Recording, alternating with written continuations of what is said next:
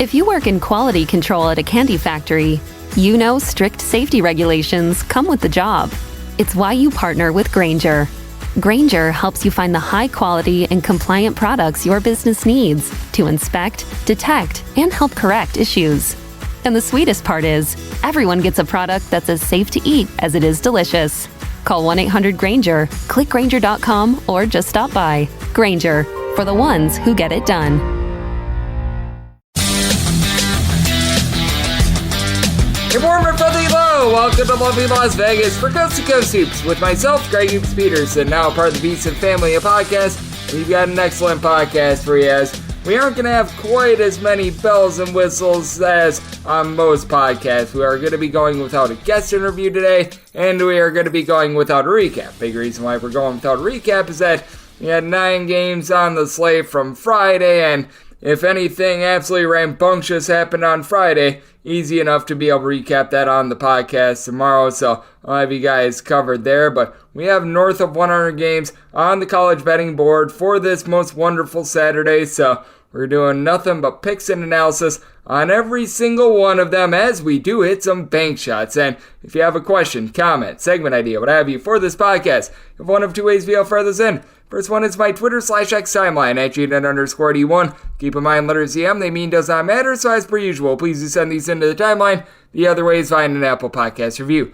If you rate this podcast 5 stars, it is very much appreciated, and then from there, you're able to fire in whatever you'd like to hear on this podcast via that 5-star review. Keeping it very straightforward today, just because, like I said, we've got a big slate today, and this is going to be presented relatively commercial-free as well. We're going to have 2 breaks in between. We're probably going to do about, I would say, like 40 games to start, then like another 40, and then we'll hit like the final 30 in the final segment. So it's relatively commercial-free. Just want to give you guys as many picks and as many winners as humanly possible on this card. And if you do have any questions, we'll be answering those on the podcast tomorrow. But no more messing around. Let's just get right into it. Let's try to make you guys some money on this Saturday. We've been starving for it since we only had a grand total of 14 college basketball games the last 2 days. So let's get things started. Picks and analysis on every game on the betting board for this college basketball Saturday starts now as we hit some bank shots. Most financial establishments close at a certain time, but not here.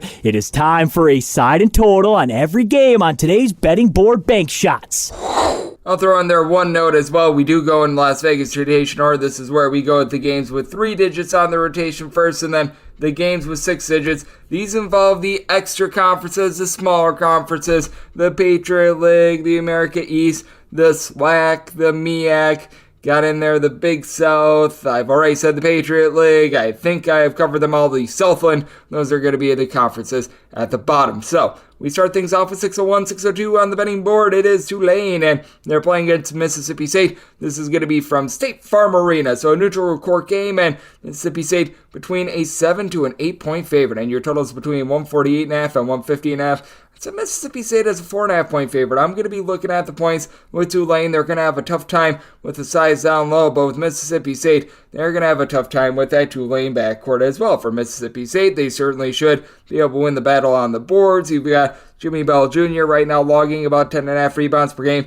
Additionally, you've been able to get about 6 to 6.5 rebounds per game out of DJ Jeffries along with Cameron Matthews, but much like we saw with Mississippi State last year, their big bugaboo is being able to shoot threes, shooting 29.2% from the outside. Now Josh Hubbard has been able to help out with this. He's leading the way with 16 points per contest, shooting 38% from 3, and I will say we've seen a little bit more this year out of Sean Davis. Last year, shot about 34% from 3s, up to 36% in the season, but past these 2 guys, you really don't have anyone else shooting above 32.5% from the outside. You've got good depth with Mississippi State, and you've once again got a Mississippi State team in the top 15 nationally in terms of points allowed on a per possession basis. Meanwhile, you've got a Tulane team that they just want to gun it. This team has been able to get to at least 77 points in each of their last 5 games. This team is not bashful about giving up points. They've given up at least 77 in each of their last 4 as well. Tulane, one of the top teams in the country in terms of total possessions per game, and they rely upon switchability and really their front 6, I would say, as you've got 6 different guys giving you at least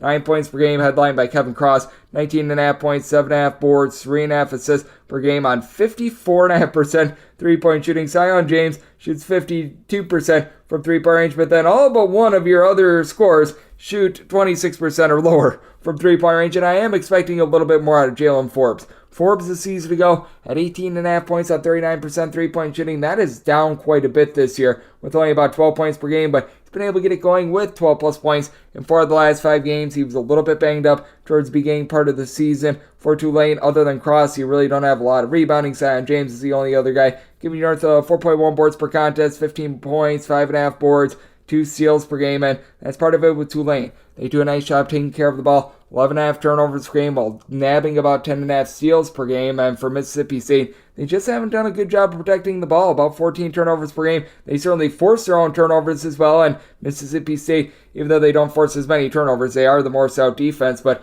I do think that Tulane is going to be able to hold in this game. And I do think that with this being on a neutral court, with it just being unfamiliar surroundings, that does lead to a little bit more of a defense-oriented game, which is why I did set my total 144.5 this game, happening out there in Atlanta, Georgia. So pretty neutral court for both of these teams. And with Mississippi State, this bunch has done a pretty solid job with their defense. 67 points or fewer in each of their last 5 games, so something's got to give. I do ride with the under, set my total 144.5, and at 5 or more, won't take the points too late. 603, 604 on the betting board. Syracuse is on the road facing up against Georgetown. Georgetown is an underdog of 1 to 1.5 points. Goes between 154 and 154.5. This Syracuse team is quite a bit of a work in progress, and really both of these teams are. You've got a pair of first-year head coaches with Autry on the sidelines for Syracuse, and then Ed Cooley over there for Georgetown, but it just feels like Syracuse is further along. I did set them as a 4.5 point favorite. You've got Jaden Epps, who's probably going to be the best peer scorer in this game, and that's not to belittle Judah Mintz. This is to just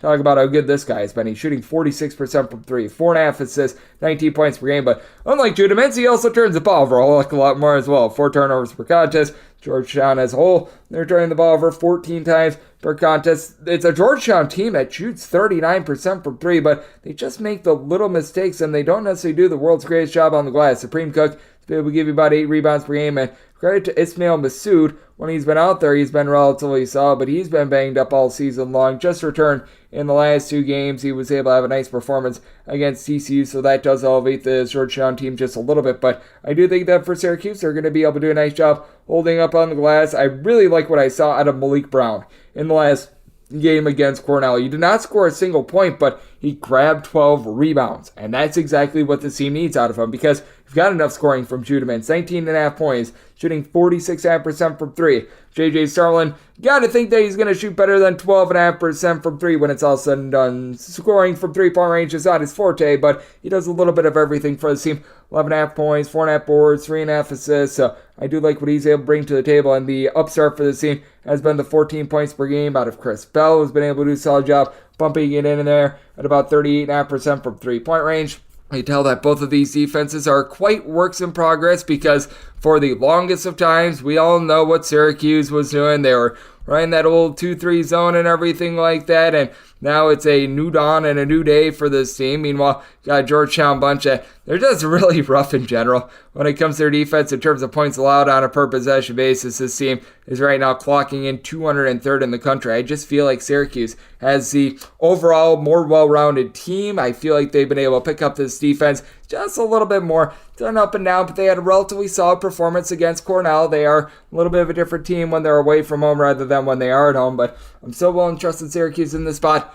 Did set them as a 4.5 point favorite, and I did make my total 148.5. While both of these defenses have been up and down, you've got a Georgetown team that's turning the ball over way too much, and neither of these teams super duper up tempo as well. And as I was alluding to before, like what I'm seeing out of the Syracuse defense, they've given up 70 points or fewer in 3 out of their last 4 games. So going to be diving in on this total under and willing to lay a point to a point and a half, with Syracuse made them a 4.5 point favorite. 605, 606 on the betting board. It is Virginia Tech. They play as a Valparaiso. Valparaiso is between a 20.5 and a 21.5 point underdog. Totals between 141.5 and 142.5.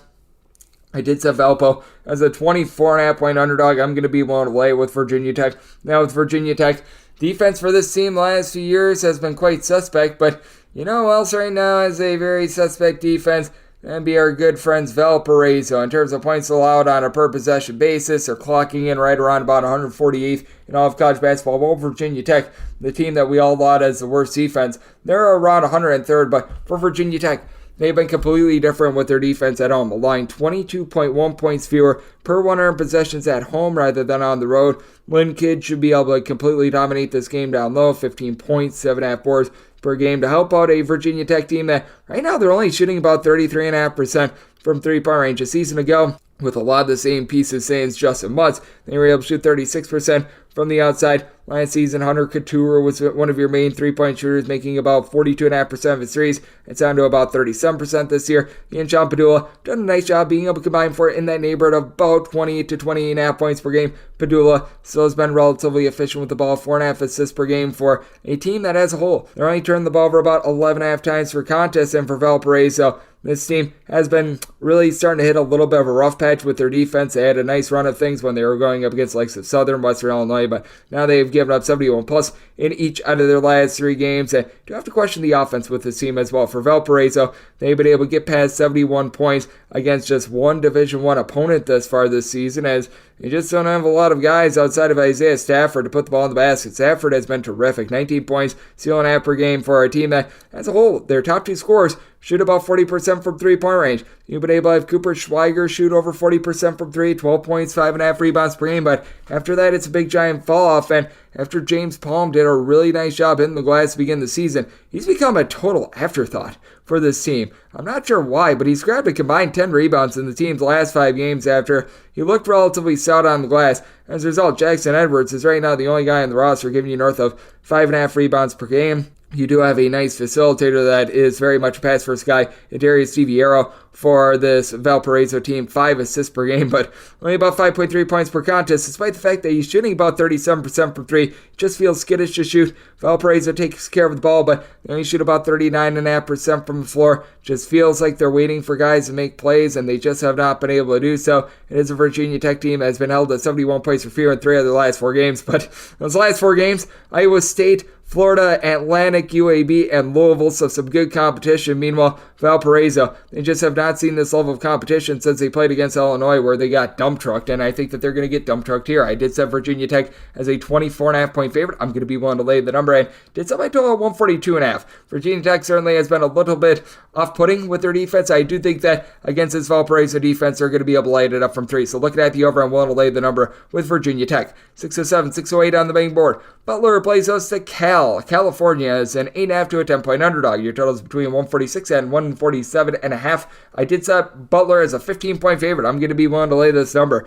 With Cal, it's just been a really rough year in general, and they do have 2 very nice star players on this team, as Fardaws Amick, when he last played under Mark Madsen, was averaging like 19 points, 13 rebounds, bombing it at north of 40% from three-point range. And this year, shooting a double-double, 16.5 points, 10 boards, block per game, shooting 36.5% from three-point range. And then Jalen Tyson has had to become a do-it-all guy coming over from Texas Tech, 20.5 points, 8.5 boards, 3 assists on a mid-30s three-point shooting performance. But you've got a lot of guys banged up for this team. You've got Devin Askew, who's been out of the fold the last 4 or 5 games. Just have not been able to get a lot out of Keontae Kennedy as well, who just made his season debut in the team's game against Santa Clara, and he was over at Memphis last season where he was able to put up some relatively solid numbers. He was giving the team about 9.5 points per game, shot about 38% from three-point range, 6 of 5, a little bit of a combo player that began his career at UTEP, but this is still a team that is very top-heavy, even with him now in the fold, as you're going to need to get a little bit of something out of someone like Grant Newell, who's been up and down as far as this season. I just feel like Butler is a completely different team this season. Pierre Brooks, who comes over from Michigan State, he's made a nice impact right away, shooting north of 40% for 3, 17 points per game, and this Butler offense is just so much better than they were a season ago. Last year, it was a struggle to see this team be able to get to like 65 or so points. They were that bad when it came to the middle of the season. This year, in terms of points scored on a per possession basis, while they're not up there with like an Alabama or anything like that, they're right now 40th in the country, so they've taken quantum leaps forward. You do have Jalen Thompson, who down low, he's able to give you about 6.5 rebounds per game, so he's done a nice job on that front, and Posh Alexander is back to being Posh Alexander. They just need to get him away from Andre Curbelo. Andre Curbelo is just a guard killer at this point, as he's now been able to give the team 5.5 assists, 2 steals per game. Posh Alexander is never a guy that you look to for three-point shooting, but he's able to get the ball to other guys. They're able to shoot it from three, even in a limited role. Someone like Connor Turnbull shooting about 38.5% from three-point range. The team is valuing the ball. They're doing a good job of being able to generate some turnovers. Meanwhile, this Cal team is not really doing any of that, and even with Cal getting some reinforcements on offense, it's not taking away the fact that this defense has been highly suspect, to say the least, and that's typically our Mark Madsen specialty. Should be getting better as the season goes along, but in terms of points allowed on a per possession basis, Cal 226 in the country, while Butler is 44th. Having to go to Hinkle and having Butler giving up 25 points fewer per 100 possessions at home rather than on the road is a rough ordeal for this Cal team. I did set my total at 147, so now that we're getting a 146, going to be willing to go over. I think that Butler just completely torches Cal, and with this Cal team having a body clock game at Hinkle Fieldhouse, I think that they're going to get blown away. Set Butler as a 15-point favorite, willing to lay the number, and going to be taking a look at this total over. 6-9, 6-10 on the betting board. Tennessee plays West Illinois. The Fighting Illini are 6.5 point underdogs, totals between 145 and 145.5. I'm going to be taking a look at the under. I set my total at 137. Is this Tennessee defense diminished? Yes, but you know whose defense is actually much better? That'd be Illinois. Now, fully recognize that Illinois did not have the world's greatest defensive showing in that game against Florida Atlantic. Both teams were just hitting shots like crazy, but Illinois is right now 7th in the country in terms of points allowed on a per possession basis, and I love what Brad Underwood is doing. Brad Underwood has a style to where he won't have a bunch of square pegs try to fit into round holes. He will take those square pegs and he will create square holes for them and make them fit. He curtails his system around his players, and this year it's a little bit more defense oriented. Now, you're going to need to see Marcus Domask become a little bit more of that consistent number 2 scorer prior to that game. And we saw against Florida Atlantic, he was averaging about 8 to 9 points per contest. Now he's giving you 12 points, 5.5 boards after a season ago. He was at Southern Illinois, but I mean, TJ Shannon, talk about an alpha dog scorer, 21.5 points, shooting 45% from 3. Well, everyone else, they just know their role. Like Dane Danger is going to give you like 9 points, 4.5 boards, perhaps a block per contest. Quincy Guerrier will give you like a block,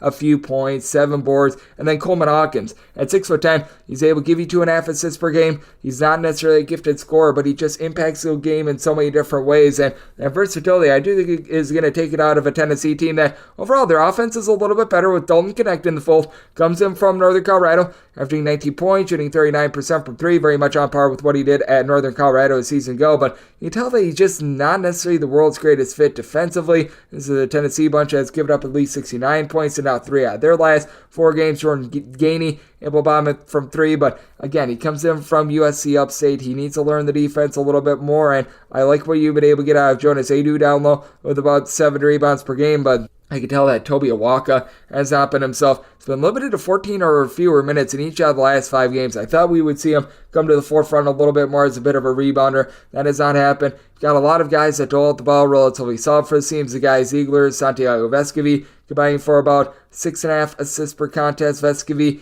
and Ziegler, though, not necessarily primary scorers, and Ziegler is coming off of a relatively big injury, which has limited his production as well. While Illinois, I don't think is going to be able to pull off this win outright, and certainly prior to that game against Florida Atlantic, you saw a little bit of regression coming to that defense as they had given up prior to that game 64 points or fewer in all but one of their games this season. But that said, this is a Tennessee offense I'm still not completely sold on as well. I still have my question marks with this Tennessee team, so being able to get the points I'm going to be willing to take them. I set Illinois as a 5-point dog, so willing to take the 6, set my total at 137 as well. So diving in on the under and taking the points with the Fighting Illini. 6-11, 6-12 on the betting board. The Quakers of Penn are going to be playing against Kentucky. Neutral court game, but is out there in the city of Philadelphia, and with Penn, they find themselves as 13 to 14 point underdogs. Total on this game is between 156.5 and 157.5, and I don't think that Kentucky is going to be suffering the same fate that they did last week when they lose outright to UNC Wilmington, but I do think that this number is hyped up a little bit too much.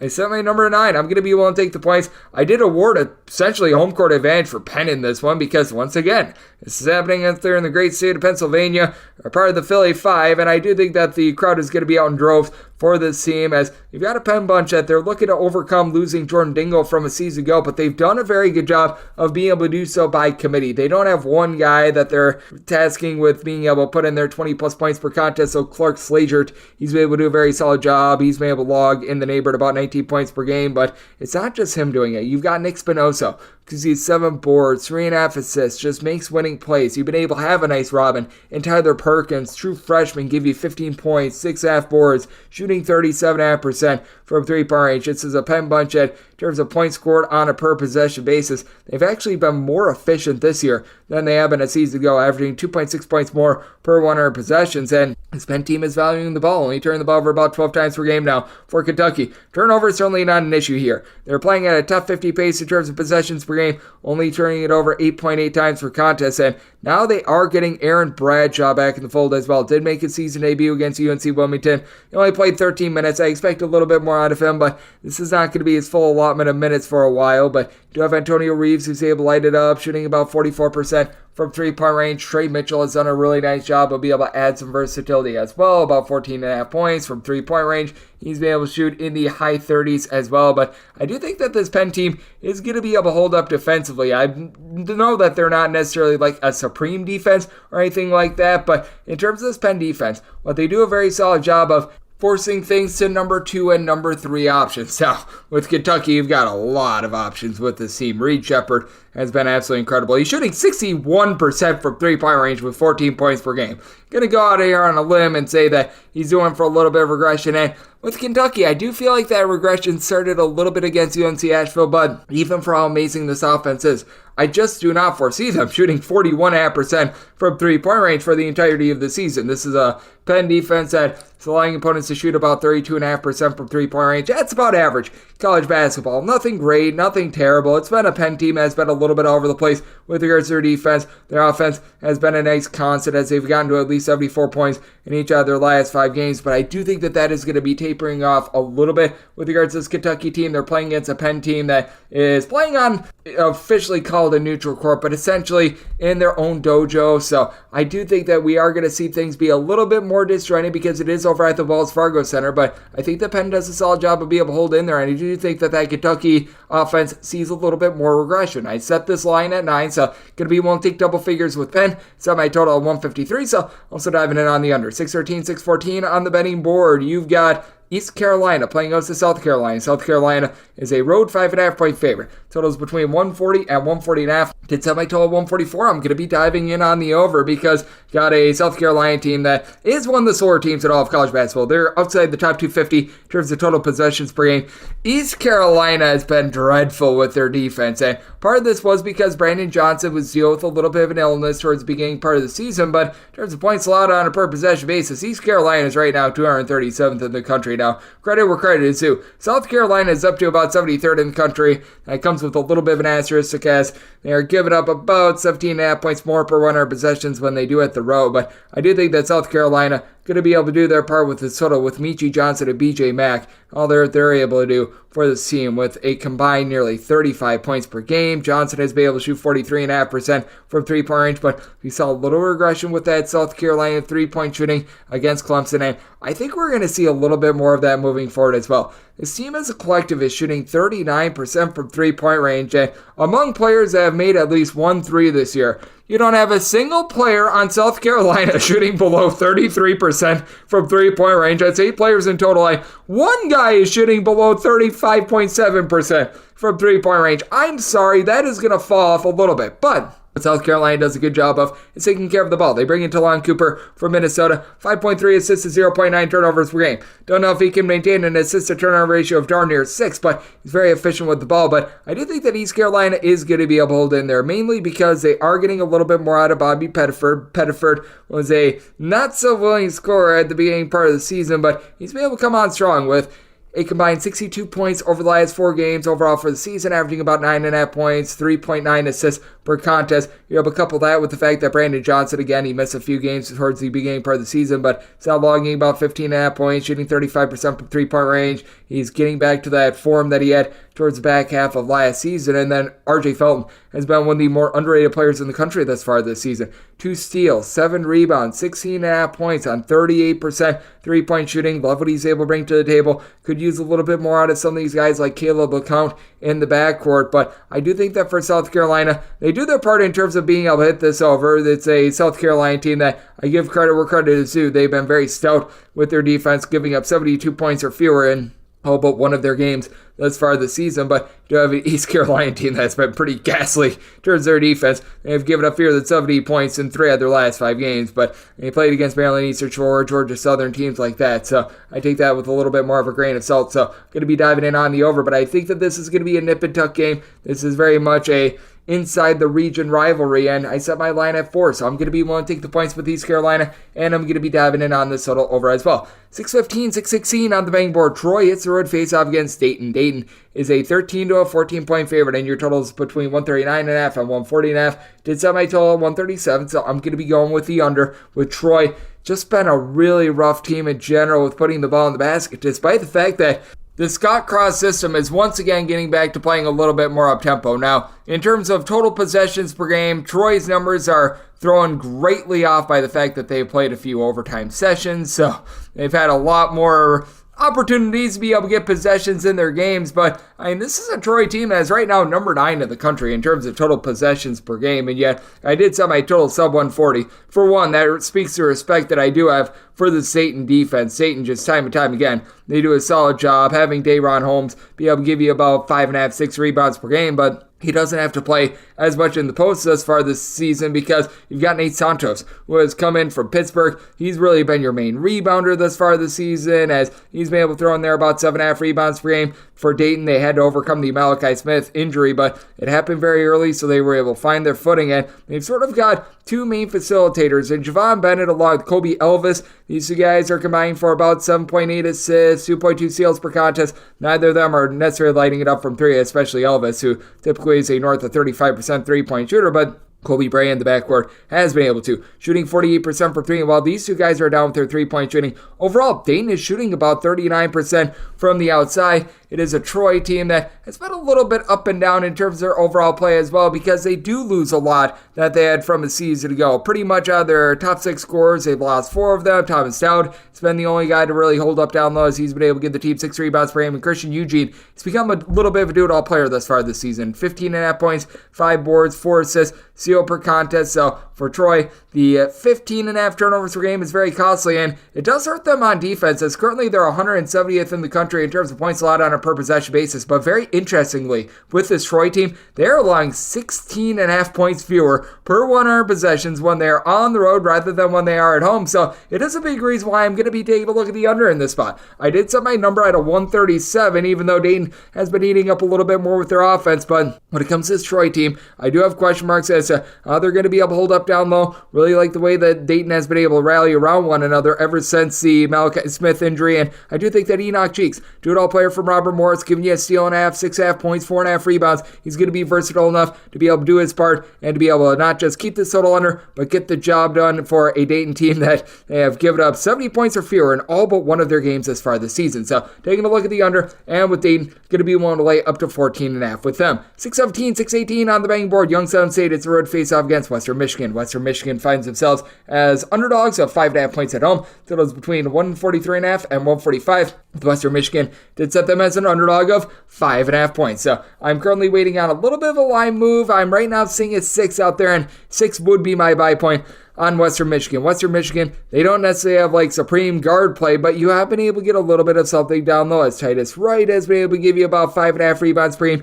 Youngstown State should be able to win that battle with DJ Turn It Up Burns coming in, give the team 8.5 rebounds per game. But other than Burns, you really don't have anyone else that gives you north of 6 rebounds per game. Meanwhile, you're able to get Crump with Anthony Crump for Western Michigan, giving you about 5.5 rebounds per game. Had a little bit of versatility with Owen Lobsinger being able to chip in there about 5.5 boards, and shoots 33% from 3 as a 6'9" combo player. But let's call it what it is. Seth Hubbard has been really the main form of offense here for Western Michigan. Last year was a solid 3-point shooter at 42.5%. He's playing with a little bit more volume this year with 15.5 points, still shooting 37% from the outside. Now, that makes Western Michigan a little bit top-heavy, and they have to run a lot through them, so that has resulted in about 14.5 turnovers per game, especially with B. Artis White being a little bit of a disappointment this year. But a Youngstown State team that a season ago, they were in the top 15 15 in the country in terms of points scored on a per possession basis. They have certainly seen a little bit of a fall off as they do lose 3 out of their top 4 scorers from the season ago. Brandon Rush, main guy returning, to be able to give you about 14 points per contest, 5 boards, shoots in the mid-30s from 3-point range, while Burns,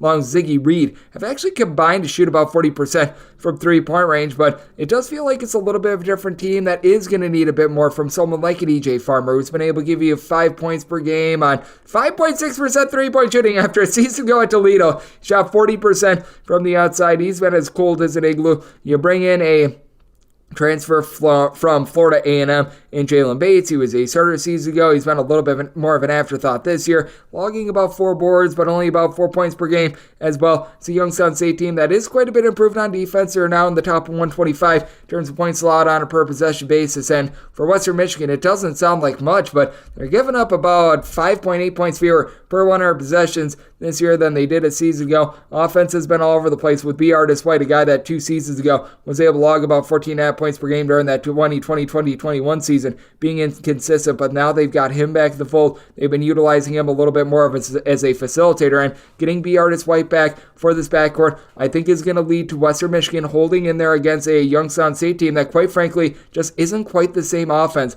that they were a season ago. Against D1 competition, they have now been held to 71 points or fewer in 3 out of their last 4 games and in 5 out of their last 8 overall. So it is a spot where I'm going to be taking a look at Western Michigan getting 6 or more, and I did set my total at 143.5. You do have a relatively low tempo Western Michigan team. Youngstown State never been really one to gun it themselves, so you're at a 145. Take a look at the under, and we'll take 6 or more with Western Michigan. We have my DK Network write-up pick. This is 619, 620 on the betting board. Florida State is going to be playing against South Florida. This is at Emerald Bank Arena. This is out there in Sunshine, Florida, and total opens up at a 141.5. Currently seeing between 143 and 144 with the total, with Florida State being a 7 to an 8-point favorite. And my write-up pick is going to be on the over. I set my total at a 155.5. You've got a Florida State team that is playing at warp speed right now. They're in the top 35 in all of college basketball in terms of total possessions per game. Meanwhile, you've got a South Florida team that's playing a little bit more up-tempo, about 140th in the country in terms of total possessions per game. But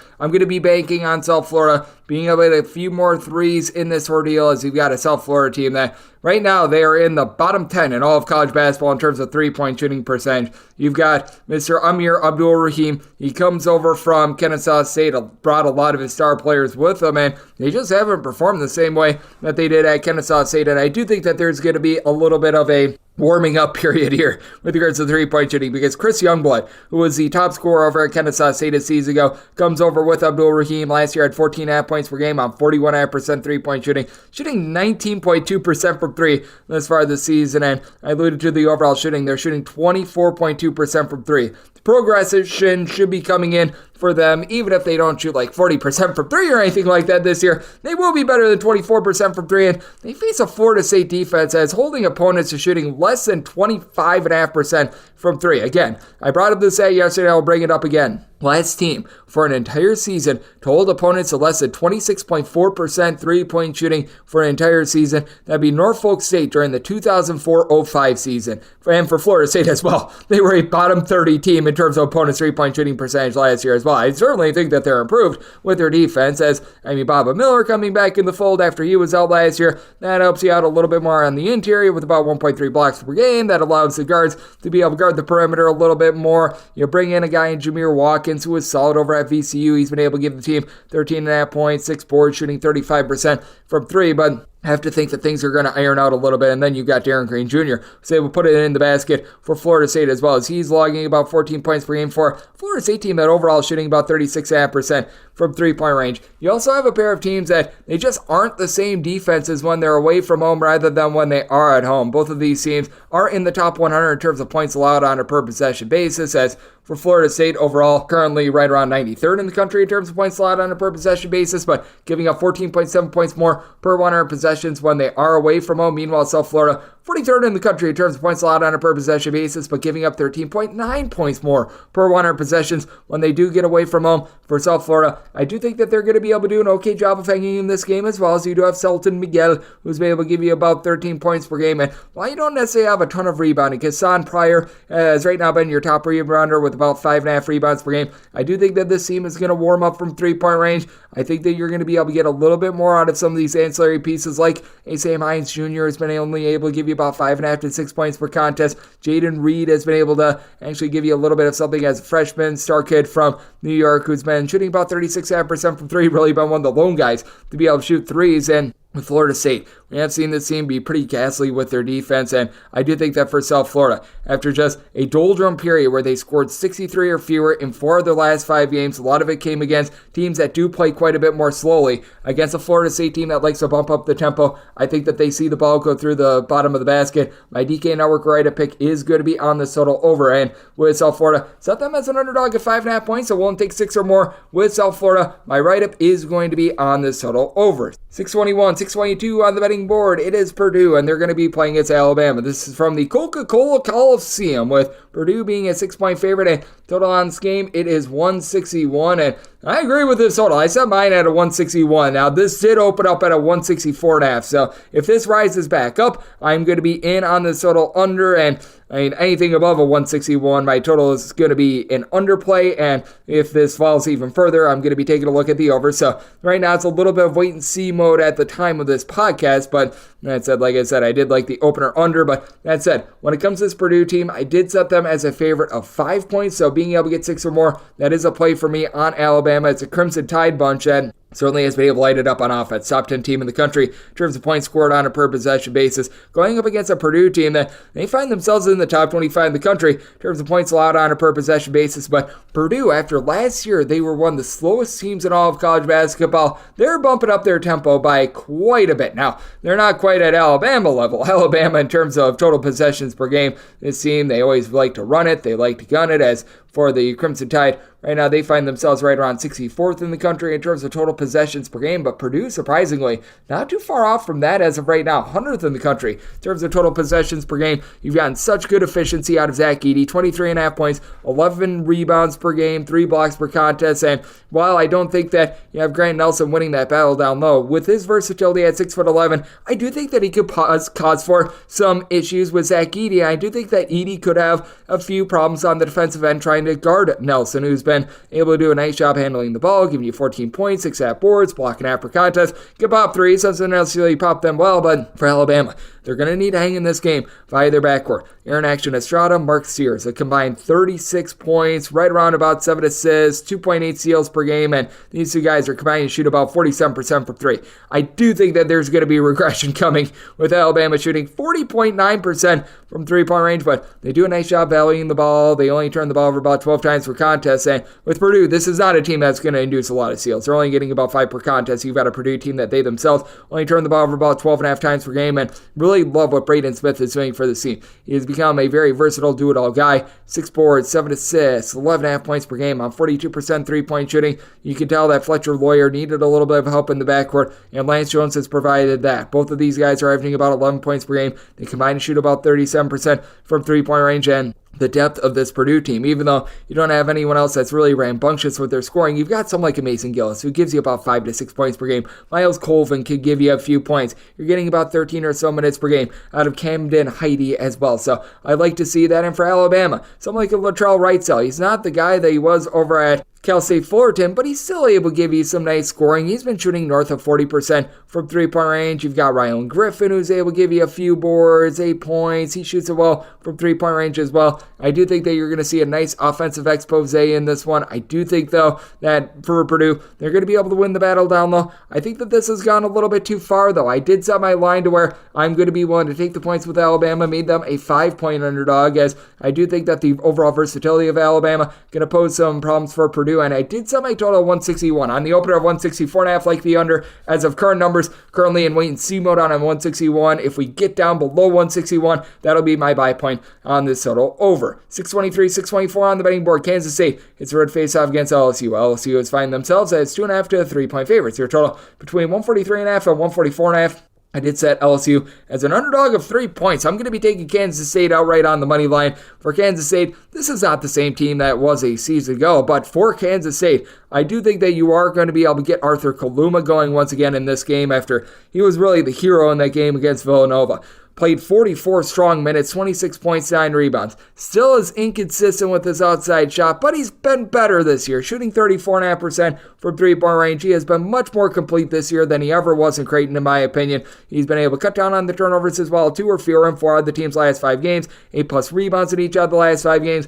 That's going to be a lot for LSU to overcome. LSU does not have a single guy that gives you north of 6 rebounds per game. Now, you do have Will Baker coupled with Mr. Jalen Reed, who have both been able to give you right around 5.8, 5.9 rebounds per game, but you have to couple that with the fact that LSU doesn't have a guy that brings up the ball. There's not a single guy for LSU giving you north of 2 assists per game. They were expecting Jalen Cook, the transfer from Tulane, to be that main guy, but he's currently ineligible according to the NCAA, and that's a big issue. And as a result, LSU turned the ball over 14.5 times per game. To their credit, they've been able to generate about 10 steals per contest. They've been able to get about 2 steals per game out of Mike Williams III, has come in as a true freshman, has been a nice little defensive stopper. I like what Jordan Wright, the transfer from Vanderbilt, has been able to do as well. He's been able to give you about 2 steals, 12.5 points per contest. But for Kansas State, I do love the man that we have seen on the silver screen. Now we see him on the hardwood, Tyler Perry. He's been able to do 16.5 points, 5.5 assists. Now, it is a Kansas State team that we saw him get loose with the ball last year, and that's happened again this year. They are turning the ball over about 14 times per contest, but you've got much better facilitation with this offense rather than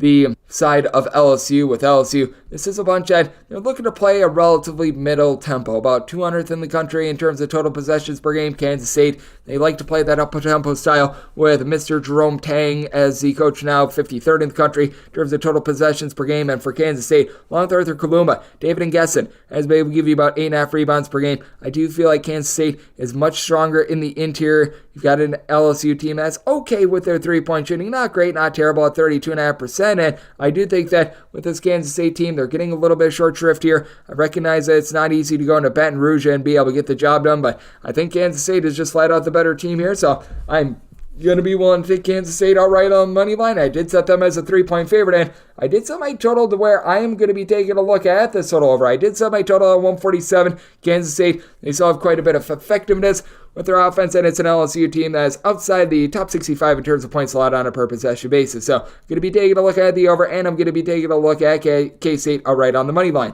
625, 626 on the betting board. Northern Illinois hits the road face-off against Monmouth. Monmouth is a favorite of a point, and your total is 157 to 157.5. I did set Monmouth as a 3-point favorite, so even if this goes to pick them being a 1-point underdog, I'm going to be willing to ride with Monmouth in this one. For Northern Illinois, they have been quite spectacular with their offense. David Coity has really been able to put it in there since the beginning part of last season. He's been averaging 17-plus points per contest. It is a Northern Illinois team that also is getting a little bit more rebounding than they did a season ago. That was a big issue for them. Zariq Nutter last year was your top rebounder at like 6'6". Now you've got Yannick Cornen Niederhauser. He comes over from Switzerland, 9 points, 6 boards per contest, so he really elevates what this team is able to do down low. But for Monmouth, Nikita Kuznetsovsky has been able to give you about 7 rebounds per game, and for Monmouth, it is a very top-heavy team, but that number 1 scorer for them in Xander Rice, this guy can really ball out. 21 points, 4 assists, shooting about 33% from 3 for a Monmouth team that is starting to see a little regression with their 3-point shooting, but last year, they were a bottom 20 team in terms of 3-point shooting percentage. They're up to shooting 39% this year. Now, Abdi Bashir Jr. is right now shooting north of 61% from 3. That is going to see a little bit of a fall off, but love what he's been able to provide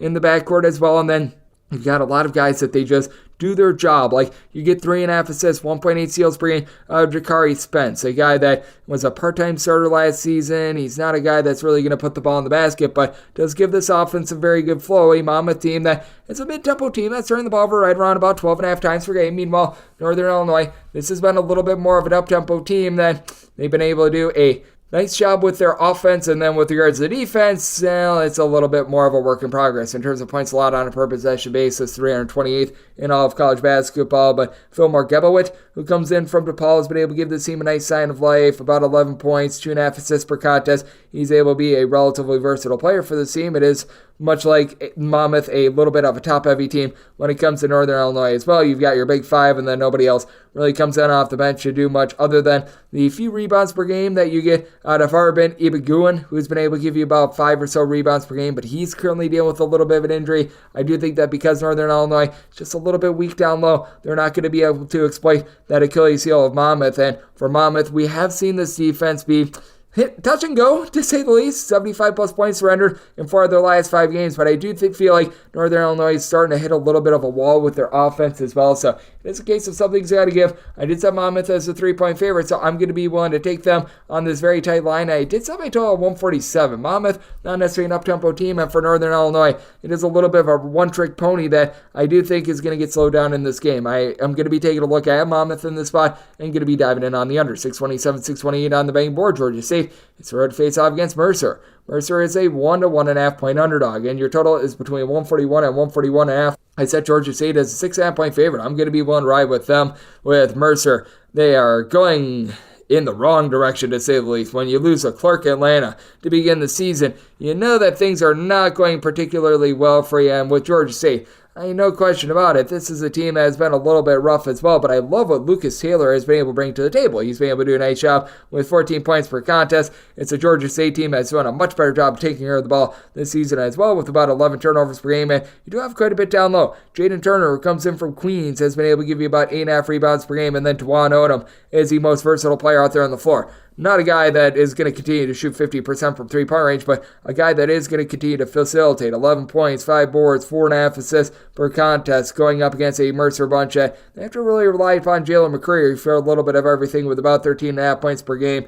In the backcourt, you've got one true guard that's giving you north of 6 points per game. Robbie Carmody, he comes in from Notre Dame, and he's been able to give the team about 10.5 points, shooting 45.5% from 3. But as a whole, Mercer shooting 32% from the outside, 61% at the free throw line. And with this Mercer team, they're really looking to try to slow teams down, be able to get this to be a little bit more slow and control, but even as they slow things down, they're still being very inefficient on the defensive side of things. 288th in the country in terms of points allowed on a per possession basis. Not to say that this Georgia State team by any means is amazing themselves, at about 251st in the country in terms of points allowed on a per possession basis, but you do have quite a bit more down low with this Georgia State team, a team that has been able to do a much better job of taking care of the ball. And for Georgia State, 77 plus points scored in 4 of their last 5 games. Meanwhile, you got a Mercer bunch in which it's really been a struggle for this offense. Mercer has yet to be able to get to 70 points as far as this season. So it's a good old situation of having a Georgia State team that's looking to play a lot more offense, a Mercer team that just can't put the ball in the basket. I did set my total at a 140.5. I do think that you get something in the middle. Here at a 141 plus, I'm going to be diving in on the under, but I think that Georgia State should be able to dominate this game. I think that they've got the advantage both in the backcourt and down low. So wanted to lay it with Georgia State, set them as a 6.5 point favorite, and going to be diving in on the under. 629, 630 on the betting board. Northern Iowa hits the road to face off against Toledo, and Toledo does find themselves as a favorite of between 3 and 3.5 points. Your total on this game is in the neighborhood of 153 to 154, and did set my total 152. Going to be going in on the under. Toledo, not quite the team that was number 1 in all of college basketball in terms of points scored on a per possession basis. They're down to about 75th thus far this season, and it's still a very effective offense. Don't get me wrong, but when you lose essentially 4 of your top 6 scorers from the season ago, that is going to be causing for some issues. And when it comes to Northern Iowa, this team brings back darn near everyone from a season ago. You have your question marks as to how much these guys are able to ascend from a year ago, and you do have to be looking at Bowen Bourne and whether or not he's able to continue to take off after he had a pretty pedestrian start to the season. He's now giving the team 11 plus points in 4 of the last 5 games last season. Averaged 18 points on 36.5% three-point shooting thus far this season, 11 points on 27% three-point shooting, but Titan Anderson has been able to tighten up down low, 6.5 rebounds per game. I do feel like they need a little bit more out of their 6'11" big man in Jacob Hudson, who's been able to log about 4.5 rebounds per game. He's been thrusted into a bigger role thus far this season for a Northern Iowa team that they shoot in the mid-30s from three-point range. They turn the ball over 11 times per game, so they do the little things right there. And for Toledo, it's really been a two-headed monster in the backcourt. You've got Raheem Moss and Dante Maddox, both giving you about 15.5 points per game. They're combined to shoot about 37% from three-point range, and with Toledo, about 12 turnovers per game. That's higher than it was a season ago, but still relatively solid. But when you do have an offense that tapers off a little bit like theirs has, you need a little bit more rebounding, and Moss is right now the only guy that gives you north of 4.6 rebounds per game, and frankly, for the team, you've only got 2 guys that are able to log north of 4 rebounds per game. Was expecting a bit more out of Ben White as well. He came in at after last year. He was at William & Mary, was a primary starter with a double-figure amount of points per game each of the last 2 seasons. 2.7 points, 2.7 rebounds per game. That just simply is not cutting it. And right now for Northern Iowa, it is a little bit strange what we've been seeing out of them, because ever since they went with a little bit more of an up-tempo style about 3 to 4 years ago, they just have not been the same team. They're currently 300th in the country in terms of points allowed on a per-possession basis, but they've actually been a better team when they have been away from home in regards to their defense, as they're giving up about 3.5 points less per 100 possessions when they are on the road / in a neutral court rather than when they are at home. And for the Toledo team, they continue to be right around 246th in the country in terms of points allowed on a per-possession basis. You've got a Northern Iowa team that is a relatively mid-tempo team, and I do think that they're going to shape up a little bit more with their defense. Right now, you've got a Northern Iowa team that is 3-6, but you look at the gauntlet that they've had to play. They really have not had an easy streak game all season long. Meanwhile, it is a Toledo team that they're just not the same with their offense. 74 points or fewer scored in now 3 out of their last 4 games. So I did set my total at 152. I'm going to be willing to go in on the under. And when it comes to this Northern Iowa bunch, I did set them as an underdog of 6 points. I do still think that Toledo has much more in the backcourt, and with Bowen Bourne still trying to get back to what he was a season ago, it does cause me to have some question marks there. So I'm going to be taking a look at this total under, and I'm going to be willing to lay it with Toledo. I've made them a 6-point favorite, 631, 632 on the betting board. It is Davidson, and they play us in Miami of Ohio. Miami of Ohio does find themselves as an underdog of between 11 to 11.5 points. Totals between 141.5 and 142.5. Set Davidson as a 12.5 point favorite. I'm going to be willing to lay it with Davidson.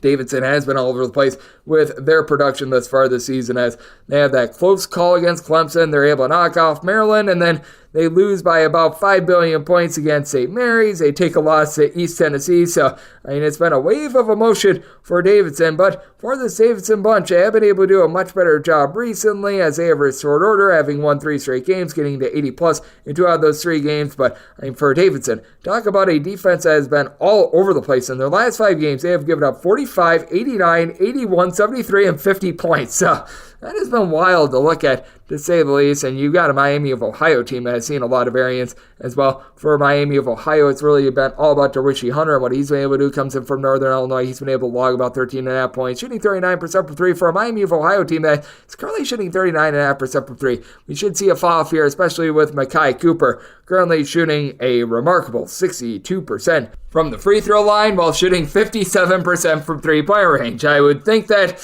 you would see those numbers line up a little bit more, but that's sometimes just what you get in college basketball. But for Miami of Ohio, the biggest issue that I do have with this team right now is that they just don't necessarily have a ton down low. You do have someone like a Mikey Pearson, who is right around 6'8". He does a solid job of being able to pop threes, but doesn't necessarily give you a lot of rebounding. Jaquel Morris, his 6 rebounds, that currently leads away. And while Davidson doesn't really have that one guy that's able to give you north of 6 rebounds per game, they do a good job of rebounding by committee. They're their top 5 scorers, give you at least 5.2 rebounds per game. You've been able to have Bobby Durkin come in as a true freshman, shoot 42% from 3, and out of their top 4 scorers, 3 of them for the Davidson team have been able to shoot at least 38.9% from 3-point range. That includes David Skogman, who at 6'10" is a very hard guard with his 13 points, 5.5 boards per contest. Davidson on offense has also done a really nice job of taking care of the ball with only about 10.5 turnovers per game. And it is a Davidson team that, after they tried to go a little bit more up-tempo last season, I feel like they learned from their mistakes. They have really slowed it down this year. They're back well outside of the top 250 in terms of total possessions per game. Meanwhile, you've got a Miami of Ohio team that they're not necessarily pushing tempo at about 225th in the country. They're just pretty efficient on offense. They're pretty inefficient on defense. But I do think that Davidson going to be able to rise up a little bit more with their defense. They have been a team that has been outside the top 200 in terms of total possessions per game. But it does feel like they've been figuring out a few more things in these most recent games. So it is a situation where I did set my total at 136.5. I do think that Davidson going to be able to get this game slowed down to their pace and be able to hold up against a bunch of Miami of Ohio that does feel like a little bit of a one-trick pony with their outside shooting. So I'm going to be going with this total under, and with Davidson, I want to lay up to 12 points with them. 633, 634 on the betting board. Cal State Bakersfield, meet for the Roadrunners. They hit the road. They're facing off against South Dakota. South Dakota does find themselves as a favorite of between 3.5 and 4 points, and your total is 139.5. And with the old meet Roadrunners, I did set them as an underdog of 4.5 points. So being able to get what we're getting here, I'm going to be willing to lay it with South Dakota. South Dakota certainly is not going to be lighting it up on defense. This team is once again well outside the top 200 in terms of points allowed on a per possession basis. That's pretty much the case for all the Summit League schools, but with South Dakota, you've got good versatility with Caleb Stewart doing a very solid job, putting in their 14 points. From three-point range, he's shooting 45% from three, but you've been able to get 9.5 rebounds, about 14 points per game out of Lehat Thione. This has really been the missing piece for South Dakota the last few seasons. They've had to play a lot of possessionless basketball. Now they've got a true big man that stands 6'10" and has been able to log at least 13 rebounds in 3 of the team's last 5 games. You've had Paul Bruns, the transfer from North Dakota, shoot about 37% from the outside. And all in all, South Dakota is shooting about 37% from three-point range to 13.5 turnovers per game. That's a little bit unsightly going up against Cal State Bakersfield team that they do generate about 7 turnovers per game, but Bakersfield is going to be overwhelmed down low. They've got one player on the roster that averages north of 3.5 rebounds per game. Modestus Concleres, a former top 150 recruit. Creighton has been able to log about 6.5 points, 6.5 boards, but they just really rely a little bit too much on one key piece. Caleb Higgins has been very solid for this Bakersfield team. 17.5 points, 3.5 assists per game. Currently only shooting about 30% from three-point range, and that's a big issue when you don't have anyone else that averages north of 8.1 points per game. After that, you've got a lot of guys that are averaging right around like 5-6 points per game. Francis Okereke, who comes in from CSUN, Cal State Northridge, has been able to give you about 5.5 points per game. And to the credit of Bakersfield, they really don't turn the ball over a whole heck of a lot with about 12 turnovers per game, but they're shooting as a collective 27% from three-point range. Should that go a little bit northward against the South Dakota team that really doesn't guard the arc very well? Yes, but at the same time, I do think that South Dakota going to be able to win the battle down low. They certainly have way more scoring options as well, which is a big reason why I'm going to be willing to ride with South Dakota in this spot. Made them a 4.5 point favorite, and you've got just a battle of opposites in this one. It's a South Dakota team that's pretty efficient on the offensive side of things, really inefficient on the defensive side of things. Meanwhile, you've got a Cal State Bakersfield that year in and year out, they typically do a relatively solid job with their defense this year. They are 330th in the country in terms of points allowed on a per possession basis. I certainly think that that's going to be going northward, but their offense just very limited in what they're able to do, and I do think that that limited offense going to cause for a little bit of a slog of a game. I did set my total at a 134.5, so diving in on the under, and South Dakota willing to lay up to 4 with them. 635, 636 on the betting board. Oh, Liberty Bibberty is going to be playing us at Grand Canyon. Grand Canyon is a underdog of 4.5 points. Your total is between 143 and 143.5. Question for Grand Canyon becomes, how do you really piggyback off of prosperity? In their last game, they host San Diego State. It was a ruckus environment. They got the job done. They got a critical win. Now they have to go on the road and face off against a Liberty team that it's like going to the dentist when you play against them, because Liberty is in the bottom 40 in terms of total possessions per game, but they do just such a good job of running their stuff. This is a team that in terms of points scored on a per possession basis, despite the fact that they lose Darius McGee, who last year he was able to log north of 22 points per contest, this team has really not slipped up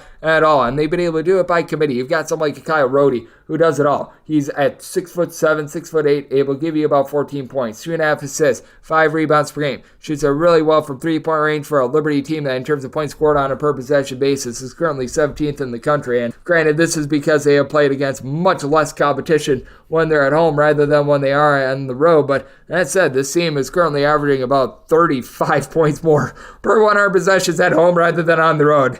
This is going to be by far their biggest home test thus far this season. But you've also got Zach Cleveland, who's able to give you 9.6 boards. Joe Van Zandt, not much to score, but he chips in there 7.5 rebounds per game for a Liberty team that shoots it very well from three-point range. But Grand Canyon, last year was really the first year since Scott Drew took over that this team wasn't a pretty supreme defense, and it feels like they're getting back to the Grand Canyon that we all know and love. This team is back in the top 70 in terms of points allowed on a per possession basis, currently clocking in at 64th. You've been able to have Tyon Graham Foster be a do-it-all player, 21 points, 6.5 boards. That has come at the cost of a little bit of production from Rayshawn Harrison, but he stepped up in a very big way with north of 20 points in that win against San Diego State. It's a Grand Canyon team that last year they were one of the best three-point shooting teams in all of college basketball. They're more of a middling team this year at about 31.5% from the outside, but Gabe McLaughlin has been able to give you 8.5 rebounds per game. Sidney Curry, 6 points, 5 rebounds per game. And this is a Grand Canyon team that last year, they were built a little bit more around their guard play. They were a bit more willing to run.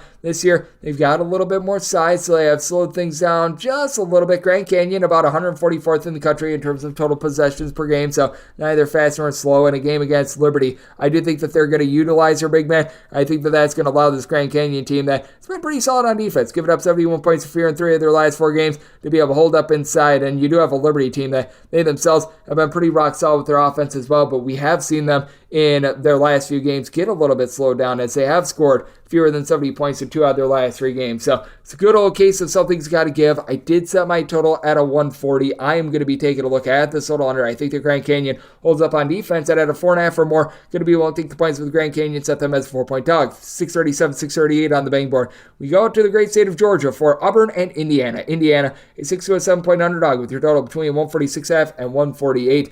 This is happening out there in the great state of Georgia, so true neutral court game here. And with Auburn, I set them as a 5.5-point favorite. I'm going to be willing to take 6+ with Indiana. Indiana finally able to get online, a massive road win against Michigan a few days ago. Now, that calls into question what we're seeing out of Michigan right now, but for Indiana, I love what Khalil Ware is able to do with 17 points, 9.5 boards. He's going to be matched up with Gianni Broome, and I don't know if he wins the battle, but he's certainly not going to get decimated in that battle with Gianni Broome. He's been able to really branch out to the outside. He's starting to pop threes. Doesn't necessarily pop them well, but 18.5 points, 9 boards, a little bit over a block per contest. He's able to go a bit more to the outside because you do have Dylan Cardwell who's been able to do a nice job down low. He's been able to give you about a block per contest as well. And for Auburn, this team is still rough with their 3-point shooting, but feels a little bit better than it was a season ago with Aiden Holloway being able to shoot about 35% from 3. Is coming as a freshman, 10.5 points, 3.5 assists per contest. And Trey Donaldson, he's able to give you some facilitation with about 3.5 assists per game as well. It is an Auburn team that does a relatively solid job of taking care of the ball, about 12 turnovers per game, and that's a key for Indiana because they have been turning the ball over about 12.5 times per game, while Malik Reneau has been able to put up some nice numbers, 15 points, 4.5 boards, 3 assists per game.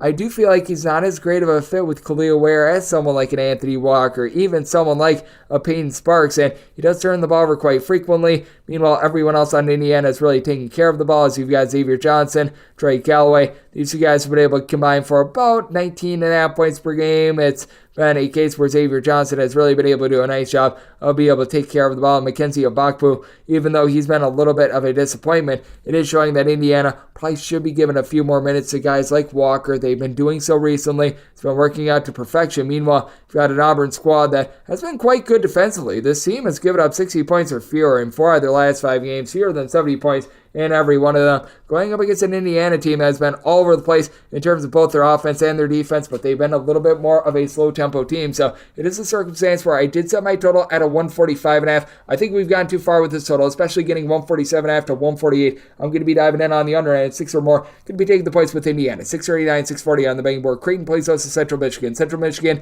is between a 30.5 to a 31-point favorite. And your total on this game is between 145.5 and 146.5. And with Creighton, I set them as a 32-point favorite. I think that you're starting to run out of runway on this one, but I'm still willing to lay up to a 31.5 with Creighton. This Creighton bunch has just been so efficient with their offense because Creighton is actually outside the top 250 in terms of total possessions per game. This is not a team that by any stretch of the imagination is playing super duper fast, but in terms of points scored on a per possession basis, Creighton number 5 in all of college basketball. The starting 5 is absolutely amazing, but now you're getting more minutes for guys like Fran Farabello. We've been seeing them be able to bring into the game Isaac Trout for about 5.5 points per game. Frederick King is able to give you a few rebounds. I think that that's so big for this Creighton team because they've got a lot of talent on the roster. They do need to give guys like Baylor Shireman, Trey Alexander a little bit of a spell. These 2 guys have been able to be absolutely amazing as well. North of 35 points per contest, 14 rebounds, between 7.5 to 8 assists per game. These 2 guys, and then you've got Steve Ashworth, who's done a nice job in the offense, shooting 46% from 3, 3.5 assists, so 1.6 turnovers per game. Sans that clunker that they had against Colorado State, this team has been an absolute machine. And for Central Michigan, I actually really like what Anthony Pritchard does bring to the table. Comes in from Tulsa, and he's been able to give you 13.5 points, 5.5 boards, 5 assists, shooting 39% from 3-point range, but his team does turn the ball over 15 times per game. Now, if there is good news for them, they're facing off against a Creighton team that really doesn't generate a lot of turnovers, but this Creighton team does do a relatively solid job with their man-to-man defense, being able to switch off quite a bit, and it's a Central Michigan team that, well, they themselves have not been able to execute on that front. 290th in the country in terms of total possessions per game is Central Michigan. Meanwhile, you've got a Creighton bunch at, in terms of points allowed on a per possession basis, they're clocking in more around 34th. You also just have a lack of size when it comes to the Central Michigan team as well. Brian Taylor has been able to give you about 6 rebounds per game, but just absolutely no match whatsoever for what you're able to get off Ryan Kalkbrenner, a 7-footer that's able to pop threes, does a relatively solid job at being able to block shots, does a solid job on the glass. So I do think that this should be some Creighton domination. I did set them as a 32-point favorite, so going to be willing to lay it in. I did set my total here at a 148. Once again, even though Creighton is very slow, methodical with their offense, they just have been so efficient, and I do think that Pritchard, on the flip side for Central Michigan, going to do just enough to be able to help out their part in being able to push this total over. So here at a 146.5, I'm going to be taking a look at the over, and with Creighton, willing to lay up to 31.5 with them. 641, 642 on the betting board. It is Louisville, and they hit the road face-off against DePaul. This is between a pick'em to DePaul being a 1-point favorite. Total saying between 148.5 and 149.5. I can't believe I'm taking Kenny Payne as a road, I guess you'd call it pick'em / very slight underdog, but I set Louisville as a 1-point favorite here. I'm going to be willing to take them outright on the money line. I can't believe I'm doing it, but this DePaul team is just really, really ghastly bad. And I mean, for DePaul, they've dealt with some injuries. You were expecting Mac Etienne to be out there. He has not been. You've been having just guys banged up left and right for the team. Deshaun Nelson has been one of the mainstays for the team. At 6'8", he's been able to log double figures. But when Jeremiah Odin, with less than 5 rebounds per game, is leading the team in rebounding, and he wasn't even that great at Wyoming, you know that things are in dire straits. He's averaging 4 rebounds per game, and Brandon Huntley Hatfield, I mean, for Louisville, he's giving you 9 rebounds per game. This Louisville team is dysfunctional. They have the worst coach in this one, but they've got by far better talent. Sky Clark is able to give you 17 points. He's throwing it in there at about a 31% or so clip from 3-point range. It's a Louisville team that overall shoots about 28.5% from 3, and best scorer in this game most likely is going to be Chico Carter. Wherever he's went, he shot right around 40% from 3, and this year shooting 43.5% from 3 for DePaul. But now they need him to be the main facilitator for the team. He needs a little bit of help on the perimeter, and as a result, because he's having to have the ball in his hand so much, the team has been turning the ball over darn near 15 times per game. For the DePaul team, they also have been really, really ghastly in terms of their defense as well. For DePaul, they've given up 70-plus points in all but one of their games thus far this season. Meanwhile, for Louisville, while this is still a pretty sad and sorry team, they should have lost that game to New Mexico at home about a week and a half ago. They had a spirited effort against Indiana. They hang in there by 1 against Texas. They go on the road. They hang in there with Virginia Tech. At the very least, you're seeing signs of life. Meanwhile, for DePaul, they get dump trucked by Texas A&M. They get dump trucked by Iowa State. They lose by 10 at home to Northern Illinois. This team is just all over the place. I think Louisville's able to win from within. I've seen both of these teams just sort of go with the flow in their games, but I think that this is going to be more of a mid-tempo game. I set my total at a 143 as a result, so I'm going to be taking a look at the under. And Louisville, set them as a 1-point road favorite, riding with Louisville on the money line and going with the under. 643, 644 on the betting board. Cleveland State, it's the road face-off against Kent State. Kent State finds themselves as 9.5 to 10-point favorites. Your total is 147. I did set Kent State as a favorite of 8.5 points, so going to be willing to take double figures here with Cleveland State. Cleveland State has been able to do a very solid job of having Tristan Iranura just be able to operate. He's been able to give the team 6.5 points, 6.5 boards, 3 assists per game. Now, he is going to need to have a little bit of help from his friends, but his friends have been shooting much better from 3 this year than they did a season ago. Last year, Cleveland State was a bottom 40 team in terms of their 3-point shooting percentage. They're only turning the ball over about 11.5 times per game. They're shooting 36% from 3-point range. Iranura currently shooting 42% from 3, and I do think that this team is going to fall off a little bit with that perimeter shooting, especially Jason Woodrich, who's currently shooting right in the neighborhood about 47% from 3 last year, more around a 33% 3-point shooter as a 6'7" combo player. But Drew Lauder, Tay Williams, these two guys combined for about 26 points per contest. With Lauder, he's been able to make some noise with about 3 assists per contest. And for Kent State, they're just not generating the same amount of turnovers that they did a season ago. They're still pretty rock solid. They are still getting right around about 7 steals per game, but it's just not the same defense that we saw a season ago. Last year, Kent State, in terms of points allowed on a per possession basis,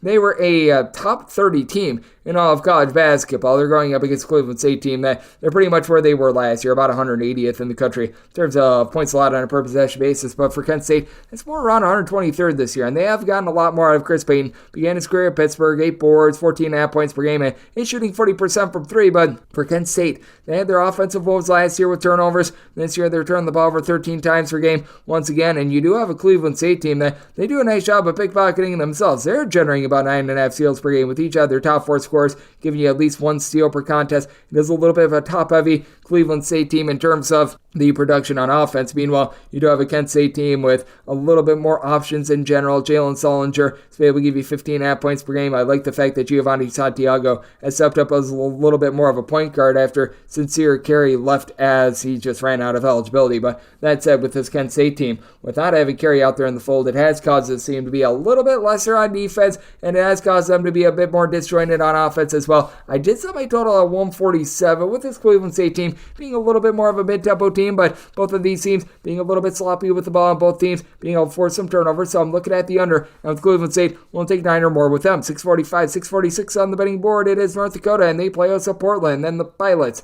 are between a 1-point favorite to a 1-point underdog. Your total's between 147.5 to 148, and with Portland, I did set them as an underdog of 1.5 points. I'm going to be willing to ride with North Dakota, and most books do have North Dakota as that 1-point underdog, so I'm going to be looking at taking them outright on the money line. Probably won't even be able to get even money. That'll probably be more like a minus 102, minus 105, but certainly feel comfortable there. As for North Dakota, you do have BJ Omot, who's done a really nice job throwing the ball in the basket. He's been able to log about 16 points per game, and for this Portland team, should they have a little bit of advantage down low with Tyler Harris being the best rebounder in this game with 13 points, 8.5 boards? Yes, at 6'8", he does add a little bit of size, in which you just don't have a lot in this game in general on really both sides. For North Dakota, 6'8", Amir Kulajovic has been able to give you about 7 boards per contest, so he's been able to emerge a little bit more. But for this North Dakota team, they do a relatively solid job of being able to protect the ball, only turn the ball over about 11 times per game, not shooting it too well from three-point range, only about 29%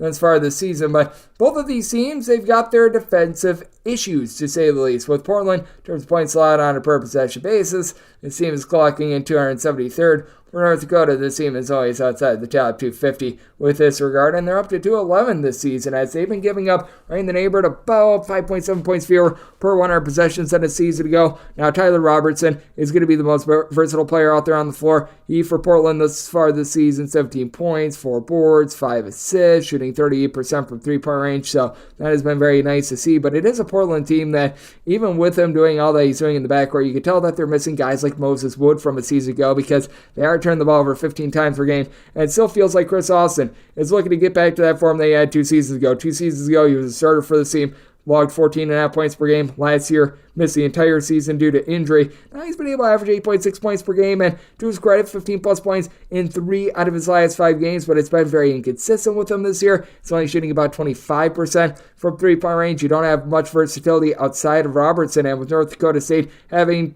Sean Eaglestaff be able to do a solid job, giving you a few assists, chipping in there 14.5 points per game. I do think that with all the travel and everything that goes into going to North Dakota, I do think that Portland could have a tough time with that. I do, as a result, like North Dakota to be able to get the job done on their home floor. Set them as a 1.5 point favorite, so looking at them on the money line, did set my total at a 147.5 as well. Got a North Dakota team that's a little bit more slow and methodical, and with Portland turning the ball over 15 plus times per game, I think that calls for dead possession. So looking at 148 and higher under, and going to be taking like North Dakota on the money line. 647, 648 on the betting board. It is Western Kentucky. They had third to face off against Buffalo. Buffalo finds themselves as an underdog of 7 points, and total on this game starting between 149 to 149.5. And with Buffalo, I did set them as an underdog of 8 points. I'm going to be one to lay it with Western Kentucky. This Buffalo team, talk about a fall off for them, man. This used to be one of the most proud mid-majors in all of college basketball. Now they're just a complete and utter stinkburger. As for this Buffalo team, you just don't have any sort of a backcourt. You've been able to have Janavius Smith do a solid job down low, giving you about 10 points, 9 rebounds per game. And I mean, the 81 and @GUnit_81 on Twitter/X is an ode to this man's father, Anquan Bolden, as Anquan Bolden Jr. has given you 7 points, a steal and a half per contest. Work in progress on offense, though. He's shooting about 27.8% from 3, and the team is shooting 27.8% from 3-point range. Cy Chapman is able to give you about 16 points, block and a half per contest. So down low, this team has been able to hold up, but They've also been dealing with injuries to Isaiah Adams, who was really one of their top guys from a season ago. We have not seen him since Thanksgiving. And then on the flip side, you got a Western Kentucky team that they're looking to run it. They're looking to gut it. They're a top 30 team in terms of total possessions per game, as you've been able to have Don McHenry be able to log about 13 points per game. It's a Western Kentucky team that overall only shooting about 29% from three-point range. They are turning the ball over 13 times per game. And I think a big key for this team, getting Deontay Allen back to where he was in conference play last year. In conference play last year, he was averaging double figures. He was shooting it well from three-point range. He's had a grand total of 15 points in the team's last 4 games. He has just been off and on. Just has never really worked out for him. Christian Lander is able to give you about 9.5 points per game, but I do like the versatility that Brandon Newman, the Purdue transfer, has offered. 11 points, 6 boards. He's never really been an amazing three-point shooter, and he continues to shoot about 29 to 30% from three-point range, but Western Kentucky certainly should be able to hold up down low, and with them just having much more in the backcourt, being able to take care of the ball, 13 turnovers per game is nothing to write home about, but with this Buffalo team, right now they are turning the ball over 17.5 times per game, and this is not a Buffalo team that we're used to just absolutely playing at warp speed or anything like that. In terms of total possessions per game, Buffalo very mid-tempo at 187th. That's going to be a big issue. So I did set Buffalo as an 8-point underdog, one to lay the 7 with Western Kentucky, and I did set my total at a 152 with Western Kentucky and the way that they play at warp speed. And I do think that Buffalo going to be able to figure it out just a little bit more as well. Going to be comfortable taking this over and comfortable laying it with Western Kentucky. 649, 650 on the betting board. Coastal Carolina plays also Wofford, and Wofford is a 1.5 point favorite, and your total is between 152.5 and 154. I'm with Coastal Carolina. I did set them as the 1.5 point favorite. I'm going to be willing to ride with the Chanticleers outright on the money line with Wofford. The defense has gotten a little bit better recently, but they had no place to go but up. There were times this year in which they were in the bottom 5 nationally in terms of total possessions per game, and it's not to say that Coastal Carolina is doing an amazing job with their defense as well. 299th in the country in terms of points allowed on a per possession basis, and amazingly, Coastal Carolina has not played a game outside of their home state this far this year, so that's been an absolute wonder. But with Wofford, right now, 287th in the country in terms of points allowed on a per possession basis. Now, I will say this about Wofford as well. Somehow, someway, they're averaging 18.5 points fewer allowed per 100 possessions when they're on the road rather than when they are at home. I think that that's a little bit of a fool's gold number, though, just due to the competition that they have been playing in general. But I do think that the big key here for Coastal Carolina being able to win this game is just being able to do a solid job on the glass, as you do bring in Janika Ojioko, who comes over from George Mason. He's been able to do a solid job, giving you 10 boards, a few blocks per game. You've got some versatility as well when it comes to the TCU transfer and Kevin Easley. 12 points, 6.5 boards, shooting about 37% from 3. Easley also played at Duquesne and like 5 other schools as well. But I do like the way that the top guys have been able to put the ball in the basket for the team, especially the 13.5 points per game you've been able to get out of Jacob Meyer as a true freshman. He has just been gaining confidence more and more as the season has went along. 10 plus points, 4 out of the last 5 games, 3 plus assists in 4 of the last 5 games, shooting 43.5% from three-point range. And a big issue for Wofford is that every year they lose their star point guard, Jackson Pavelski, Ryan Larson, Storm Murphy. All these guys hit the transfer portal every single year. So now Corey Tripp has to be the main man with the ball in his hands. 3.5 assists, 15.5 points per game. And he's been able to help out an offense that shoots about 33.5% from 3, which is fine. But it's a mid-tempo team that's turning the ball over about 13.5 times per contest. Kyler Fajowicz has been able to give you about 8 rebounds per game. So I do think that he's going to be able to do his part down low, but really lack of ball handlers. I do think that that's an issue, and I do see a lot of regression coming for Chase Cormier. He comes over from Northeastern. Last season at Northeastern, shot 30% from 3 with about 3.5 points per game. Currently shooting 56.5% from 3 with 9.5 points per contest. I just don't see that being long-lasting for this Coastal Carolina team. Certainly the offense has been on point, 72 plus points in 4 of the team's last 5 games, and Wofford has had no problem scoring, 74 plus points in each of their last 4 games, but for this Wofford team as well, they have given up at least 75 points in pretty much all but 2 of their games as far this season against D1 competition, against non-D1 teams. Obviously a little bit more success, but I do take a look at this spot, and I do think that we're going to get a high-scoring shootout. I did set my total at 157.5, especially with Wofford playing quite a bit more up-tempo thus far this season, so looking at the over, but want to ride with Coastal Carolina outright on the money line, set them as a slight home favorite at -1.5, 651, 652 on the betting board. Indiana State plays also Southern Indiana. Southern Indiana is between a 23 to a 24-point underdog, 150.5 to 151 is your total. set Indiana State as a 24-point favorite. We're still seeing some openers of 23 on the board, and as long as you're able to keep this below 23.5, I'm going to be willing to lay it. You've got a Indiana State team that has been just absolutely magnificent with their offense. When you've got a 6'10" do-it-all player that's able to stuff the stat sheet like Robbie Avila, makes life very easy for you. 16.5 points, 6 boards, 3.5 assists on 40% three-point shooting. And for Indiana State, each of your top 5 scorers are all shooting at least 40% from three-point range. As a collective, they're shooting 41.4% from 3. Now, do I think there's going to be a little bit of regression here? Yes, but at the same time, Indiana State, they play a fast tempo, but they do a good job of valuing the ball with 12 turnovers per game. At their tempo, that's relatively solid. You've got 3 separate guys that give you at least 3.4 assists per game. Robbie Avila is one of them, and then Julian Larry, Xavier Bledson, they've been able to do a solid job as well, combining for about 7.3 assists to about 3.5 turnovers per game, and Larry is shooting 58.5% from three-point range with Isaac Swope, the transfer from Southern Indiana, really leading the way with 19.5 points, 2.2 steals per game. Now, Indiana State was a top 75 team in terms of points allowed on a per possession basis last year. That's taking a little bit of a dive, but along with losing Swope, Southern Indiana, they pretty much have to replace each of the top 5 scorers from the season ago, and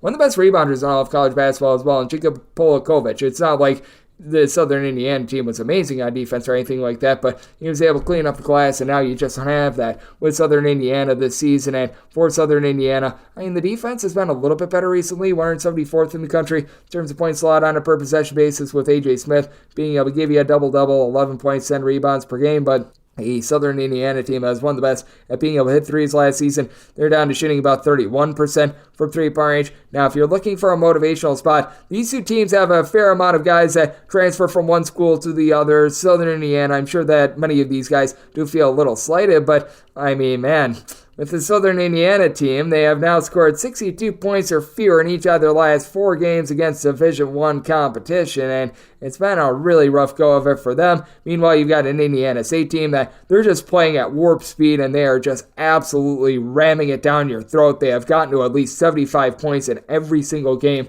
thus far this season, so it is a good old case of something's got to give. I did set my total at a 154 as a result. I'm looking at the over. I think that Indiana State just continues to cook on offense, and I do think that Southern Indiana sees a little bit of a bump up in terms of their offense, but this Indiana State team, even though I see a little bit of regression coming with this three-point shooting, they still do a really nice job of being able to pound the ball inside, being able to value the ball, so going to be one to take a look at the over with Indiana State, willing to lay up to 23.5 with them. 653, 654 on the betting board. It is Duke, and they're going to be playing us to Charlotte. Charlotte does find themselves as a underdog of between 15.5 to 16 points, and Charlotte's game is between 137 and 138. I set my line at a 15.5. This opened up at a 14, and I thought you got some good value if you were able to lay the 14 with Duke. At 16, it's a point of no return, and it becomes a buy point on Charlotte. And the big reason why I did reduce my spread a little bit more on this one than I normally would for a team like Charlotte is because with Charlotte, they just play at such a slow tempo that I think that it's going to allow them to be able to hold in this game.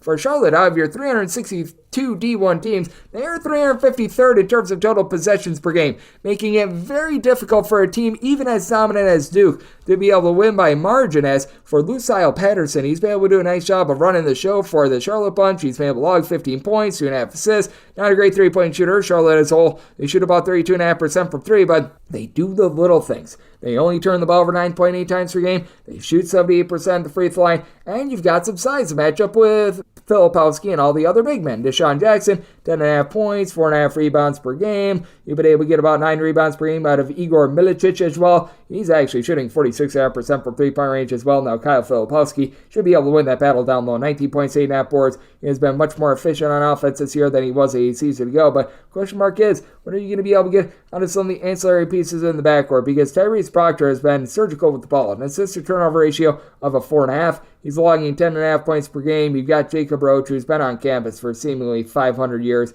14 points, 3 assists on 45% three-point shooting out of him. And to the credit of Duke, they are only turning the ball over about 8.5 times per game. So they've done an absolutely tremendous job of being able to take care of the ball on that front. But that said, they are a team that is a little bit suspect with their three-point shooting. I would like to see a little bit more of these guys like Caleb Foster, Jared McCain, some of their star-studded freshmen. The two of the guys I mentioned, Foster and McCain, combining for about 16.5 points per game. And are we going to be able to see Ryan Young stay out of foul foul trouble because he's been the main guy to really spell someone like a Filipowski. He's been racking up a lot of fouls, so I do have my question marks there, and I do think that Charlotte, with their slow grinder style, going to hold in there against a Duke team that they're looking to value more defense. Duke has given up 70-plus points in each of their last 2 games, and I think that we are going to be seeing John Shire get up in these guys and have them playing a little bit of better defense in this one. I did set my total at 135.5 as a result, diving in on the under end at 16 plus. Could be one takes points with Charlotte, 655, 656 on the betting board. St. Louis plays those Hofstra.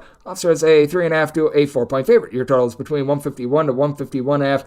Set Hofstra as an 8-point favorite. I'm going to be one to lay the number. Now, it does look like we are starting to finally get some good news on the front of St. Louis and all their injuries, because they have Sincere Parker go down with an injury earlier on in the season, and now they've been dealing with some injuries to the likes of Gibson Jimerson, who he played, but he played injured in the team's last game. Terrence Hargrove, he's right now fighting through like a little bit of a bruise, a contusion as well, so I mean, man, it's a St. Louis team that's been absolutely gutted on that front. But, I mean, for St. Louis, really other than Tim Dogger and Terrence Hargrove Jr., you don't have anyone that's really able to pound the glass for this team. And Gibson Jimerson, at this point, has become a do-it-all guy. He is someone that has always throughout his career played off the ball and has been a nice surgical three-point shooter, shooting 40% from 3 with 14 points per contest a season ago. Now with Parker out of the fold, you just don't really have a lot of rhyme or reason with this offense, especially with Mike Meadows now dealing with a little bit of an injury as well. That means that Sion Medley, a freshman from the state of New Jersey, is having to dole out the ball, and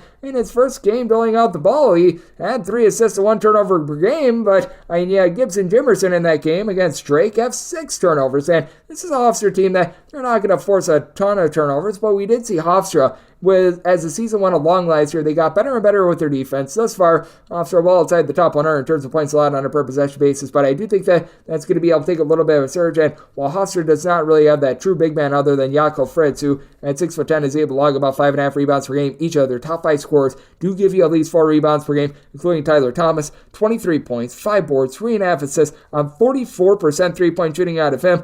Jaquan Carlos has been able to shoot 40% from the outside, 6.6 assists per contest out of him. He gets the ball to the likes of Darlison Dunbar, been able to get about 8 points per game from Bryce Washington. He comes in from the Ivy League from Penn. He's had a much bigger role in this offense this season, career 36% three-point shooter, and for the St. Louis team, they have been getting torched with their defense as well due to all the injuries that they have been suffering. I think that's taken a little bit more out of them on the defensive side of things rather than the offensive side of things, because while Gibson Jimerson is still able to pop some threes, he's not able to guard the way that he would if he were fully healthy in terms of points allowed on a per possession basis. This is a St. Louis team that's currently clocking in 272nd in all of college basketball, but with all the injuries that they suffer as well, that's going to hurt them on the offensive side of things as well. So it's a good old situation if something's got to give. I set my total at 152. You've got a pair of teams that they don't play a burner style of basketball, but they certainly aren't slugs either, and I do think that there's going to be a lot of efficiency here, so going to be taking a look at the over, and with Hofstra, want to lay up to 7.5 with them, set them as an 8-point favorite, a 657, 658 on the betting board. It is Louisiana Tech. They play us at Louisiana, an 8.5 to a 9.5 point underdog, and your total is between 136 to 137, and with Louisiana, I did set them as an underdog of 7.5 points, so being able to get north of 8, I'm going to be willing to take these points with Louisiana Tech. They've been able to get some really good defensive play out of Daniel Bacho. Bacho began his career over at Arizona, spent some time at Texas Tech. He is someone that just is not going to be able to be matched by Louisiana as they lose Jordan Brown in the offseason, and for Mr. Bacho, he's been able to do a solid job being able to log about 11 rebounds per game. It's a Louisiana Tech team that has really slowed down their tempo ever since they've gotten Bacho in there as well. Since his arrival, they've been a bottom 75 team in all of college basketball in terms of total possessions per game, but Isaiah Crawford, he's been able to do a really nice job as that alpha dog scorer, 15.5 points, shooting 38.5% from 3, and Louisiana Tech has been pretty solid in terms of their offense, shooting 36% from 3, 12 turnovers per game, so not absolutely rambunctious or anything like that, but they're starting to find some good facilitation out of Sean Newman Jr. Now, he is dealing with a little bit of an injury. Last we saw him was against New Mexico about 2 or so weeks ago, so he's very questionable for this game. 5 assists per contest, that's something that has been accounted for, but in his absence, we have seen Crawford be able to take quite a bit more hold of the offense, and then you've got another Crawford in Jordan Crawford that he's seen many more minutes over the team's last 2 games, and he's been able to take it and run with them. About 10 points, 9 rebounds in those last 2 games after he was logging only about 3 points per contest, so I like the role that he's able to fill, but that does need to be taken into account, and I do think that that'll cause for a Louisiana team that gets about 9 steals per contest for their top 5 guys, giving you at least 1.4 steals per game in terms of scoring. I think that that's going to be big, and Louisiana is absolutely lighting it up from 3. Their top 4 scorers are shooting at least 39% from 3-point range, with Kobe Julian being that main man, 20 points, 2 steals, shooting 45% from 3-point range. Thamus Folks has been a very good point guard, as he last year had 6 assists per contest. This year that's down to more like 4.7, but he's cut down on the turnovers as well. This is a traditionally up-tempo Louisiana team that has been able to do a nice job in terms of doling out the ball, being able to shoot their threes, and for Louisiana, we have seen the defense be a little bit better as well. 60 points of fear allowed in 2 out of their last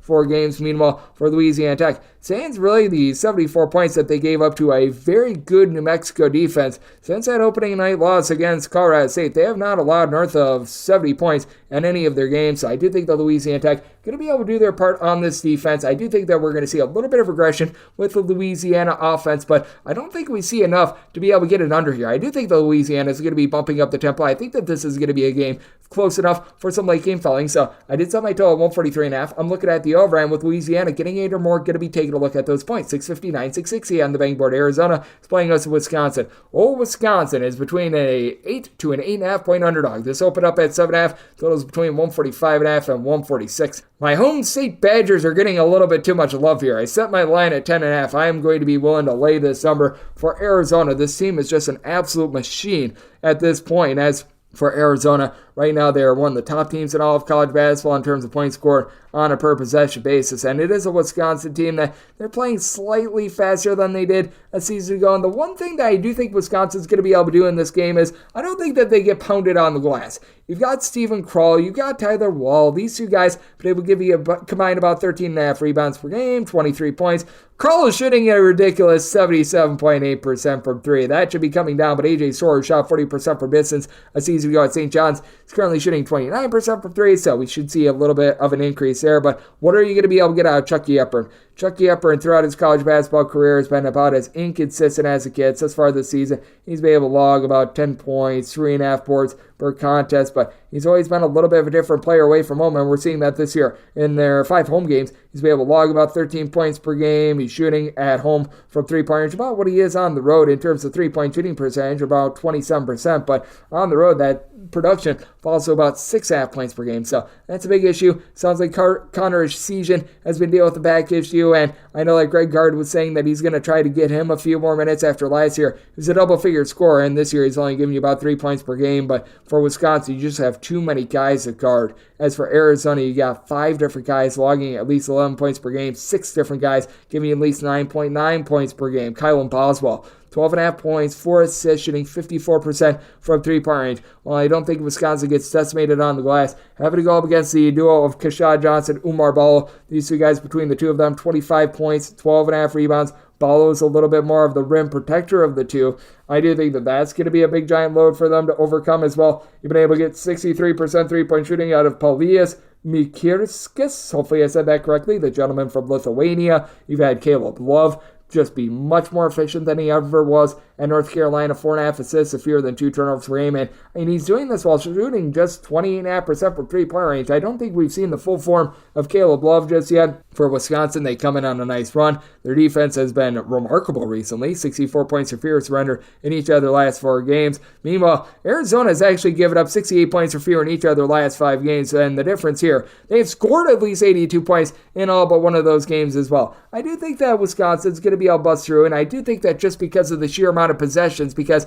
I do think that Arizona is going to get a little bit more of their tempo in this game, and this is going to be a tempo war for Arizona in terms of total possessions per game. They are number 8 in all of college basketball. With Wisconsin, as we know, the team is very slow, 348th in all of college basketball. I do think that this trends more towards like a middle-of-the-road game. Arizona's not going to get quite their tempo, but at the same time, I do think that Wisconsin gets sped up a little bit more in this game, and because I do think that Arizona is able to speed up Wisconsin a little bit more, that'll allow Arizona to be able to win this game by margin. I did set my line at 10.5. I'm going to be willing to lay it with Arizona, and it did set my total 152.5. I do think that Arizona going to be able to tear apart a Wisconsin defense that I do see some cracks with regards to their perimeter defense. So, going to be taking a look at the over, and I'm going to be willing to lay with Arizona. 661, 662 on the betting board. UAB is hitting the road. They are facing off against Arkansas State. Arkansas State, a 2.5 to a 4-point favorite, and your total is between 150 and 151. with Arkansas State. I did set them as an underdog of 3 points, with 3.5 and 4 being out there because this was an opener of 2. I'd be willing to take the points with Arkansas State. Been very impressed by the transfers that Arkansas State has brought into the fold. Now, we do need to see them be able to develop a little bit more, but they do bring back a few guys from the regime that they had last season. Someone like a Caleb Fields is able to give you 3+ assists per contest, so that has given the team a little bit of stability. And for Arkansas State, they've actually played each of their last 6 games to the under. Their numbers got very warped in terms of the totals because they give up that 100 spot to Wisconsin. They score 100 points on Alcorn State, and all of a sudden their metrics are just completely thrown out of whack. This is still an Arkansas State team that's playing quite up-tempo, but they're outside the top 50 in terms of total possessions per game. Meanwhile, for Arkansas State, it has been a little bit of a doldrum for them on offense. 71 points or fewer scored in 4 of their last 5 games, but this UAB team is just not hitting the same way that they were a season ago. Well, their defense has been rough. 77+ points surrendered in 4 out of their last 5 games. They're missing Jelly Walker, their top scorer from a season ago. Eric Gaines, don't call his name, Alejandro Vasquez have been able to combine for about 26.5 points per game. But for UAB, they just don't have that outside shooting without Jelly Walker. They've got one guy shooting north of 33% from 3-point range. That'd be the 36.5% 3-point shooting of Ephraim Johnson, who's been able to give you about 9 points per contest. Meanwhile, for Arkansas State, the team has been able to get quite a bit out of the duo of transfers in Dominique Dominguez along Terran Todd, combined about 26 points per game. Arkansas State, not amazing on the glass, but Dominguez has been able to give you 8.5 rebounds per game as a 6'9" combo player. Freddie Hicks, the top scorer over at Tarleton State a season ago, has been Mr. Do-It-All for the team. A steal, 3 assists, 5.5 rebounds, 12.5 points per game. For an Arkansas State team that needs to cut down on the 15 turnovers per game, UAB, they're still forcing some steals, but not as many as they did a season ago with 7 per contest. And even though Arkansas State is playing fast, they're not really taking the ball away with only about 5 steals per contest. I think that's going to lead to a game that is going to involve a lot of clean possessions. I do think that UAB has the upper hand, especially with them having a bit of size down low and some overall good team rebounding, but I do think at north of 3, we've gotten a little bit too lofty with a UAB team that, just frankly, is not doing a good job of putting the ball in the basket from the outside. Did somebody total 155 looking at the over and willing to take 3.5 or more with Arkansas State. 663, 664 on the betting board. It is TCU and Clemson doing battle from Coca-Cola Coliseum, with Clemson a pick 'em to a 1.5 point favorite, and your total is between 148.5 and 149. And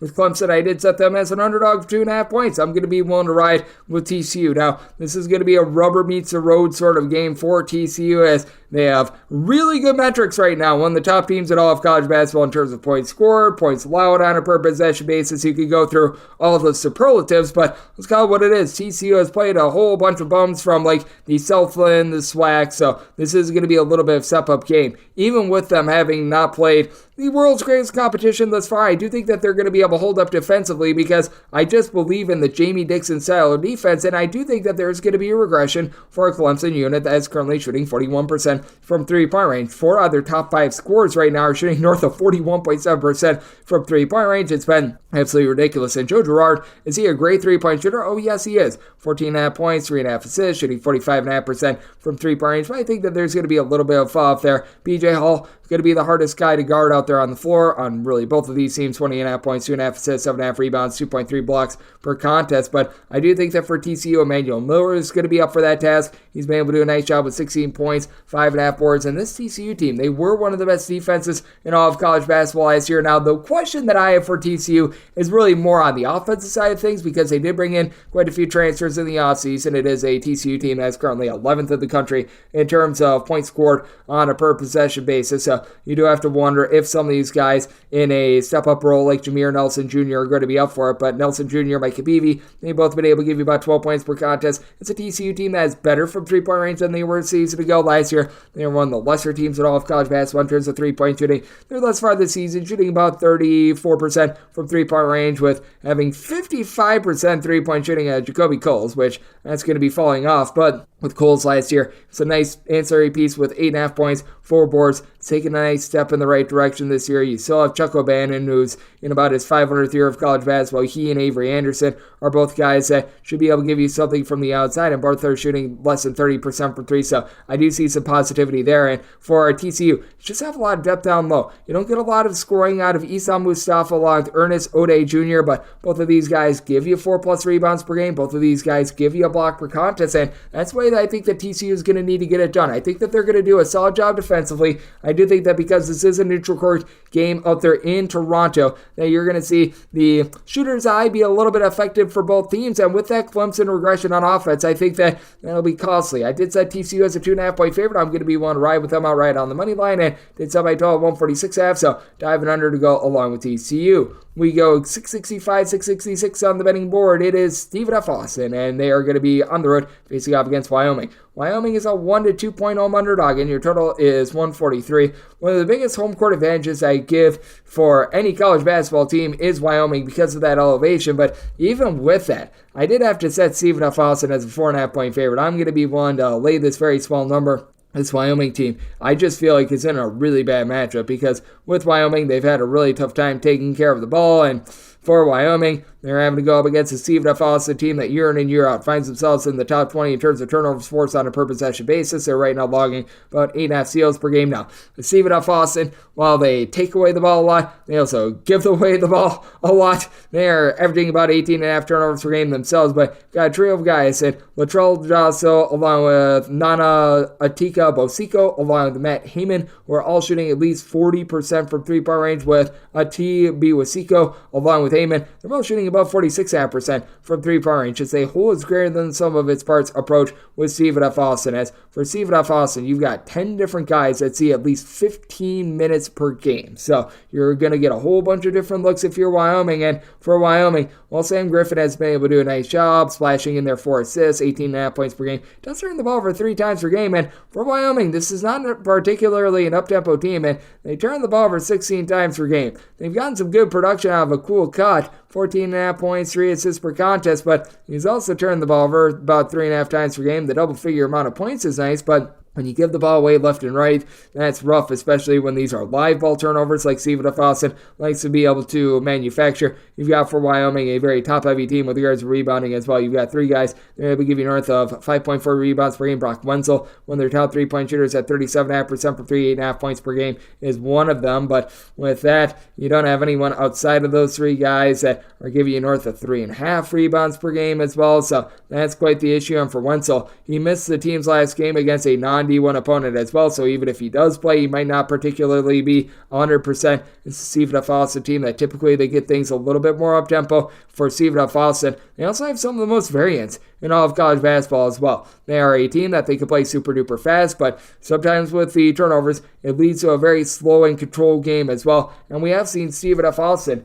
in their last 4 games score less than 65 points in regulation after they had scored 92 points up against Drake. So, I mean, it certainly has been an all-over-the-place Stephen F. Austin team, but with Wyoming's inability to be able to take care of the ball, I think that it's going to be doomsday for them as a result. I just have my total 146.5. I do think that things get a little bit more up-tempo with all those turnovers, so going to be looking at the over, and willing to lay up to 4 with Stone Cold Stephen F. Austin. 667, 668 on the betting board. Richmond and Florida do battle from Sunrise, Florida, so neutral court game, but in the state of Florida, and Florida is an 8.5 to a 9-point favorite with your total between 151.5 and 152.5. It's officially listed as a neutral court game. It's pretty much a home game for Florida. Let's call it what it is. But that said, with Florida, did set them as a 10-point favorite. I'm going to be willing to lay this number. I feel like Richmond has gotten a little bit too much love. This is a 5-4 team that the metrics absolutely love, but I take a look at this bunch, I feel like they need more down low. Neil Quinn, 14 points, 6 boards, 4 assists, really versatile player, but he's really the only guy in the roster giving you north of 4.1 rebounds per game. Jordan King, Isaac Bigelow, they both shot north of 42.5% from 3. I think that's drying up. Now, the one thing Richmond does really well is not turn the ball over. 8.1 turnovers per game. That's one of the best marks in all of college basketball. And the King,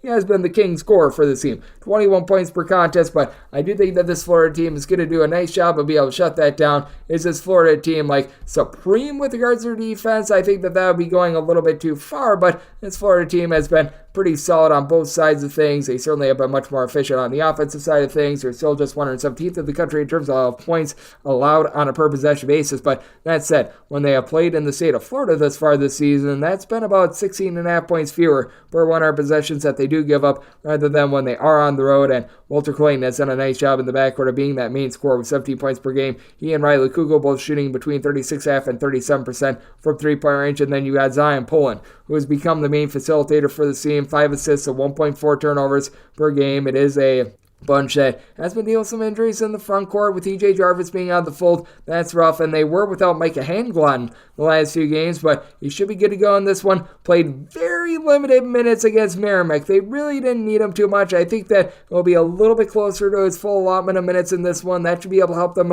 hold up down low, and then you've got about 7.5 boards, about 13.5 points per game out of Therese Samuel as well. So I do think that Florida is going to be able to take control of this game. Richmond, they do a solid job not turning the ball over, but they're not necessarily an up-tempo team. Meanwhile, you've got a Florida bunch that they've been able to do a nice job of being able to kick it in gear with regards to their offense. They have gotten to at least 70 points in every one of their games thus far this season, and that includes a game against Virginia. So I do think that Florida is going to be able to get theirs, but I do think that Richmond is going to be stonewalled with regards to this Florida defense. I did set my total at 148 as a result, diving in on the under of Florida. Made them 10-point favorites. They're going to be one to lay the number 669, 670 on the betting board. Oklahoma and Arkansas do battle on what is officially a neutral court, but happening out there in the great state of Oklahoma at the Oklahoma Center, with the Sooners a 3.5 to a 4-point favorite, totals between 147 and 148.5. I said Oklahoma is just a 2.5-point favorite. I do think that they're out of Arkansas right now. Arkansas, always a work in progress this time of year, but I do like the versatility that you've got for this Arkansas team, and I think that they're going to be able to hold in there. Trayvon Brazile at 6'10", he does a nice job of being able to switch on defense. He's been able to do a nice job being able to can some threes, and for Arkansas, it has been a little bit brutal with regards to some of the injuries, but now they've got Tremont Mark back in the fold as well. Brigham going down with an injury. He had 34 points in that game against North Carolina. Returned in that game against Furman and had just 7 points, but the rest of the guys will be able to step up around him, and with those other guys coming to the forefront, I do think that Arkansas going to be able to hold in there, so I'm going to be willing to take the points. You've got Kayleigh Battle, who's been able to give you 17 points on 44% three-point shooting this far this season. And Arkansas as a whole, they're an improved three-point shooting team, shooting about 35% from the outside. And Chandler Lawson, he doesn't necessarily give you a ton in terms of raw stats. He's just a really good defense-oriented player who's been able to log about 2 blocks per game. At 6'8", he just gets after it on the defensive side of things. Meanwhile, for Oklahoma, typically under Porter Moser, they play a very slow, controlled style, but we have seen them kick up the tempo a little bit more. Javion McCollum, Otega Otwal, these two guys would be able to give you about 30 points per contest, and Oweh, hopefully I said that correctly, shooting 77.8% from 3 now. You should see a little regression from 77.8% three-point shooting, but still, this Oklahoma team has been quite impressive on that side of things. I think the biggest issue that you have with Oklahoma is, are they going to be able to hold up down low? John Hughley is starting to look like the John Hughley that we saw at Pittsburgh a few seasons ago, 11.5 points, 5.8 rebounds, but I mean, he's right now shooting 54% from 3. I think that he's improved his outside game. Not to that extent, though. Milo Suzanne has been able to do a nice job building out the ball with 4.4 assists and 1.8 turnovers per game. And typically with Arkansas, one of the biggest issues that you do have with this team is that they do turn it over quite a bit with all those moving pieces. Only about 12 turnovers per game out of them. It's an Arkansas team that year in and year out, they do play quite a bit of an up-tempo style. They're back in the top 50 in terms of total possessions per game. But I do think that this is going to be a game where we do see a little bit more defense, but I think that some late game fouling is going to be able to push us over. And I do think that Arkansas is going to be able to hold in there. I did set my total at 148.5. I do think that it's very real, the tempo shift that we saw with Oklahoma. So going to be taking a look at the over along the points with Arkansas set the men's a 2.5-point underdog. 671, 672 on the betting board. It is West Virginia playing us to Drexel. Drexel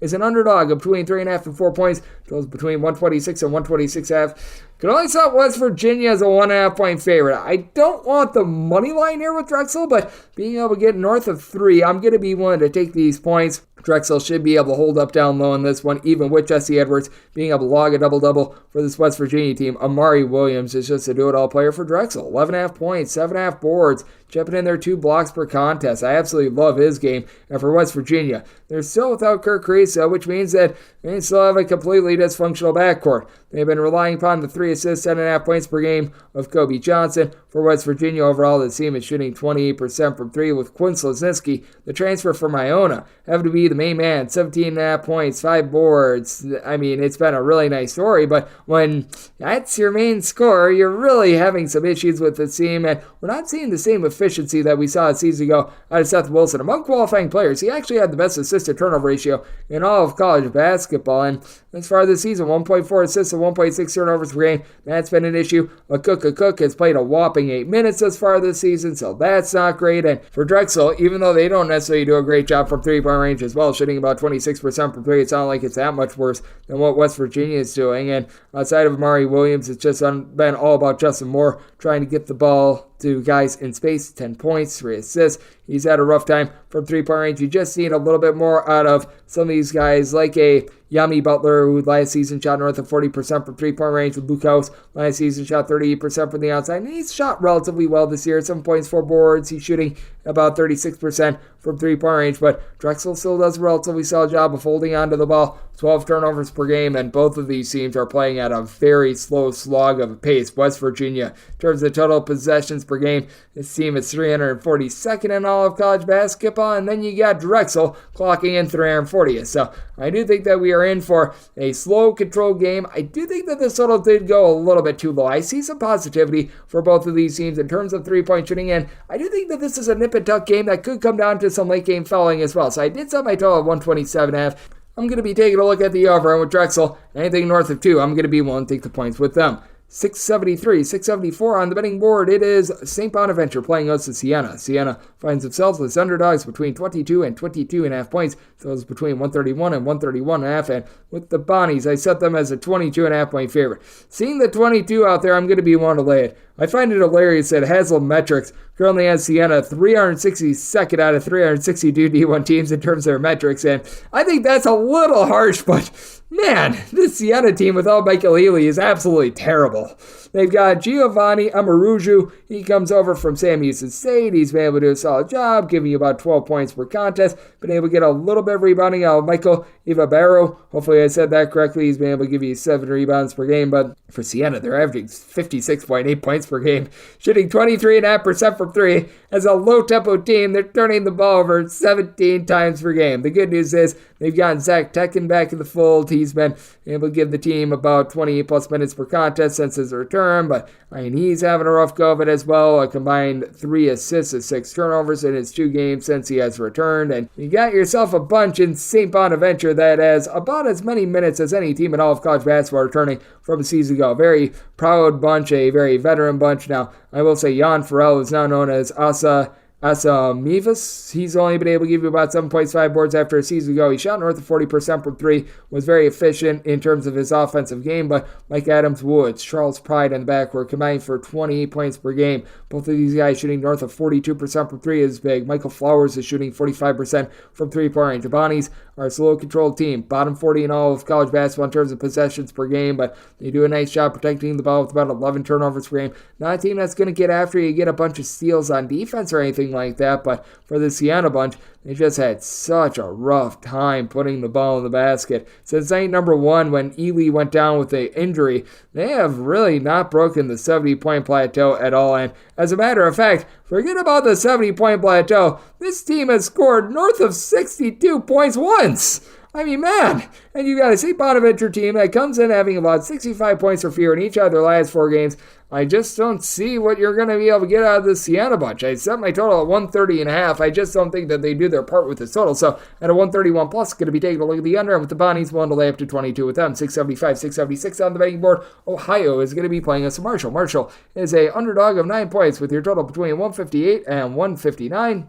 I did set my total at 162. I'm looking at the over. It's a Marshall team that's once again back in the top 50 in terms of total possessions per game. And unlike last year where Marshall was actually unseasonably good with regards to their defense, well, they stink again on defense. In terms of points allowed on a per possession basis, Marshall 235th in all of college basketball. Ohio, not necessarily a whole heck of a lot better at 184th. So I do think that you're going to have a nice old-fashioned slugfest. And with this Ohio team, I did set them as a 10-point favorite. So I'm going to be willing to lay this number. With Ohio, they've been able to do such a nice job of taking care of the ball. Only about 9.5 turnovers per game. 3-point shooting has been a little bit hit or miss. Each of their top 3 scorers are actually shooting less than 30% from 3-point range, but A.J. Clayton has been their main man from the outside, shooting 50% from three-point range while chipping in there about 1.8 blocks per contest. While you've got Sharif Mitchell, the transfer from Creighton, who's been able to give you about 2.5 assists per game, and then Jalen Hunter has been Mr. Do-It-All, 16.5 points, 5.5 boards, 5.5 assists per game, and then you just have not been able to get Miles Brown out there on the floor, so I do think that when he does return for Ohio, if he does return, that is going to be big for them. But with this Marshall team, it's just not the same team that they were a season ago. Tavion Kinsey, Andrew Taylor, the top two scorers from a season ago, are gone now. The good news for them is Obiana Onchile-Killian. He was actually someone that averaged about 4 blocks per contest 2 seasons ago, non-conference play. He's actually been the top scorer with about 14 points per game. He missed 3 games earlier in the season. He's back in the fold, and this Marshall team is halfway decent down low. Nate Martin be able to chip in there about 10 boards, comes in from Texas State, but it's a Marshall team that, much like they were 2 seasons ago, a really awful three-point shooting team, shooting about 25.5% from 3. There should be some positivity here. Camden Kerfman, the transfer from VMI, each out of the last 4 years has shot at least 38% from 3. This year he's shooting 29% from distance with 11 points per game. I think that that'll rebound a little bit, but no doubt about it. There's a changing of the guard in the backcourt. They brought in Kavion Voles, who was over at Maryland Eastern Shore, was able to generate some steals, but he's never been a really good outside shooter as well. It's a Miami of Ohio team that's a little bit suspect with their defense, as they have given up at least 73 points in now 4 out of their last 5 games, so Marshall's just getting cooked themselves. How about 78 plus points surrendered in each of their last 4 games? I think Ohio is going to be able to get to them at will. I think that Ohio probably loses this battle a little bit, but Gabe Woodsister, the transfer from Louisville, should be able to give you a few boards, and I do think that with Ohio doing such a good job of taking care of the ball against a Marshall team that has been very poor on the defensive side of things, they're going to be able to hit north of 80 and be able to get the job done. I said Ohio is a 10-point favorite, going to be willing to lay the number in, set my total at 162. So going in on the over, and I'm going to be willing to lay it with Ohio. 677, 678 on the betting board. It is Mercer on the road facing up against Dartmouth. Dartmouth finds themselves as a favorite of 1.5 points, and your total on this game is saying between 130 and 130.5. Wrong team is favored here, in my opinion. I said Mercer as a 2.5 point favorite. I'm going to be able to take them outright on the money line. This Dartmouth team just has been absolutely brutal with their defense. And should they shoot better than the 25% from 3-point range that they have thus far this season? Absolutely. But this team still feels like a bunch of misfit parts in the backcourt, as they really don't have that main facilitator. Jaron Johnson is giving you 7.5 points, 6.5 boards, 2.5 assists. He's come to the forefront a little bit more for the team after last year. He was a bit more of an afterthought, but for Dartmouth, I mean, even though they do an okay job only turning the ball over about 11.5 times per game, they just don't have a lot down low either. You've got Johnson as your main rebounder. Brandon Mitchell-Day has been able to give you about 12 points, 6 boards per contest, and then Dusan Niskovich has been able to give you a little bit over 11 points per game as well. But with Mitchell-Day right now, he's dealing with a little bit of an injury, as he was missing in the team's last 2 games against Albany and New Hampshire, so that takes it out of them down low. And for Marist, they don't have quite the rebounding that they did last year when they had Patrick Gardner in the full, but the transfer in Mr. Max Allen has been able to do a very solid job with about 13.5 points, 3.5 boards, comes in from San Jose State. It's made a big impact on this team. For Marist, outside shooting has always eluded them. They're shooting about 33.5% from 3, which for them is very solid. Javon Cooley shooting 46% from the outside has been a big reason why, but it is a Marist team that they do a solid job of being able to generate about 8 turnovers per game. This is a team that's always built on the defensive side of things. They're always a relatively slow team that's outside the top 250 in terms of total possessions per game. They're that once again this season, but for Marist, I do think that they're going to be able to hold up defensively this game. They're actually 31st in the country in terms of points allowed on a per possession basis. And as of right now, you got a Dartmouth team that's all over the place. As Dartmouth 248th in the country in terms of points allowed on a per possession basis. They really don't have great home and road splits as well. So I do think that with everything that you've got for Marist down low, with right now having Brandon Mitchell-Day dealing with a little bit of an injury, I think that Dartmouth can have a tough time scoring. And I think that they're not going to be able to penetrate this Marist defense that has been quite stout thus far this season. So I did set my total more around a 128.5 here at north of 130. Going to be diving in on the under, and I'm going to be taking a look at Marist outright on the money line, set them as a 2.5 point favorite. 679, 680 on the betting board. It is Lindenwood, and they play us UMKC. UMKC opens up a 2.5 point favorite. They're now a 6.5 point favorite with your total between 138.5 and 139. I don't know if we've just seen like 3 or 4 players get suspended for Lindenwood or anything, because we've seen a 4-point line move here with UMKC, and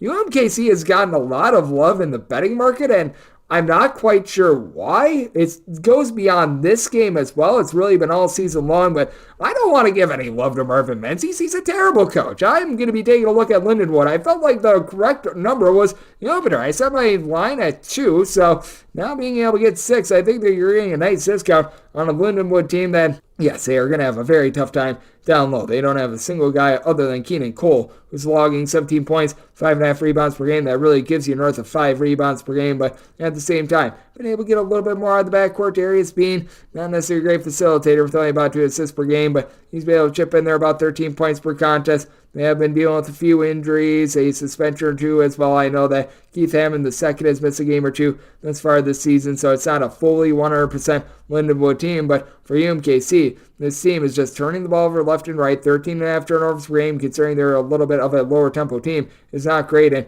you got one guy on the roster that's averaging north of 4.8 rebounds per game, and it's been Mr. Do-It-All coming in from the non-Division I level, and Jamar Brown, who's been able to log about 13 points, 5.5 boards per game now. To the credit of UMKC, you've got each of your top 4 scorers give you at least 4.4 rebounds per game, but Allen David Beckett Jr. should be much more dominant down low and should be seeing many more minutes. Why his minutes have been slashed, I have no idea. Last year he was great down low. 9.5 points, 7.5 boards, block per game. This year, you've seen his minutes go from about 28.5 per contest to 16.2. He's now averaging just 4.6 rebounds per game. I just don't know what they're doing. Anderson Kopp has seen the ball in his hands quite a bit. He's their main facilitator with 3 assists per game, and he's more of an off-the-ball shooter, and he's always been about a north of 35% three-point shooter. That's down to 26.5% this year. It feels like Marvin Menzies has no idea what he has on the roster and just is a brain-dead coach. I don't understand why people are betting on this team. I'm going to be willing to take the points with Lindenwood. I set them as a 2-point underdog, and I did set my total at 144. The UMKC team is supposed to be a team that is slow, grimy. They pride themselves on defense, but in terms of points allowed on a per-possession basis this year, they just have not been that, as they are now right around 327th in the country with that regard. So going to be taking a look at this total over, and I'm going to be taking a look at the points with old Lindenwood, 681, 682 on the betting board.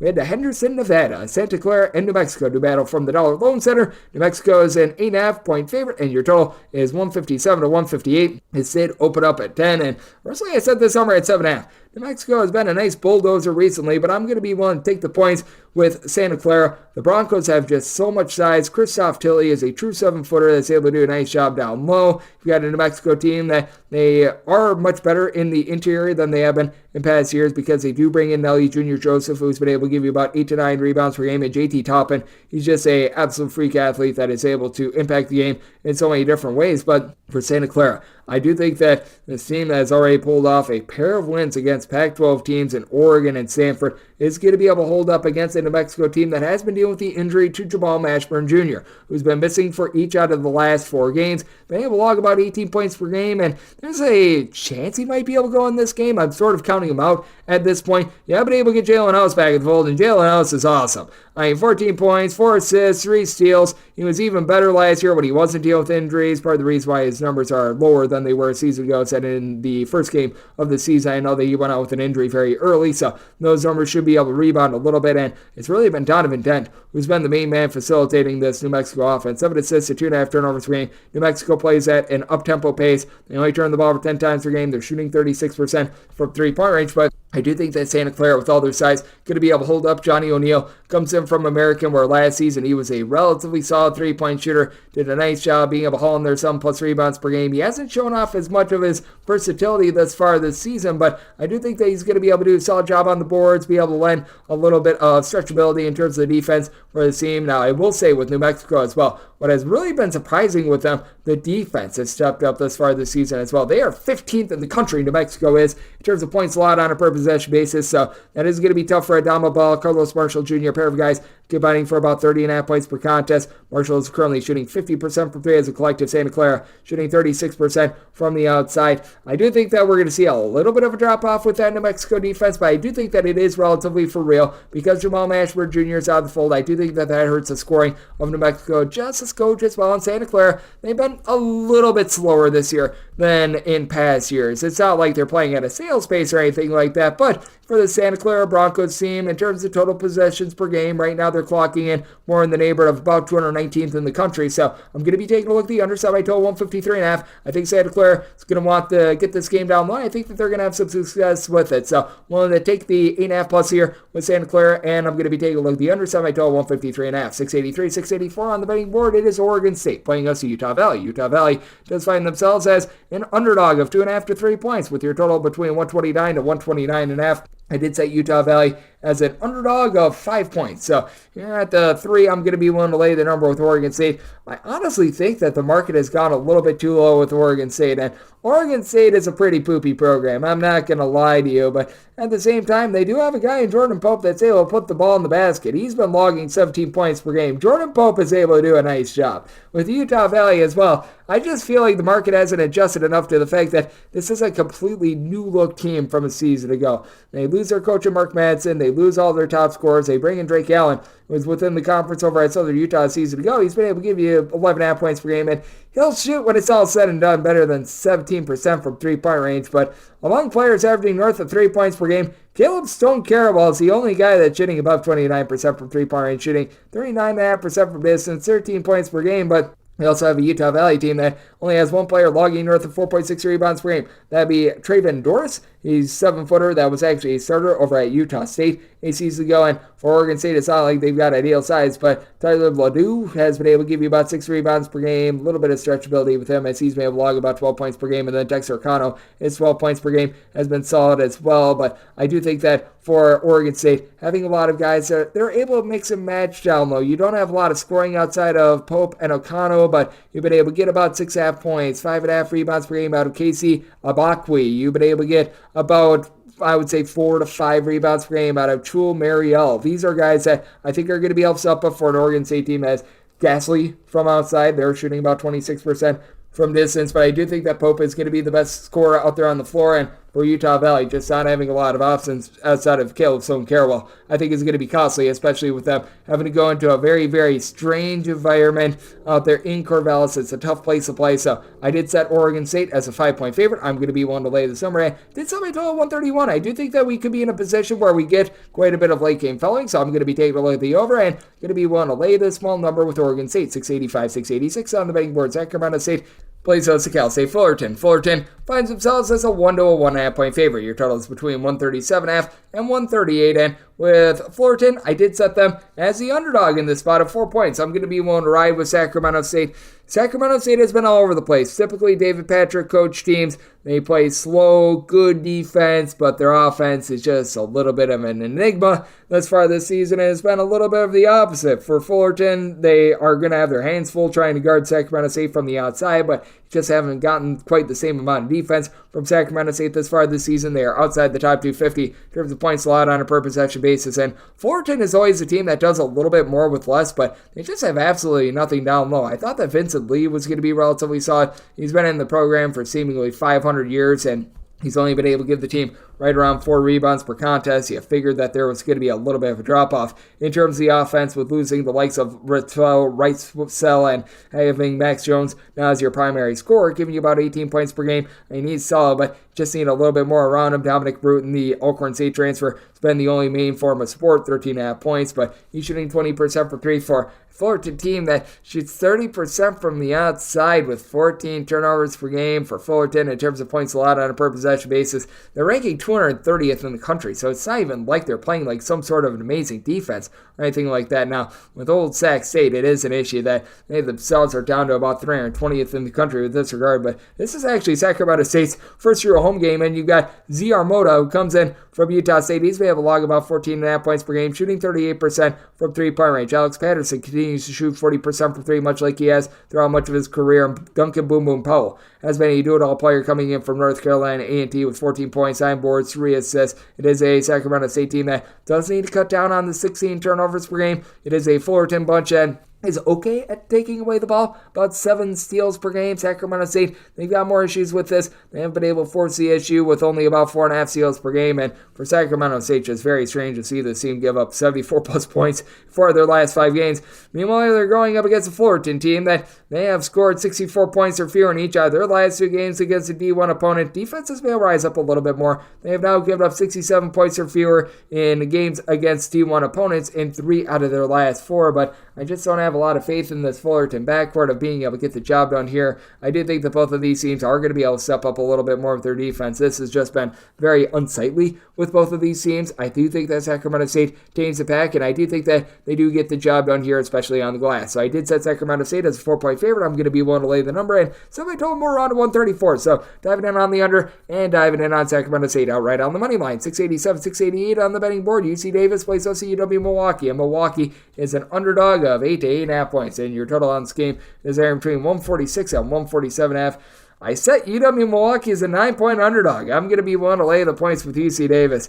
BJ Freeman continues to be tremendous for this UW Milwaukee team. He's been able to log north of 20 points per game, and last year it was Freeman and a host of others that were able to do a nice job helping Milwaukee ascend to 20-plus wins, and they brought quite a few of those pieces back, like Kentrell Pullian is back. He's been able to give you about 8 or 9 points per contest. Okay, 3-point shooter. Yeah, Marquise Browning logged about 3 assists per game last season with about 8 or 9 points per game, but you just need a little bit more of a Robin for our good friend Mr. BJ Freeman, because nobody else outside of him is averaging north of 10 points per game, and that is a big, giant issue, and that becomes an even bigger issue when you do have BJ Freeman in and out of the fold for the team as well as for BJ Freeman. Last time he played, he was over at Thanksgiving, and with him out of the fold, this UW Milwaukee team, they just have not been able to get anything going whatsoever. In their last 2 games, they scored 58 and 71 points. Now, to their credit, they actually held in there without him against St. Thomas, and there's a chance that BJ Freeman might play in this one.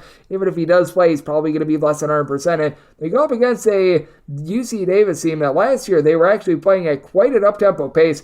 This team has really not gotten it going on offense. For UC Davis, they have broken 70 points against a Division I opponent once as far this season, but defense has also been able to hold up for this team, as they've given up 71 points or fewer in 3 of their last 4 games. The lone exception is when they went up against Nevada, but still have one of the best scores in all of college basketball, as Elijah Pepper is peppering in there 20.5 points per game, shooting 39% from 3-point range for UC Davis. The big bugaboo has been the turnovers, 17 per contest. They go up against a UW Milwaukee team that generates about as many steals as they do, right around 8 per contest. You're going to be looking for UW Milwaukee to feature Elijah Jamison a little bit more. As long as BJ Freeman is out of the fold, he's been able to give the team right around about 8.5 points per game, and both of these teams just really don't have a lot of size either. You've been able to have Eddie Adebayo be able to give you about 4.5 rebounds per game for UC Davis, but not a lot of size there. And for UW Milwaukee, ditto for them, as right now BJ Freeman has been one of their top rebounders this far this season. You got a little bit of size in Faison Fields, who's at 6'10",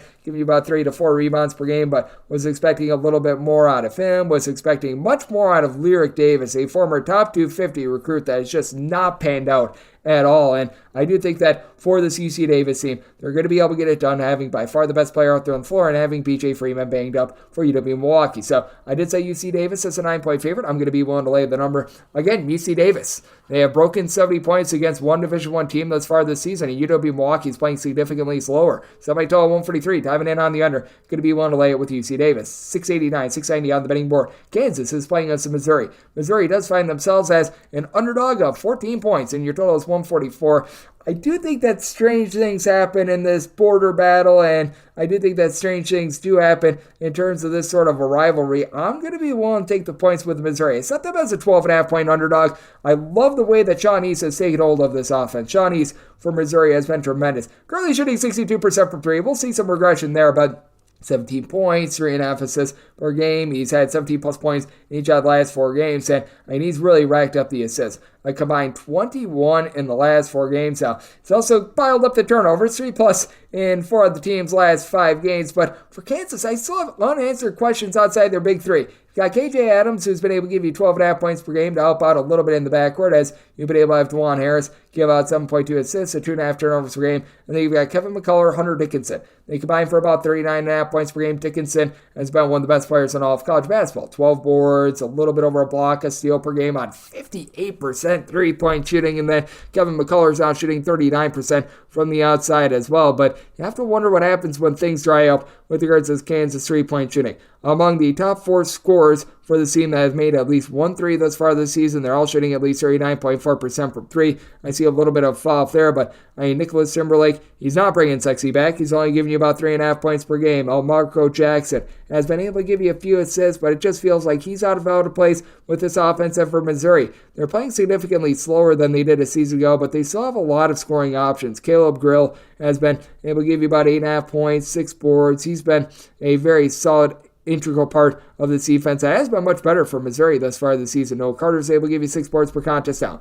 Missouri's going to just have a waste laid to them on the glass, as they're going to need to play a lot more Connor Vanover than they have thus far this season. He's 7'5". He's the only guy that has a shot against Hunter Dickinson, and he's only played north of 17 minutes once as far this season, but I thought it was a good sign that he, in 17 minutes in the last game against Wichita State, did log 11 points. He's been able to give the team a little bit of shot blocking after last year. He's a Summit League Defensive Player of the Year while he was over at Oral Roberts with north of 3 blocks per contest, but for Missouri, they do take care of the ball. They're shooting 35% from three-point range. I think that they see lively against a Kansas team that they're still trying to find their way, in my opinion. It's been a good defense, giving up fewer than 70 points each of their last 4 games. It's a Missouri team that's come to the forefront with their defense as well, giving up 72 points or fewer in each of their last 4 games. And for Missouri, it doesn't sound like much, but they have given up 73 points or fewer in every one of their games since opening night. So I do think that this is going to be a game that we're going to be seeing Missouri hold in just a little bit. I do think that Kansas is going to figure it out a little bit more on the offensive side of things. I do think that Missouri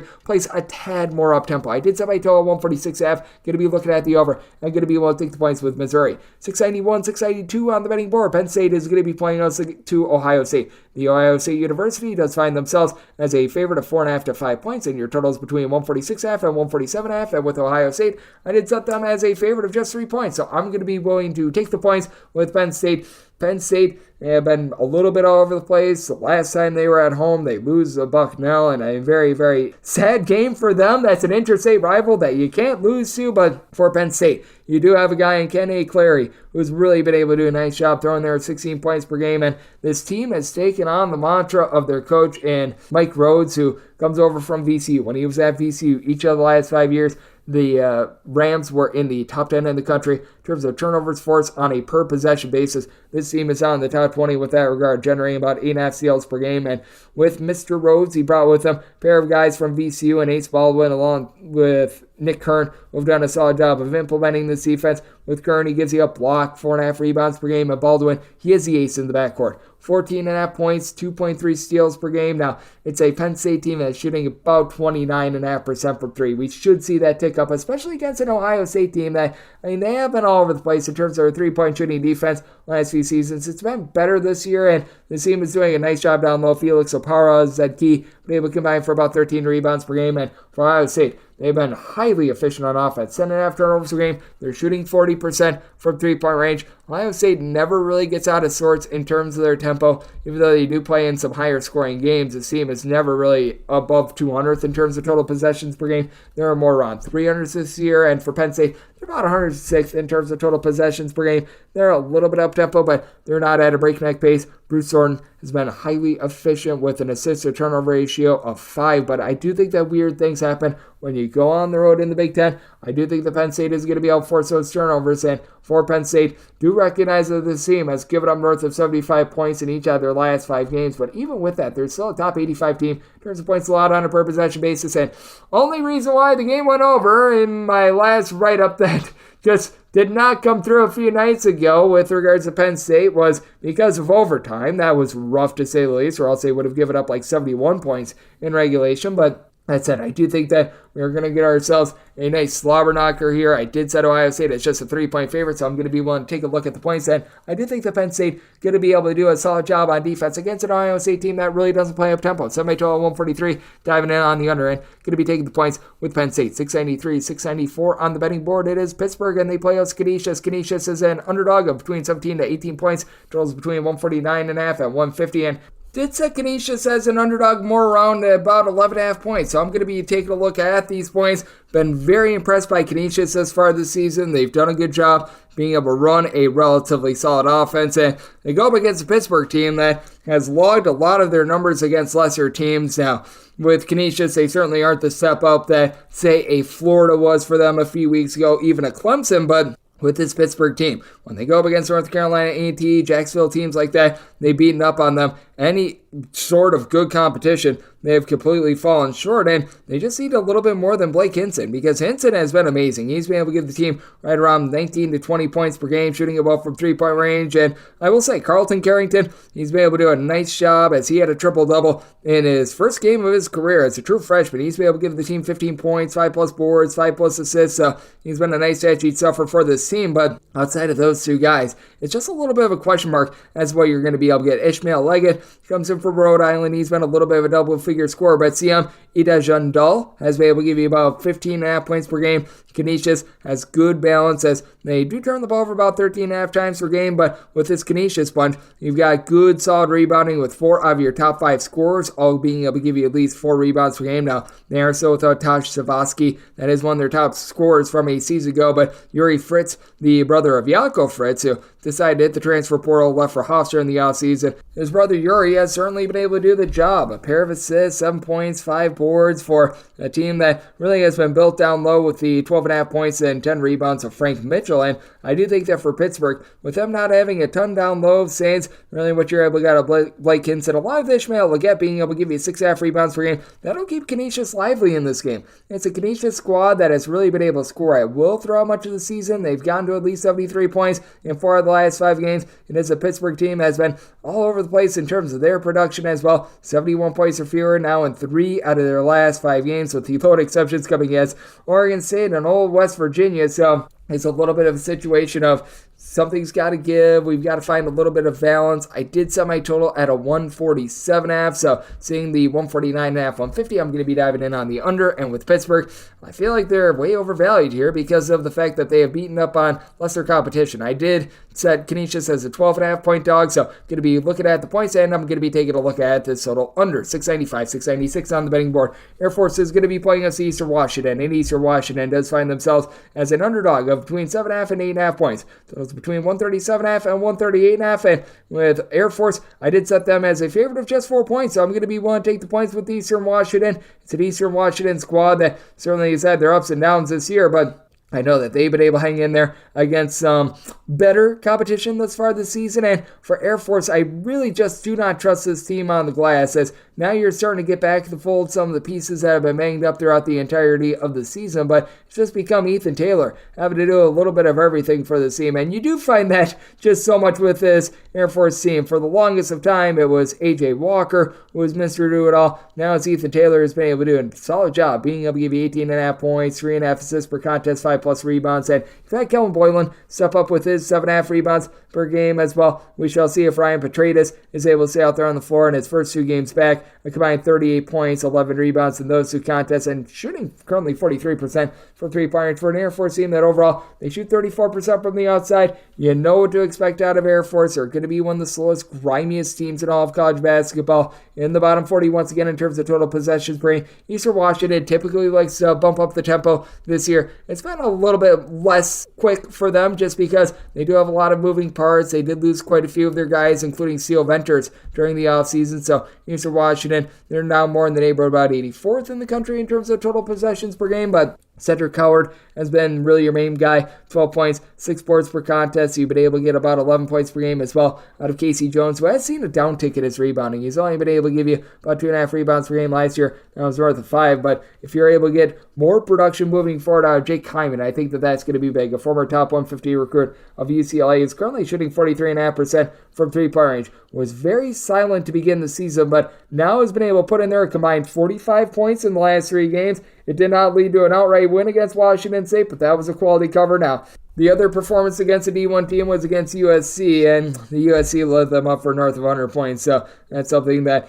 Washington needs to do a better job of. But Elias Menguson, he's been able to give you about 4 assists, less than a turnover per game, so he's been solid on that front. Eastern Washington certainly having their woes on defense, as in terms of points allowed on a per possession basis, this has been one of the worst teams in all of college basketball, currently clocking in 360th out of 362 teams. And Air Force, they're more on 28th, but I really just don't trust this Air Force team on the glass. It's an Air Force team that has been like going to the dentist, as they've given up fewer than 60 points in each of their last 4 games, and in each of their last 5 games, the team has given up 62 points or fewer in regulation in every one of them. But I do think that Eastern Washington going to be able to do a relatively solid job on the glass, and I do think that they hold up in a game where you got a battle of a very up-tempo team playing no defense and an Air Force team that's playing quite slowly with a ton of defense. I did set my total at a 138. You're at a 137.5. I would rather have that over rather than a 138.5 under, because I do think that this game is going to be close enough for late game filling. So going to be taking a look at 137.5 over, and going to be taking a look at the points with Eastern Washington. 697, 698 on the betting board. Colorado State plays us the St. Mary's. St. Mary's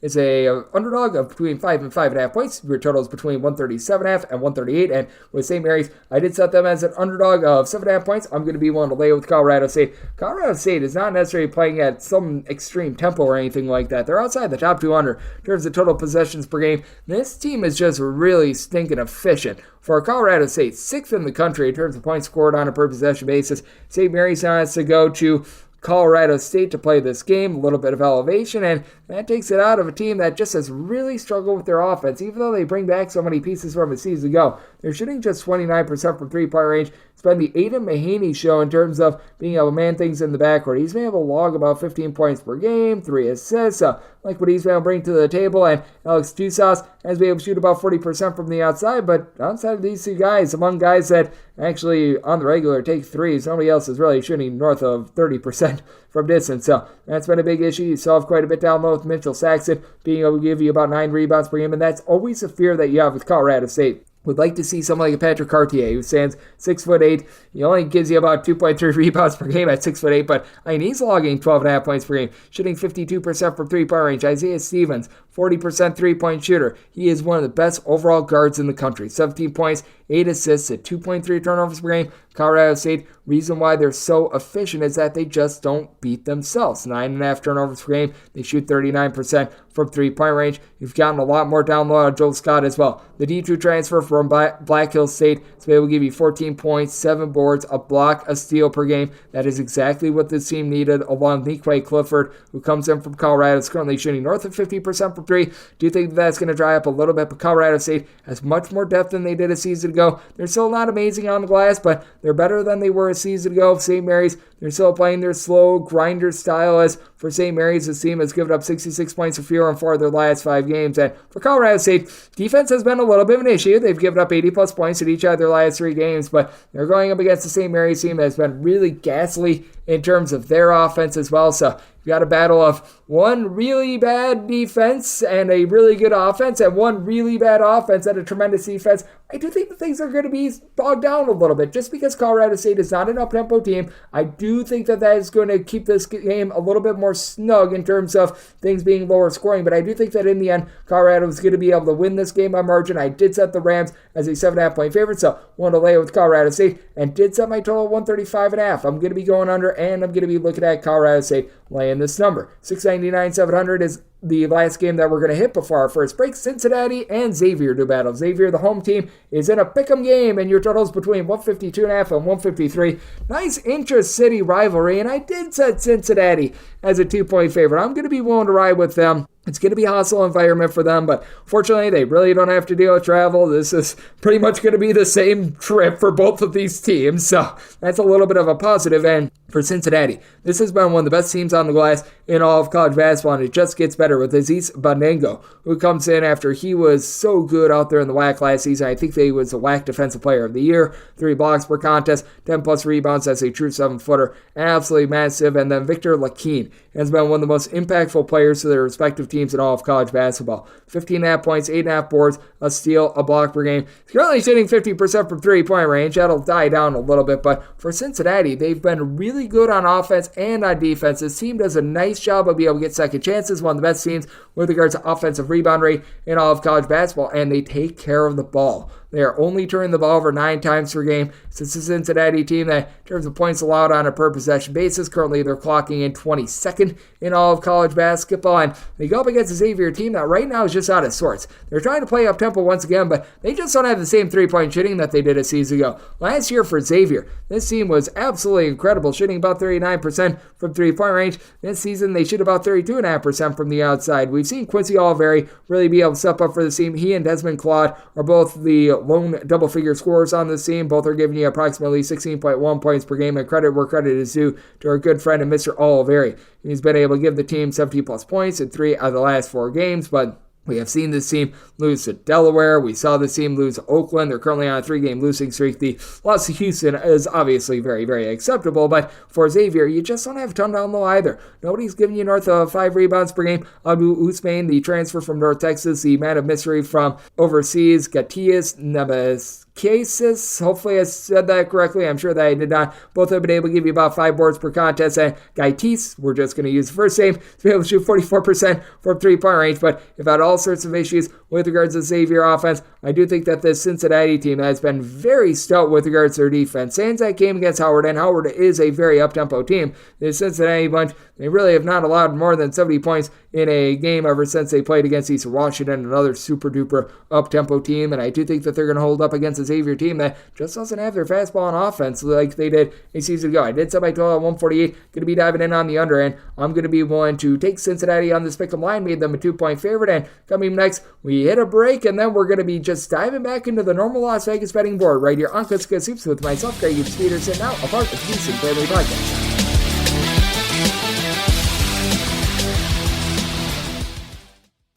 Sports Betting Innovative Analytics has taken the guesswork and emotion out of sports betting to bring you an innovative and trustworthy resource to enhance your journey to becoming a winning player. With industry-leading money-back guarantee options backed by their sophisticated modeling, they want to introduce you to a system that's not widely seen or available to help you beat the bookmaker. Specializing in NBA, college basketball, and WNBA, your first week is always free. Get started at SBIA1.com today. And we're back here in lovely Las Vegas for Kutzka Soups with myself, Greg Peterson, now part of the Beeson Family Podcast. All right, we're getting through the normal Las Vegas betting board. We've got about 22 games left on the normal Las Vegas betting board, and then we've got 30 extra games. So we're going to hit the rest of the normal Las Vegas betting board, and then in the final segment, we hit the extra games. So let's just pick up right where we left off. Today's slate is especially large, so that just means more trips to the window. Hoops is dishing out a second half of bank shots. 701, 702 on the betting board. It is South Dakota State, and they are going to be playing against Wichita State. Wichita State, the home team, is between a 4 to a 4.5 point favorite, with the total between 148 and 149. And with Wichita State did set them as a 6-point favorite, I'm going to be willing to lay this number with South Dakota State. The team has done a better job of taking care of the ball than they did a season ago. Last year in non-conference play, they were averaging north of 14 turnovers per game. That was an issue, and they might have the best player in this game. That'd be Zeke Mayo, 18 points, 6.5 boards, 3 assists. 3-point shooting is down from what it was last season. Last season, shot 36.5% from threes, shooting about 30% from the outside, but I mean, he's got guys around him that shoot it very well from 3-point range. Charlie Easley, Luke Appel, along with Kalen Gary are all shooting at least 39% from 3-point range. Appel, along with Charlie Easley, both giving between 11 and 12 points per contest. Appel and Easley are also combining for about 10 rebounds per game. But for South Dakota State, always the main issue for this team is the defense. In terms of points allowed on a per possession basis, that's always where things rear their ugly head. And thus far this season, even though they were a little bit up with their defense last season, they're back to right around about 250th in the country with this regard. Meanwhile, for Wichita State, has been a team that has been able to kick it into overdrive a little bit more with their offense thus far this season, has been able to have Kobe Rogers do a nice job throwing in there about 16.5 points per contest for a defense that, I mean, it's not amazing, but at the same time, they're about 66th in the country country in terms of points allowed on a per possession basis. They've done a good job, Wichita State has, with regards to team rebounding as well. We've got three guys in Kenny Poto, Harnell Beverly, along with Dallin Original. They're combining for about 21 rebounds per contest.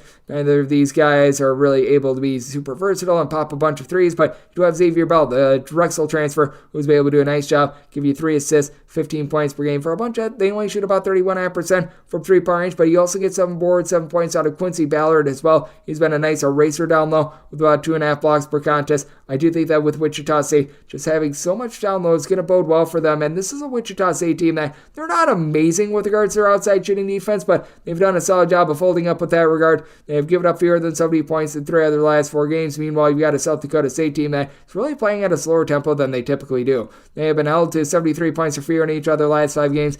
South Dakota State outside the top 250 in terms of total possessions per game, so do you think that Wichita State holds up on defense in this game is going to be a little bit lower scoring than expected? So my total 146, diving in on the under with Wichita State, willing to lay up to 5.5 with them. 703, 704 on the betting board. Fresno State plays with the Pacific. Pacific is a 14.5 to a 15-point underdog, and your totals between 139.5 and 140.5. And with Pacific, I did set them as an underdog of 11.5 points, so I'm going to be willing to take the points. Now for Pacific, things have been all over the place this season.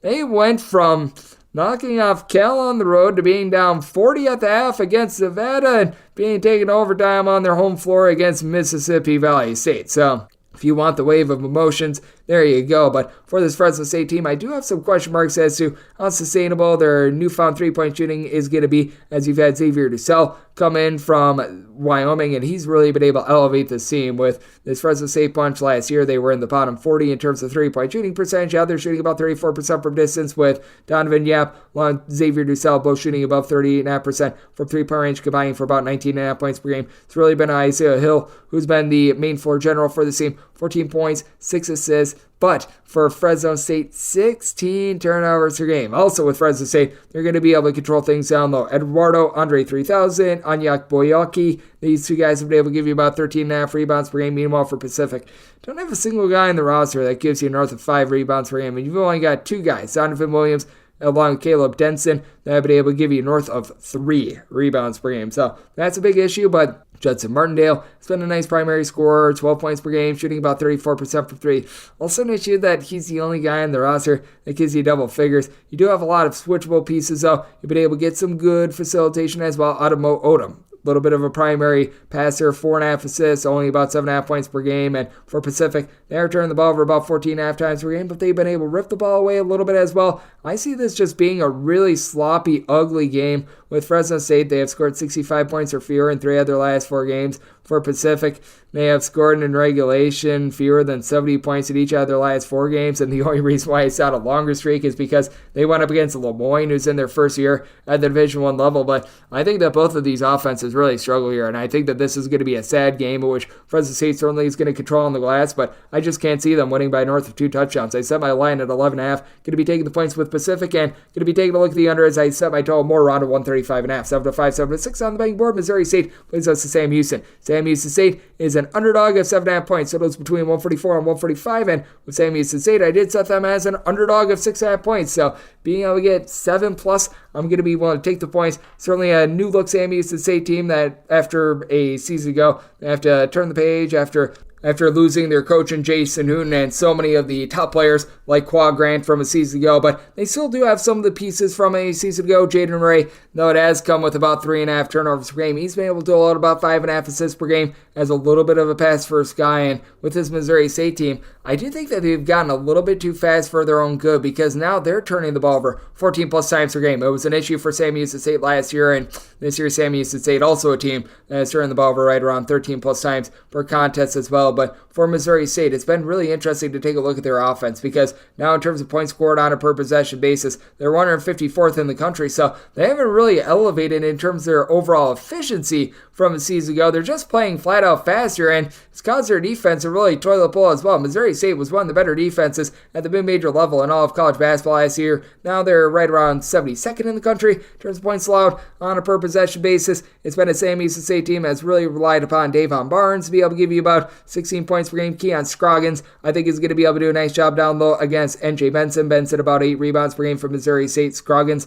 more around 5.5 rebounds per game. But with Sam Houston State, much like they did last year, they've got 8+ switchable guys. And for this Missouri State team, they're shooting it much better from three-point range than they did a season ago at about 36% from distance. But Donovan Clay, Olsen Mason, guys that have not necessarily been proven three-point shooters throughout their career, I think that this is going to toilet bowl a little bit for them. They're combining shoot about 42.5% from three-point range. Clay is a do-it-all guy at about 6'8", 15 points, 7 boards, 3 assists per game. And Mason, he's been able to chip in there right around about 17.5 points per game himself. But we have noticed that Olsen Mason has been a little bit in and out of the fold, was dealing with injury. Now, coming off of playing 44 minutes against Middle Tennessee, so I think that he's all good to go in this one. So any injury concerns, I think that those have been alleviated along with those of Chance Moore. But that's even with that, I do think that Sam Houston, who's been able to find a little bit more on defense recently, they have now given up 70 points or fewer in 3 out of their last 4 games. They're going to hold up against a Missouri State team that they just don't look the same on defense as they did a season ago. I did set my total at 142.5. I do think that Sam Houston State going to be able to get back to their roots a little bit more of their defense, so diving in on the under and at 7+.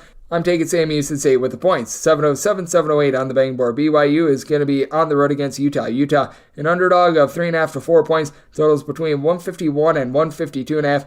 Big-time rivalry game here, and in this big-time rivalry game, I do think that the home team gets it done. I set Utah as a 1-point favorite. I'm going to be willing to take them outright on the money line. Now, with BYU, this team is currently in the top 20 nationally in terms of both points scored and points allowed on a per-possession basis. They're 8-0. What happens with BYU when there's a cold shooting night, though? They're shooting as a collective 39.2% from three-point range, and they have been absolutely awesome. They've got 7 different guys that are giving you at least 9.3 points per game. They're doing a good job of rebounding by committee. Out of their top 6 scorers, 5 of these guys have been able to give you at least 4.5 rebounds per game.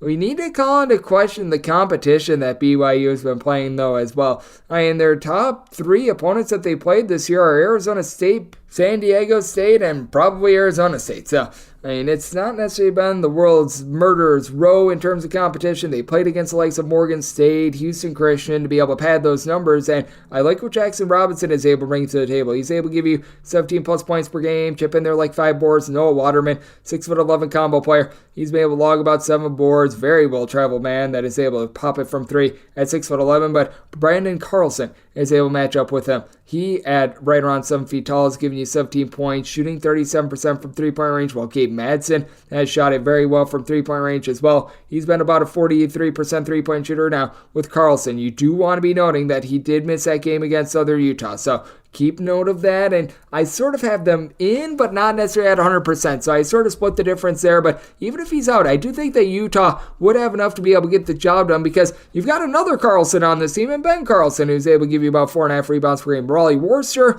he's such a good point guard that is able to stuff the stat sheet, 11 points, 5.5 boards, 6 assists per game, and while Utah might not be quite on the same level that we are seeing from BYU right now, this team has been able to overcome all their tests thus far this season. Really sans when they played against Houston, and when you play against Houston, you know what, you just sort of get what you get. But Utah is in the top 30 nationally in terms of points scored on a per possession basis, and they're one of the better defensive teams as well in terms of points allowed on a per possession basis. This is a Utah team that's currently clocking in more around 168th, but you take a look at them at home. That's where the real difference has been. They've been giving up 17.8 points fewer per 100 possessions at home rather than on the road. Last season, Utah was a top 40 team with regards to their defensive efficiency. I think that they're going to be able to get back to that with Kai Bakita, who missed a little bit of time being back, being able to give the team 7 rebounds per game. You've got so much rebounding with this Utah team, a team that shoots it quite well from three-point range, and they themselves take care of the ball. I think that this is going to be a nice slobber knocker of a game. Neither of these teams play super-duper up-tempo. Neither of these teams play super-duper slow, but I think that in the end, Utah having home court advantage is going to be the difference. I set Utah as a 1-point favorite, taking them outright on the money line. Set my total 151 as well, so going to be taking the under to go along with that money line. 709, 710 on the betting betting board, Northern Kentucky plays host to Akron. Akron is a 2.5 to a 3.5 point favorite, and your total is between 134 and 135.5. And with Akron, I did make them a favorite of 3.5. So you're at the 2.5 to 3. I'm going to be willing to lay this number with Akron. I just feel like they're going to be able to do a much better job down low, and they got the big news of Ali being eligible in this game as well, which I think that is quite a bit of a difference maker. Now, how much we're going to see out of him night number 1, that's very, very questionable. I couldn't upgrade Akron too much with that news just because coming out very raw after the team had played 8 games already. You got to figure that game 2, game 3 with his eligibility, that's really when we're going to be seeing the Ali effect. The last time he was over at Akron 2 seasons ago, 14 points per game, shot it at 40% from 3-point range, but I think there might be a little bit of rust in terms of whatever minutes he sees in this game. But a man that's not rusty is Enrique Freeman. 18 points, 12.5 boards, steal and a half, block and a half per contest, and he's shooting 44% from 3. Now with Akron, they've got to protect the ball a little bit better. 14 turnovers per game, and Akron is typically known as a little bit more of a defense-oriented team in terms of points allowed on a per possession basis. Right now, they're clocking in right around 98, so we'd like to see that improve a little bit. But they go up against a Northern Kentucky team that feels like they're a little bit of a one-trick pony. They've got 2 very nice pieces in the backcourt. Marquise Warwick, Sam Vincent. They're combined for 33 points per game. Vincent gives you 2.3 steals per game. Warwick, really your do-it-all scorer that shoots about 35.5% from 3. But outside of Vincent, you don't have a single guy giving you north of 5 rebounds per game. They're really missing Chris Brandon from a season ago. Trey Robinson, a 6'6", a little bit of a combo player, has been able to give you about 6 points, 5 rebounds per game, but would like to see a little bit more out of him. The Marquette transfer, Kenai Idejere, who was a former top 200 recruit, he's been able to give you about 5 rebounds per game as well, but with Akron, even though the backcourt isn't necessarily the most sure-handed, you got Ali coming back that should be able to help out this team. And for Akron, they don't have a single guy giving north of 3.5 rebounds per game outside of Enrique Freeman, but you've got good facilitation as a collective. You've got 4 separate guys giving between 1.9 and 2.9 assists per game, including Caleb Thornton. Thornton has dealt with a little bit of injury, but he's been back and he's been able to give the team 3+ assists in 4 of the team's last 5 games. Sammy Hunter, who comes in from Ole Miss, is currently shooting about 38.5% from 3-point range, and you got a 41% outside shooter in Nate Johnson, who's been able to give you 8 points, 3.5 boards, about 2 assists per contest as well. He also had 4 steals in that very close call against UNLV as well. I do think that for Akron, they're going to hold up against a Northern Kentucky team that year in and year out, they're one of the slowest teams in the country in terms of total possessions per game. They've given up 64 points or fewer in each of their last 4 games, but that was against LIU, Robert Morris, IUPUI, and Illinois State. Not necessarily great competition. Meanwhile, Akron, even though they've lost 3 out of their last 4, they hold in there tough against UNLV and Utah State. They play against Drake. They play against Bradley. So I do think that Akron, in this sort of a spot, being able to play against, in their opinion, a little bit of lesser competition, gets it done. I said Akron has a 3.5 point favorite, one to lay the number, and did set my total 133.5. So you're at a 135 plus. Going to be looking at the under, and I'm going to be one to lay with Akron. 7-11, 7-12 on the betting board. UCLA hits the road face-off against Villanova. Nova is a 3.5 point favorite. Totals between 127 to 128. Did set Villanova 6-point favorite. I'm going to be one to lay this number. The one thing that is currently a constant with this UCLA team, they're once again very stout on defense. UCLA, in terms of points allowed on a per possession basis, 17th in all of college basketball. And Villanova, they're right now about 75th, but I do think that Villanova, after having some just tough, heartbreaking losses, they're going to be able to bounce back here. I did set them as a favorite of 6 points. The biggest reason why is, again, going back to this UCLA team. They're a very unproven bunch having to go up against a Villanova team that has a lot of guys that have been in some very, very tough battles. Eric Dixon is a 5th-year guy that's been able to log about 14.5 points, 6.5 boards. It's a Villanova team that overall is only shooting about 32% from 3, but they still do the little things well. They have led the country in free throw shooting each out of the last 2 years, and now they're shooting 82.5% at the charity stripe. They're only turning the ball over about 10 times per contest. You have yet to find that main facilitator for this team, but you've got Justin Moore, you've got TJ Bamba, both being able to give you about 2.2 assists per contest. Jordan Longino has been solid in the backcourt as well. Brandon Housen is a relatively solid 3-point shooter, and now you're starting to see a little bit more out of Akeem Hart as well. And then for this UCLA bunch, it's been all about the Mack truck trying to deliver. Sebastian Mack, who's been logging about 14.5 points per game. He has given the team 5+ rebounds in each of the last 4 games. But Adam Bona, he's been your main man down low, being able to give you about 6 rebounds per game. And Lazer Stefanovic has been able to give you 6 boards per contest, shoots about 37.5% from 3. But for UCLA, they're now shooting just over about 31% from 3-point range. You're not turning the ball over a ton, they're only turning the ball over about 11.5 to 12 times per game, and you do want to be monitoring Justin Moore in this game as well. He did go out with an injury in that game against Kansas State, was limited to 8 minutes, and I do sort of think that he's probably going to be a little bit more out of the fold, and I do think that that's going to lead to a little bit more TJ Bamba at the point guard spot. I was mentioning that these were the main two guys for the team, and I do think that you need a little bit more out of Lance Ware. About 0.8 points per game for a guy that was a former top 75 recruit. That's not necessarily too terrific, but even with Villanova being a little bit banged up, with perhaps more being out of the fold, that probably is going to lead to them being a little bit more rough on defense moving forward. But that said, this is a UCLA team that just has not been able to generate a whole heck of a lot of offense, which is why I did set my total at a 128. I do think that we're starting to get down a little bit too low with this total, but I'm still going to be willing to take a look at a 127 to 127.5 over, and then with Villanova, willing to lay up to 6 with them, even with more dealing with a little bit of ailment. 7-13, 7-14 on the betting board. Fort Wayne is going to be playing us to Southeast Missouri State. Southeast Missouri State is an underdog of 16 points. Your total is 151.5.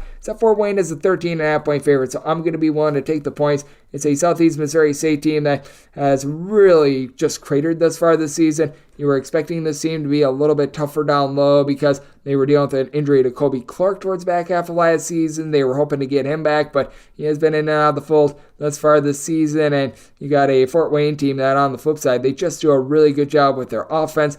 They only turn the ball over about 9.5 to 10 times per game, and for this Fort Wayne team, they're shooting 39% from three-point range. You've been able to have Quentin Morton Robinson log in there about 12.5 points per game. Jalen Jackson has come in. He's been a 14-point per game scorer after he was solid at UIC a season ago. And these two guys, they combine for about 5 assists per game, but the main man for the team has been Rasheed Bello, the D2 transfer from UW Parkside. 15 points, 4 assists on about 32% three-point shooting, but also gives you about a steal and a half per game as well. This is a Fort Wayne team that, without question, is a much better offensive team rather than a defensive team, but still much better than Southeast Missouri State, really, in both facets of the game. Southeast Missouri State, 306th in the country in terms of points allowed on a per possession basis, but I do think that this number has gotten up a little bit too lofty, because I do think that there is going to be a little bit of regression coming for this Fort Wayne three-point shooting. And Adam Larson, someone who's saying 6'9" for Missouri State, he's been able to do a solid job being able to give you just under 10 points per game. He's been a solid three-point shooter. You've been able to get a little bit more down low out of this team as well for Southeast Missouri State, dealing with the injuries to Clark.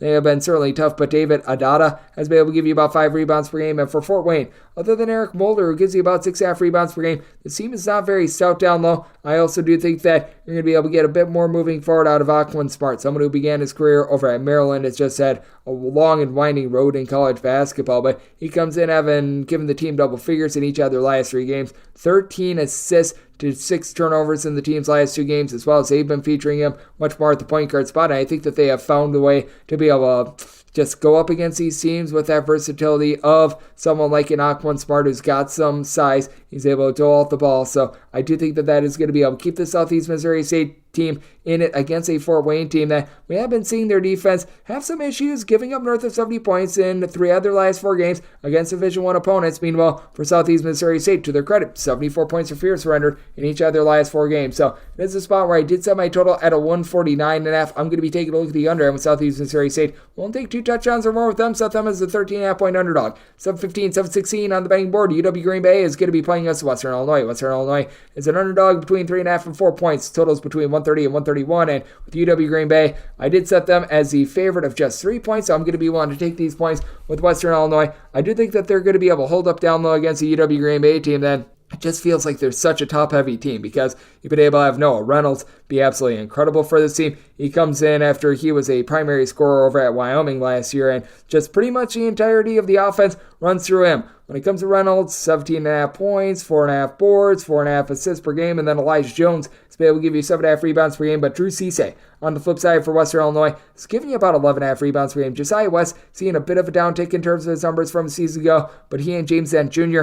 combining for about 11 rebounds per game. Dent Jr. has been able to give you 16 points per game for a Western Illinois team that having their issues from three-point range, shooting about 29% from 3, and for UW Green Bay, they're just looking to play slow, grimy style in general. I mean, this team is well outside the top 300 in terms of total possessions per game. UW Green Bay just has not been able to put the ball in the basket, 280th in the country in terms of points scored on a per possession basis. Now, Western Illinois does not have a lot of room to talk. As a matter of fact, they've got none whatsoever. 348th in the country in terms of points scored on a per possession basis, but just because you play slowly doesn't mean that your defense is amazing, and UW Green Bay is a prime example of this, 197th in the country in terms of points allowed on a per possession basis. Meanwhile, Western Illinois, they're more around 260th, so that's a bit of an issue, but you've got a UW Green Bay team that, despite them playing slowly, they are turning the ball over nearly 14 times per game. They only shoot about 62% at the free throw line, and they've been dealing with quite a few injuries, as you've only had Clarence Cummings, the third, out there for 3 games thus far this season. Now, should be good to go in this one. He was in the team's last game against SIU Edwardsville, played 22 minutes, so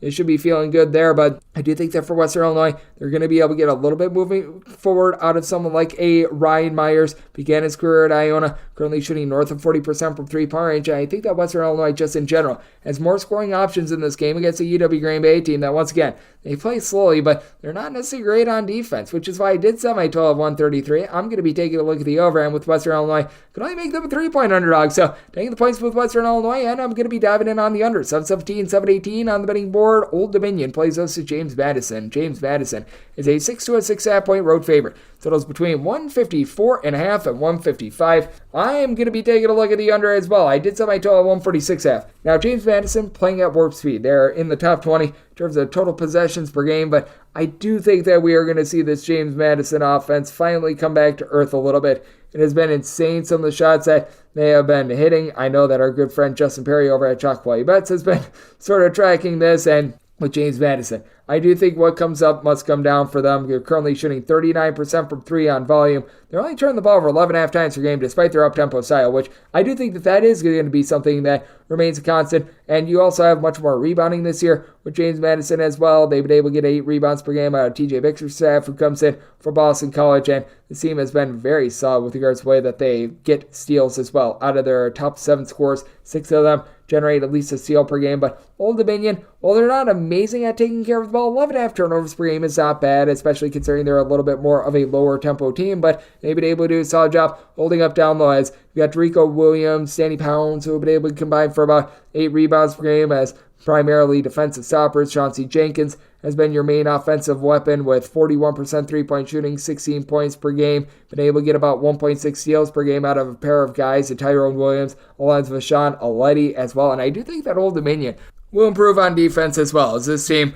typically is a top 100 defense in terms of points allowed on a per possession basis. Currently, they're sitting more around 300th, but RJ Blakeney coming in from Dayton, I think, is going to be big for this team. Now, you just have a complete team with this James Madison bunch. So many guys are able to light it up, as you bring in from South Dakota State, Noah Friedel has become a double-figure scorer for the team. He's able to shoot it really well from three-point range. And for this James Madison team, what really makes them special is that they are able to go right around 10 or so deep, with Terrence Edwards being able to log about 18.5 points per game. But I do also think that this James Madison team has a few cracks with regards to their defense. I do think that Old Dominion going to be able to get this game slowed down a little bit. It is an Old Dominion bunch. They've had a little bit of a tough time scoring themselves, with right around 70 points or fewer in 4 of their last 5 games. But I do think that Old Dominion tries to make this game slow, grimy, and I think that they have some success with it. So I did set this total at 146 after diving in on the under, but even with that, with James Madison, one way to 6 with them, set them as a 6.5 point favorite. So looking at James Madison lane 6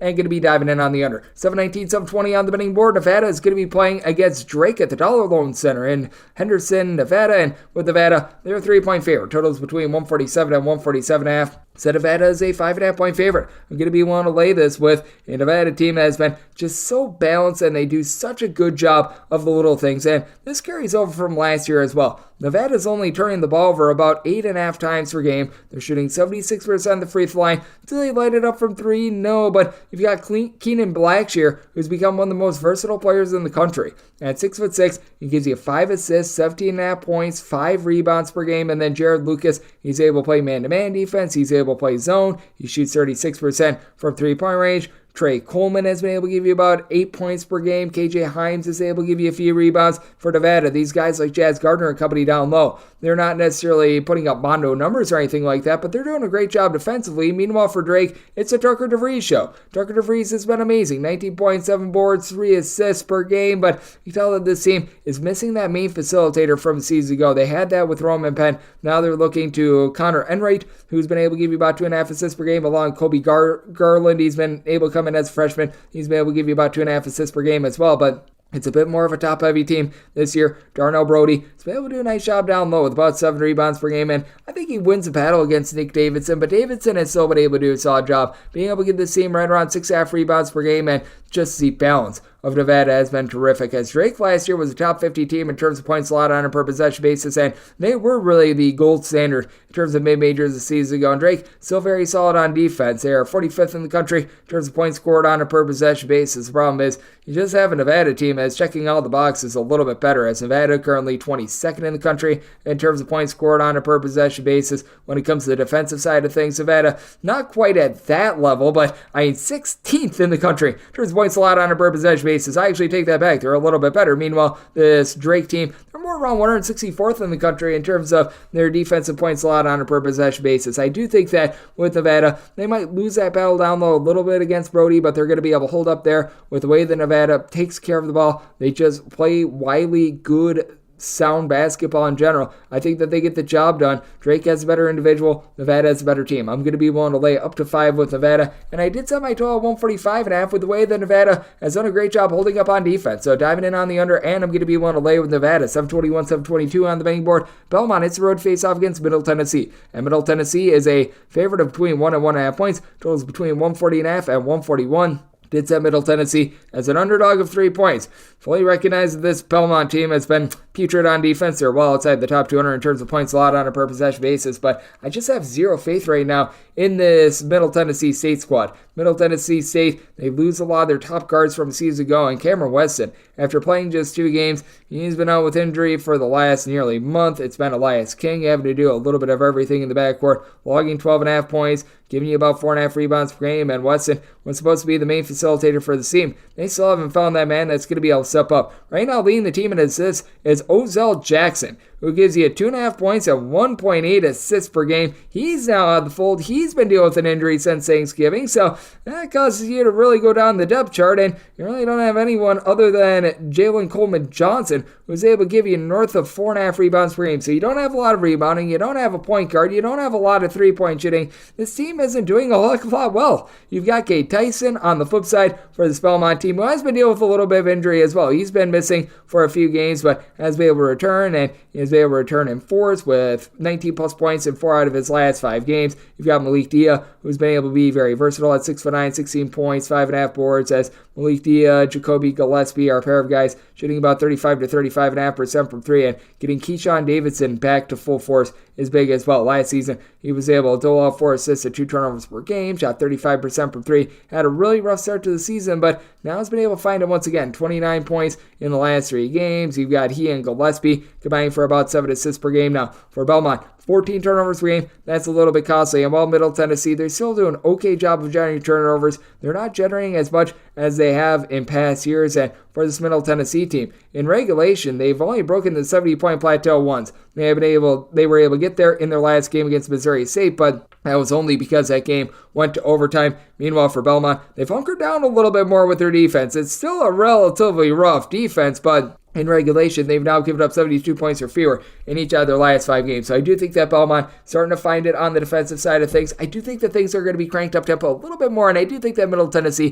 finds just a little bit more offense against the Belmont team that has been relatively tough, but I think that Cade Tyson is a hard guard for Middle Tennessee. Set Belmont as a 3-point favorite, so take a look at Belmont outright on the money line, and at a 140.5 or less, looking at the over. 723, 724 on the betting board. It is Southern Utah playing Idaho State, and Idaho State is a underdog of between 4 and 4.5 points. Totals between 144.5 and 145.5 with Idaho State. I did set them as an underdog of 7.5 points. I'm going to be willing to lay with Southern Utah. Southern Utah held within 2 points against Utah on the road a few nights ago. I actually like what I'm seeing out of Rob Jeter's squad. They bring in Zion Young, who played over at Western Illinois, where Rob Jeter was previously during the 2019 season. He was able to give the team 14 points, shot north of 40% from three. Ever since then, he's been dealing with a bunch of injuries, just has had inconsistency in general in terms of playing time.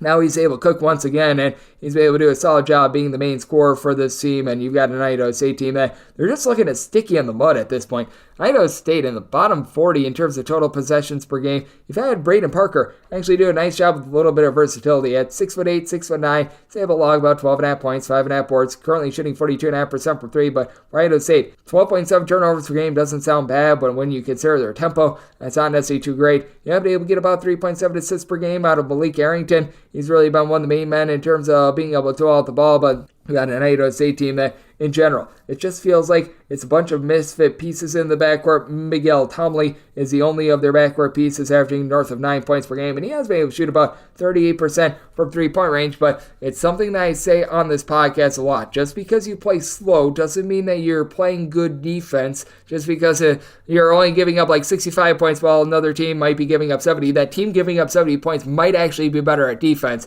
with regards to their tempo, and right now for Idaho State, 238th in the country in terms of points allowed on a per possession basis. Now, the Southern Utah team is not dazzling themselves on defense, 315th in the country with that regard, but I do think that for Southern Utah, they're going to be able to hunker down against an Idaho State team that just feels a little bit lacking in identity in the backcourt. It is a Southern Utah team that they themselves have had their offensive woes, 66 points or fewer, scored in 3 out of their last 5 games, but this is also a Idaho State team that they have given up at least 70 points and now each out of their last 3 games. It feels like regression is starting to set in with regards to this defense. So I did set my total at 139.5. I think that you're just starting to get enough possessions to be able to go over. I feel like this is a little bit of an outlandish total, but I mean, with Southern Utah, they themselves have been held below 70 points in 3 out of their last 5 games. So I'm going to be taking a look at the under in this spot, but with Southern Utah, I do think that they're going to be able to gash Idaho State, willing to lay up to 7 with Southern Utah, and I'm going to be taking a look at this total under 725, 726 on the betting board. It is Seton Hall, and they are going to be playing host to Rutgers. Rutgers finds themselves as an underdog of 3.5 points, and your total on this game, it is 132.5, and I did set my total at a 130. Rutgers has been amazing on defense as far this season. They have been amazingly rough with regards to their offense, so that's going to be an under for me. And for Seton Hall, I could only set them as a 2-point favorite, so I'm going to be willing to take the points with Seton Hall. I just don't know how they match up with Cliff Amarui down low. Amarui has been able to give you 8.5 rebounds. He does a nice job being able to block some shots. Meanwhile, Jaden Bediako, who was solid over at Santa Clara last year, he's become the main big man down low for the team after he was logging about 5 rebounds and 6 points per game over at Santa Clara last year. So that's not necessarily in a spot where you want to be. Seton Hall has also been struggling more than I expected from 3-point range. We're only shooting about 31.5% from 3-point range. Dre Davis, Elamir Dawes were both about 40% 3-point shooters a season ago, and perhaps they're seeing regression from a season ago. They're combined for 25 points, about 35% 3-point shooting, and Kodari Richmond, he impacts the game in so many ways. 15 points, 4.5 assists, 6 rebounds per game, but a traditionally good 3-point shooter is only shooting about 31% from the outside. Now, the credit to Seton Hall is that they have been able to generate about 9 steals per game, but you've got a Rutgers team that, even though they do lose Caleb McConnell, Paul Mulcahy, so many of these guys from a season ago, they've still been very solid with their defense. They're still a top 20 bunch in terms of points allowed on a per possession basis. Seton Hall, they are right around 71st in the country in terms of points scored on a per possession basis, and with Rutgers, shock, surprise, surprise, they're not generating a lot on offense. They're about 258th in the country in terms of points scored on a per possession basis, but I do think that for Rutgers, they're going to be able to give a little bit more of a good showing moving forward. They're still without Muat Mogg, but it seems like he's close to returning, and he actually might return in this game. I'm sort of betting against it, but still, you've been able to get Derek Simpson, Noah Fernandez going in the backcourt. These two guys have been able to combine for about 18 points per game, and Simpson shoots about 50% from 3-point range. Andre Hyatt, He's been able to give you 12 points, 5 boards, steal per contest as well. And this Rutgers team, darn near 6 blocks per contest as well. I do think that you've got good value here with Rutgers being able to hold in this game, and I certainly do think that we're in for a low-scoring slog. So I did set my total at 130. I'm going to be diving in on the under end. We've seen all could only make them a 2-point favorite, so taking the points with Rutgers and diving in on the under. 727, 728 on the betting board. Oregon is going to be playing us at UTEP. UTEP is an underdog of between 13 to 13.5 points, and your total on this game is between 144.5 and 145. And with UTEP, I did set them as an underdog of 12.5 points. So you're at 13. It's going to be my buy point on UTEP. For Oregon, typically they would just be able to completely outsize this UTEP team, but Infali Dante is dealing with an injury. Nate Biddle's dealing with a little bit of an injury. Heck, I think the Towel Boy is a little bit banged up for Oregon. They just have so many injuries, and when it came to Jermaine Cuisinart, he's had to be the main guy in the backcourt for this team. 12.5 points, 3 assists on 36% three-point shooting. Now, the good news for him, finally, you've got Jackson Shelstead in the fold for this team after he was banged up to begin the season, had 14 big points in their overtime win against Michigan. But, I mean, for Oregon, they're just having, like, hockey-style line changes with regards to the guys that are in and out of the fold, because they've had out of their top 6 scorers as far this season, all but 2 of them miss multiple games. I mean, it's just absolutely ridiculous what they're dealing with. Kerry Oquendo has been a little bit of a bust thus far. 10 points per contest now, shooting 57% from 3. That is not going to be lasting. This is a career about 30% three-point shooter. Oregon as a whole is shooting 39% from three-point range. They've done a good job of protecting the ball themselves, even with all the moving parts. Only about 9.5 turnovers per game, and it's a battle of can they protect the ball or can UTEP steal it away? The hallmark of this UTEP team is generating turnovers. They're getting 11.6 steals per game. Each other top 4 scorers, at least 1.6 steals per game out of them. Tehardy has become a little bit of a primary scorer. He and Zid Boom Boom Powell a combined 7 assists per game, while Hardy chips in their 15 points on 40% three-point shooting. Hardy is really the only guy that can shoot it from 3. The entire team is shooting 29% from distance. Hardy shooting more than Abertt, about 40% from three-point range, but able to get a little bit more rebounding out of Kevin Kalu with his 6 rebounds per game. Boom Boom Powell is able to give you about 5 rebounds per game as well. You've also been able to get a little bit north of 40% three-point shooting out of Elijah Jones, who's come in as a 6'8" true freshman. He's been able to breathe a little bit of life into this team as well. For UTEP, this team has been very much all over the place in that it feels like they either give up 60 or they give up 80 plus. They really don't have a lot of in between just with the style of defense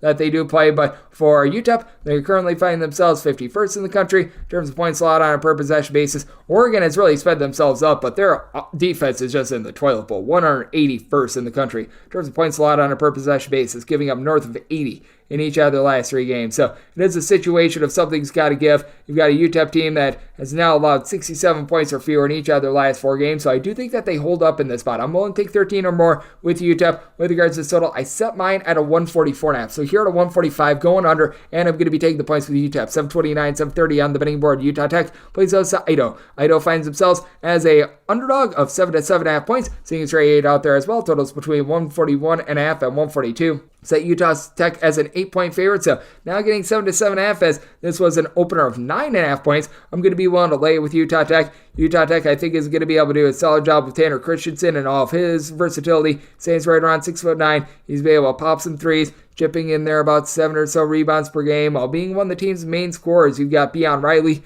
who's been able to help out his cause with about 12.5 points per game. Christensen, he's been able to log about 12 points per contest, but for this Utah Tech team, last year, what was really able to win the day for them was the fact that they had some amazing three-point shooting, and even with David Elliott, their top scorer out of the fold, this team is still shooting about 38% from three-point range. Now, the bugaboo for them, the turnovers, 15.8 of them per contest. You got an Idaho team that has not been bad with regards to generating turnovers, and to the credit of Idaho, they have given up 70 points or fewer in each of their last 4 games. Now, it's not an up-tempo Idaho team, but I mean, this has always been a team that's been in like the bottom 30 in terms of points allowed on a per possession basis. They're still not great, but they've been able to rise up from being that bad. And you've got Julius Mims, who's been able to give you about 10 points, 7.5 rebounds per game. It is an Idaho team that, as a whole, they're turning the ball over about 12 times per contest, so nothing amazing, but you know what? They're able to take care of the ball. You got Taryn Frank. He comes in for Vanderbilt at TCU. He's been able to do a solid job, being able to give you about 9 to 10 points per game. He's chipped chipping in there 4 boards per contest. But the big key for this game is the 3-point shooting defense, because if Utah Tech is able to light it up from 3-point range, it's just going to be curtains on this Idaho team that is a little bit different away from home. It's very hard to be able to get to Moscow, and it's a little bit of tough travel out of Idaho, but for this Idaho bunch right now, 274th in the country in terms of opponents' 3-point shooting percentage. That's a little bit ghastly. Meanwhile, Utah Tech, in their home games, opponents are shooting 16.7% from 3. I'm here to inform you that is going to be going northward a little bit, but they've been able to do a solid job there, and then you've been able to have for Idaho, a pair of guys in Quinn Denker, be able to give you about 11.5 points per game, and then D'Angelo Minus, be able to give you 10.5 points per game. These two guys combined shoot about 35% from 3-point range, so I do think that you're going to see some threes made in this game. I did set my total as a result at a 146 looking at the over, but I do think that Utah Tech, they're going to be able to take advantage of that rough perimeter defense of Idaho, willing to lay up to 7.5 with Utah Tech, and going to be taking a look at this total over 731, 732 on the betting board. Marquette is playing us in Notre Dame. Notre Dame finds themselves as underdogs of between 20.5 and 21 points.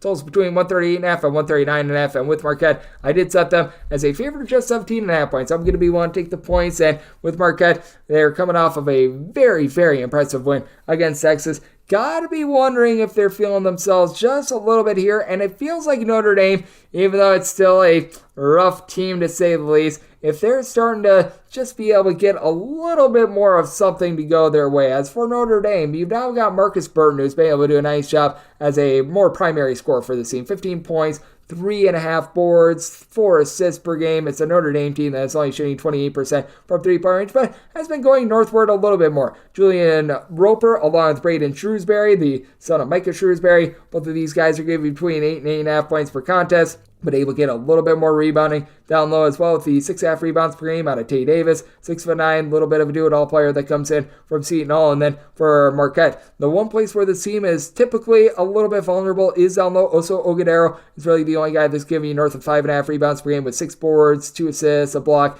He's really been able to do a good job of being versatile, even though he doesn't pop threes. And for Marquette, they're only shooting about 33.5% from 3. I do think that that's going to go northward, especially with Cam Jones, Tyler Kolek, their top 2 scorers, shooting in the neighborhood about 45% from 3-point range, and Kolek just continues to be so masterful at running this offense. 15 points, 5 boards, 5 assists. He only turns the ball over about 2.5 times per game. And for Marquette, they're more of a mid-tempo team this year. They're only turning the ball over about 9.5 times per game. And Notre Dame, as they always are, they're relatively slow in the Shrewsbury system. It's all about taking good shots that typically take up a lot of the shot clock as well. But I do think that for Marquette, they're catching a Notre Dame team that's starting to find themselves a little bit more down low. It is a Notre Dame team that still is going to be a little bit of a work in progress on offense. In regulation, they have failed to break the 60-point plateau in 3 of their last 5 games, and the 2 games that they did were against Western Michigan and Maryland Eastern Shore, so taking that with a little bit of a grain of salt. But it has been a Marquette team that has been a little bit inconsistent with their defense as well. They have now given up 75-plus in 2 out of their last 4 games as well. It feels like they've been alternating a good performance with a bad performance, and I think that Marquette gets it done and gets it done easily. But I do think that Notre Dame starting to find a little bit more on offense to be able to keep them lively against a Marquette team that is content with going a little bit more up tempo. So I did set my total at a 139.5. You're at the 138.5. Looking at the over, and with Notre Dame, we'll take 18 plus with them. 733, 734 on the betting board. It is Weber State, and they play out to Cal Poly. Cal Poly finds themselves as underdogs of 14 points. Totals between 126.5 and 127. A spirited effort in Cal Poly's last game. They go to overtime with Oregon State, and I believe they went to double overtime with Oregon State. Now, granted, Oregon State does stink, but for Cal Poly, I feel like this team is a little bit different than a season ago, and you do question a little bit of a letdown spot here, but I'm going to be willing to take the points with Cal Poly. I did set them as an underdog of 12 points with Cal Poly, even though they did lose a few guys like Alamami Karama and company in the offseason. I feel like this is just a more complete team than they have been in past years, as they bring in Jared Hyder, who was over at Cal, he was over at Fresno St last few seasons. He's been a nice go-to guy in terms of doling out the ball, 3 assists per game, and he's been able to hit up Kobe Sanders, who's leading the way with 17.5 points per contest. So have a Cal Poly team that doesn't give you a lot on the glass. Got one guy giving you north of 4 rebounds per game in Joel Armo-Trayton, but I do think that you're going to get a bit more moving forward out of the Eastern Illinois transfer and Ball Biazama. He comes in and has been able to give the team right around about 5.5 points per game. Last season at Eastern Illinois, shot 39% from 3-point range, so some upside and some versatility there. And for Weber State, this team is all based around what you're able to get out of Dylan Jones and Mr. Jones, It's right now averaging a double-double, 20.5 points, 10.5 boards, shoots 35% from three-point range, and that is going to be big in a game that figures to be a just absolutely massive slog for this Cal Poly team in terms of total possessions per game. They're 253rd in the country, and if you take out the overtime sessions, they're outside the top 270 in terms of total possessions per game. Meanwhile, Weber State, out of 363 D1 teams, they are 356th in terms of total possessions per game. Actually, 362. We lost a team from a season ago. But, I mean, really, other than Jones, got one other guy that gives you north of 8 points per game, Steve Verplanken. He's been able to shoot about 33% from three, 12.5 points per game. But really, outside of Jones, you don't have anyone else that gives you north of 4.5 rebounds per game. To the credit of Weber State, they don't turn the ball over, only about 9.5 turnovers per game. But for the Cal Poly team, even though they've been rough with regards to their offense, their defense has risen up a little bit more. 73 points or fewer surrendered in 4 of their last 5 games that ended in regulation. Meanwhile, it is a Weber State team that in regulation, they have failed to break the 65-point plateau in really each out of their last 4 games against Division I competition. So I do think that this is going to be a bogged down, grimy game. I did set my total at 126 here at the 127, diving in on the under end. We'll take 2 touchdowns with Cal Poly, set them as a 12-point underdog, 735, 736 on the betting board. Pepperdine plays us to UC San Diego, and San Diego does find themselves as a 4 to a 5-point underdog. Totals between 144 and 145.5, and I did say UC San Diego is an underdog of 5.5 points. I'm going to be willing to lay with Pepperdine. No doubt about it, this team has been all over the place in terms of their defense, but they're a little bit better this year than they have been a season ago. That's also like saying that one turd smells a little bit better than the other one, but with this Pepperdine team, I do think that you're going to have Houston Mallett be able to take over this game. He's been able to give you 18 points per contest, shooting well north of 35% from three-point range, and it's a Pepperdine team that they're always able to click with regards to their offense. The question is the defense, and now they get a UC San Diego team that they're a little bit of a rely upon Bryce Pope sort of team. Bryce Pope, he has been the top scorer, 18 points, 4.5 boards, shooting 35% from three for a team that they only turn the ball over about 10 times per game, but when you're able to get outside that, it's a big giant question mark. You got Francis Nworke, who's been able to give you 14 points, about 4 boards per contest, and Awana Tate Jones, hopefully I said that correctly, gentleman from New Zealand, has come in, and he's been able to log about 12 points per contest as well after he was at Hawaii Hilo the last few seasons. But for the CC San Diego team, they do struggle quite a bit with regards to the glass. They're just getting back Emmanuel Shaminga, who's been doing a nice job with 14 rebounds in his first 2 games back, but he's really not going to give you a lot on defense, and I was just expecting a lot more out of Jerron Brooks, a former top 150 transfer, began his career at USC, began his career at Washington as well. In the 8 games that he played a season ago, showed flashes before going down with an injury, and now he's averaging 5 points, 4 boards on 3 turnovers per game. You just need a little bit more there, and for this Pepperdine team, with having someone like an Ethan Anderson that's able to go off the ball 3.5 assists per game, on when he was a true freshman over at USC, he was logging north of 4.5 assists per game out there in the Pac-12. I do think that that'll allow them to get it done against a UC San Diego team that traditionally is quite slow with regards to their tempo, and it's not like they're playing at some sort of a banger speed or anything like that. As for San Diego, they're about 230th in the country in terms of total possessions per game, but they're playing a little bit faster this year, and I do think that there are holes in the armor that could be exploited. So I'm going to be willing to lay it with Pepperdine, set them as a 5.5 point favorite, and going to be taking a look at the over, set my total at 145.5, 737, 738 on the betting board. UNLV and Loyola Marymount play in Henderson, Nevada, so essentially a home game for UNLV, and UNLV goes from being a 1.5 point favorite to being a 2.5 to a 3 point favorite. Total this game is aimed between 143.5 and 144. I was willing to lay the opener of UNLV, but now that we're getting to 3, I'd be willing to take the points with Loyola Marymount. By the way, just moment of humanity. All thoughts and prayers, everyone involved in that UNLV shooting, everyone that's affected. That was just very, very sad, very unfortunate in general, and I do expect the crowd to show their appreciation for these guys, and I do think that that is probably going to be a heartfelt moment in this game, but when it actually gets out there on the court, I don't think that it's anything that's going to be a positive or the negative. Now, that's trying to play armchair psychologist, and that's not something that you really want to be getting into, but I do think that it's going to be good for UNLV to have some sorts of normalcy in this game, and I do believe that they're a little bit better than Loyola Marymount, but this is a UNLV team that they do feel a little bit disjointed, and because of the shooting, they unfortunately were unable to play their game against Dayton as well, so you do have to question a little bit of rust as well. They've been able to do a nice job with their team rebounding. You've got Jalen Hill along with Caleb Boone, Luis Rodriguez. They've been able to combine for in that neighborhood about 18 rebounds per game.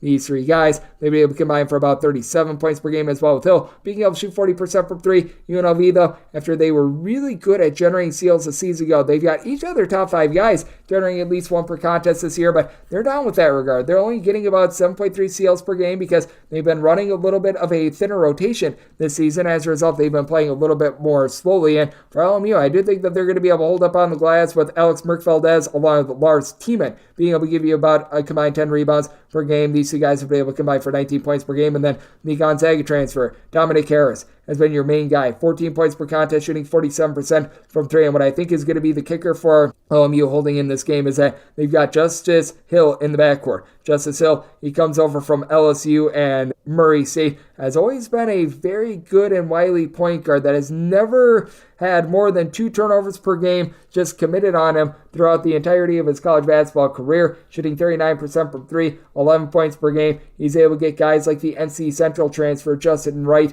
in the fold, who's been able to shoot north of 40% from three, 11 points per contest. LMU has quite a bit of good depth. I expect a little bit more moving forward out of Kelly Le'U-Pepe after a rough start to the season, 8 points, 5 boards out of him. Typically, you expect him to be in double figures in terms of scoring, but I do think that with LMU, they're starting to really figure things out on the defensive side of things. They have given up now 63 points or fewer in 3 of their last 4 games. One exception was against Nevada, and for this UNLV team, been a little bit all over the place with regards to this defense as well, giving up at least 68 points in each of their last 4 contests. So this is a spot where I did set my total at 140. Loyola Marymount, they have really been bogging things down, playing much more slowly, so I'm going to be looking at the overhand with Mount. Won't take 3 with them. 739, 740 on the betting board. San Diego is going to be playing us to Arizona State. Arizona State is a road favorite of 8 points with your total between 146 and 148, and I did set Arizona State as a 7.5 point favorite. So here at 8, it is my buy point on San Diego. Steve Lavin has actually done a halfway decent job with this team, considering they've lost like 4 of their top 5 scorers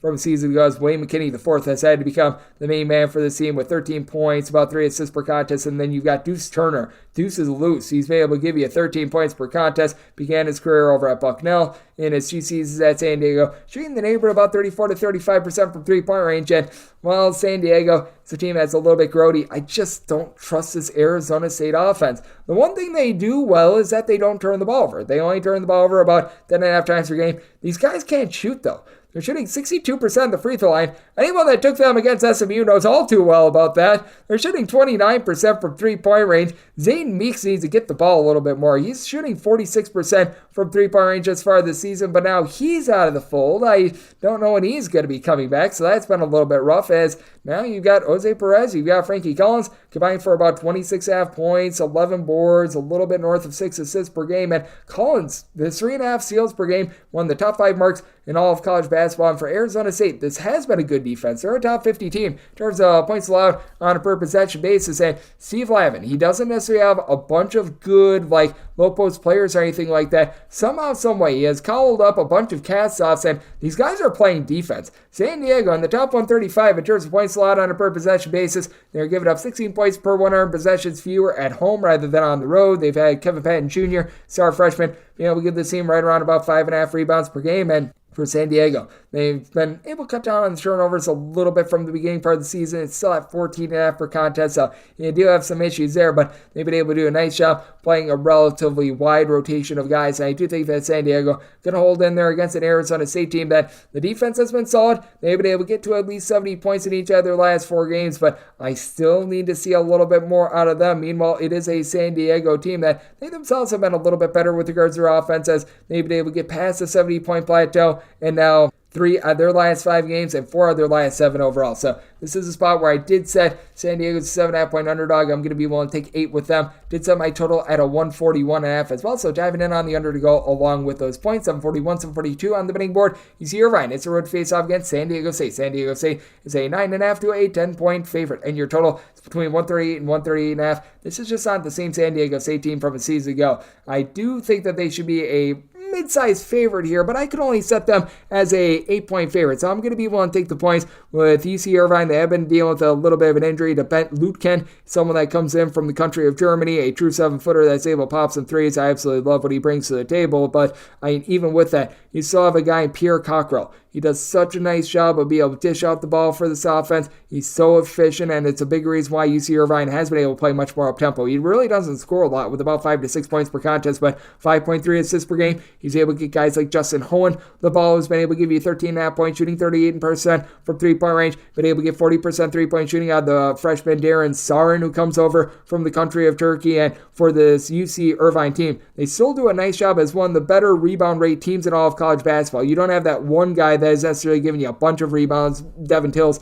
right now the only guy that gives you north of 5 rebounds per game, but you got everyone on this roster giving you like 3.5 plus rebounds per game. They all do a nice job by committee, and you've got a San Diego State team that they become a little bit too reliant upon Jaden Ledee, who has been putting up massive numbers, 23 points, 10 boards. I love his game, shooting 39% from three-point range, but where in the heck is Darion Trammell? He's been only giving you about 6 points per contest. He's been able to do an okay job doling out the ball as he and Lamont Butler combined for 7.3 assists to about 2.5 turnovers per game. But it's a San Diego State team that they've always had success when they played nice and slow. They're trying to pick up their tempo again, and again, it's not working. San Diego State is about 84th in the country in terms of points scored on a per possession basis. They can't win by speeding things up, and now they're down to about 100th in the country in terms of points allowed on a per possession basis. Meanwhile, you've got a UC Irvine team that already has a nice feather in the cap because they were able to go on the road. They were able to knock off USC a little bit earlier in the season. Irvine is right on par with the San Diego State team and actually better on defense, as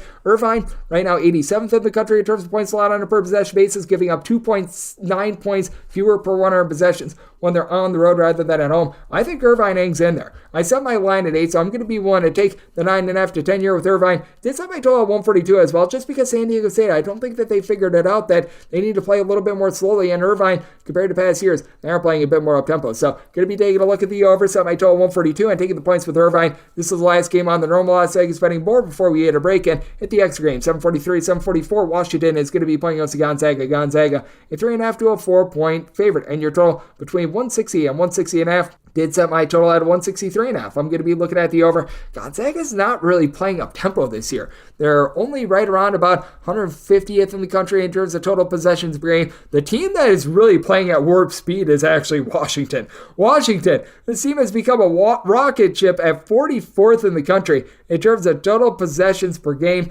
Meanwhile, you do have a Gonzaga team that it feels like with each passing game, they figure out more and more how to be able to play with this current roster. You've got a guy, Graham Ike, who I thought was going to be stellar down low, but he's actually been able to give you a little bit of versatility. This is someone that has been able to put in there about 7.5, 8 rebounds per game, double figures, and then Anton Watson, 15 points, 8 rebounds per contest as well. Now, I do think that Gonzaga doing for a little bit of regression with Watson and Ike shooting a combined north of 40% from three-point range, but as a whole, they're shooting 35.5% from three. I think that that's sustainable, and I think what is key for the team, Ryan Emmer cutting down on the turnovers. He's been able to give you about 5.6 assists per game, but the 3 turnovers have been a little bit costly. He has been taking a little bit of backseat with regards to his scoring and combined 22 points in the last 2 games, but has really focused on being able to cut down on those turnovers, a combined 13 assists to 6 turnovers in the last 2 games. And then for Washington, I think that they're going to be able to hold in there with the likes of Paul Mulcahy and company, offering a lot of versatility. Mulcahy, 6 assists, a steal, 8.5 points per game, but it's a very inconsistent Washington team that shoots about 32%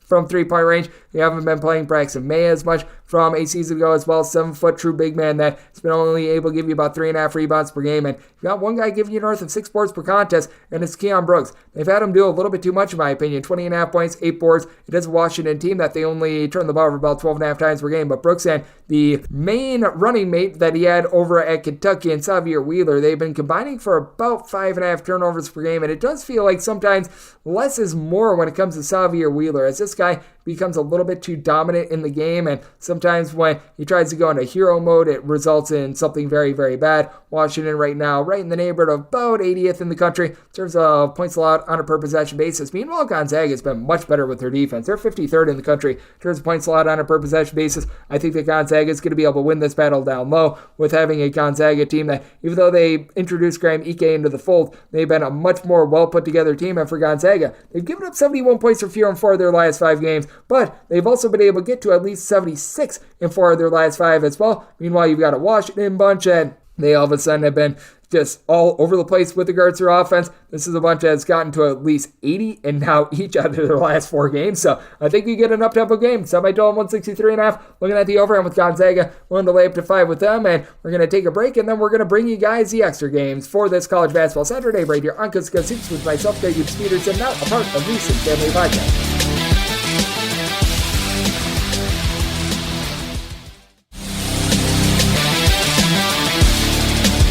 And we're back here in lovely Las Vegas for Coast to Coast Hoops with myself, Greg Gibbs Peterson, now part of the VSiN Family Podcast. We're through the normal Las Vegas betting board for this rambunctious college basketball Saturday, one in which we've got north of 100 games on the board. Now let's hit the extra games. The normal betting board picks are complete, but there are some extra games today, so we go into the bonus. 306-501, 306-502. Minnesota's playing host to Florida Gulf Coast. Dunk City finds themselves as an underdog of 9.5 to 10 points. Total on this game is 141.5. This was an opener of 9.5, and I want to lay the opener of 9.5 and not a half a point more with Minnesota. Minnesota has been a completely all over the place team that does have Elijah Hawkins, who's able to take over a game. Last year, while he was over at Howard, 13 points, 6 assists per game, shot 46% from 3, but was also the only player in college basketball that had 4+ turnovers per game, going up against the Florida Gulf Coast team that is coming off of just getting steamrolled against Cincinnati. But that said, prior to that, they had been able to hold in there against the likes of Pittsburgh. They had been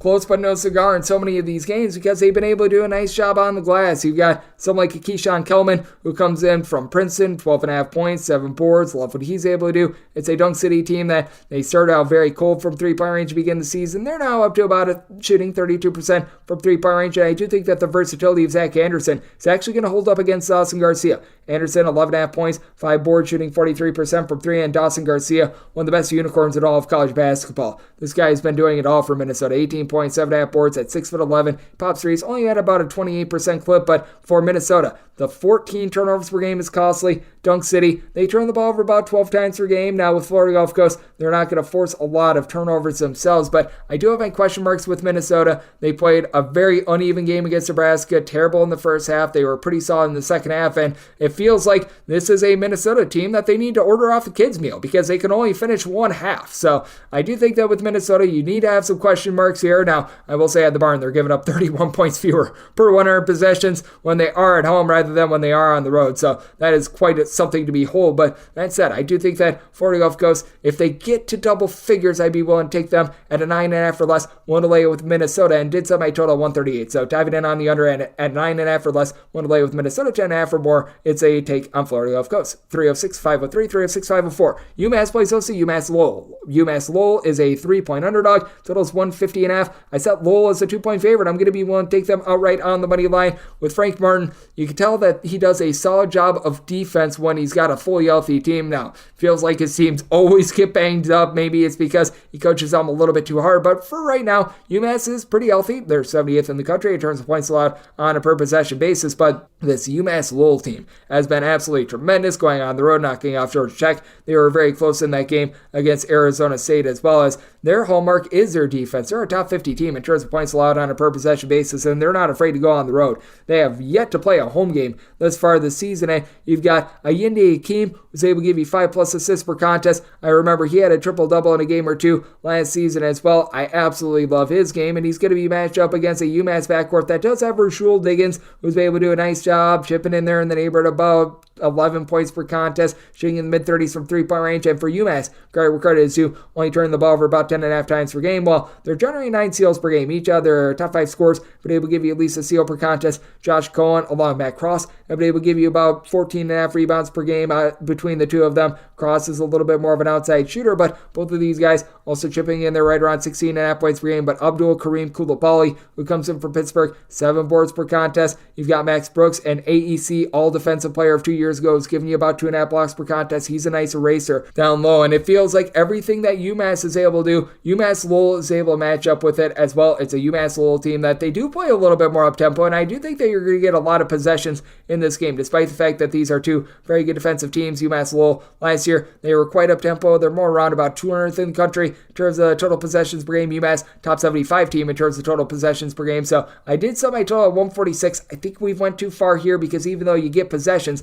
I just don't think that you get a ton of scoring in general, but I think that UMass Lowell is a better team here. Something like a Yuri Covington being able to shoot from the outside, giving you about 8 points, 5 boards. He's been a much more complete player this year. I think that UMass Lowell gets another nice upset. I like UMass Lowell outright on the money line. So my total 146, also diving in on the under. 306.505, 306.506. UConn plays us Arkansas Pine Bluff. Pine Bluff is between a 37.5 to a 38-point underdog with your total between 163 and 163.5. Arkansas Pine Bluff is right now a bottom 50 team in terms of points allowed on a per possession basis, and right now they're one of the most up-tempo teams in all of college basketball. As our good friends Pine Bluff, 7th in the country in terms of total possessions per game. UConn is not necessarily looking to just run it and gun it, but this is a team that's not shy to run as well. They're about 220th in the country in terms of total possessions per game, and certainly the UConn defense is much better than that of Pine Bluff, but I'm going to be willing to take the points with Arkansas Pine Bluff. It's an Arkansas Pine Bluff unit that they've got a really nice backcourt with Kyron Milton along with Rashad Williams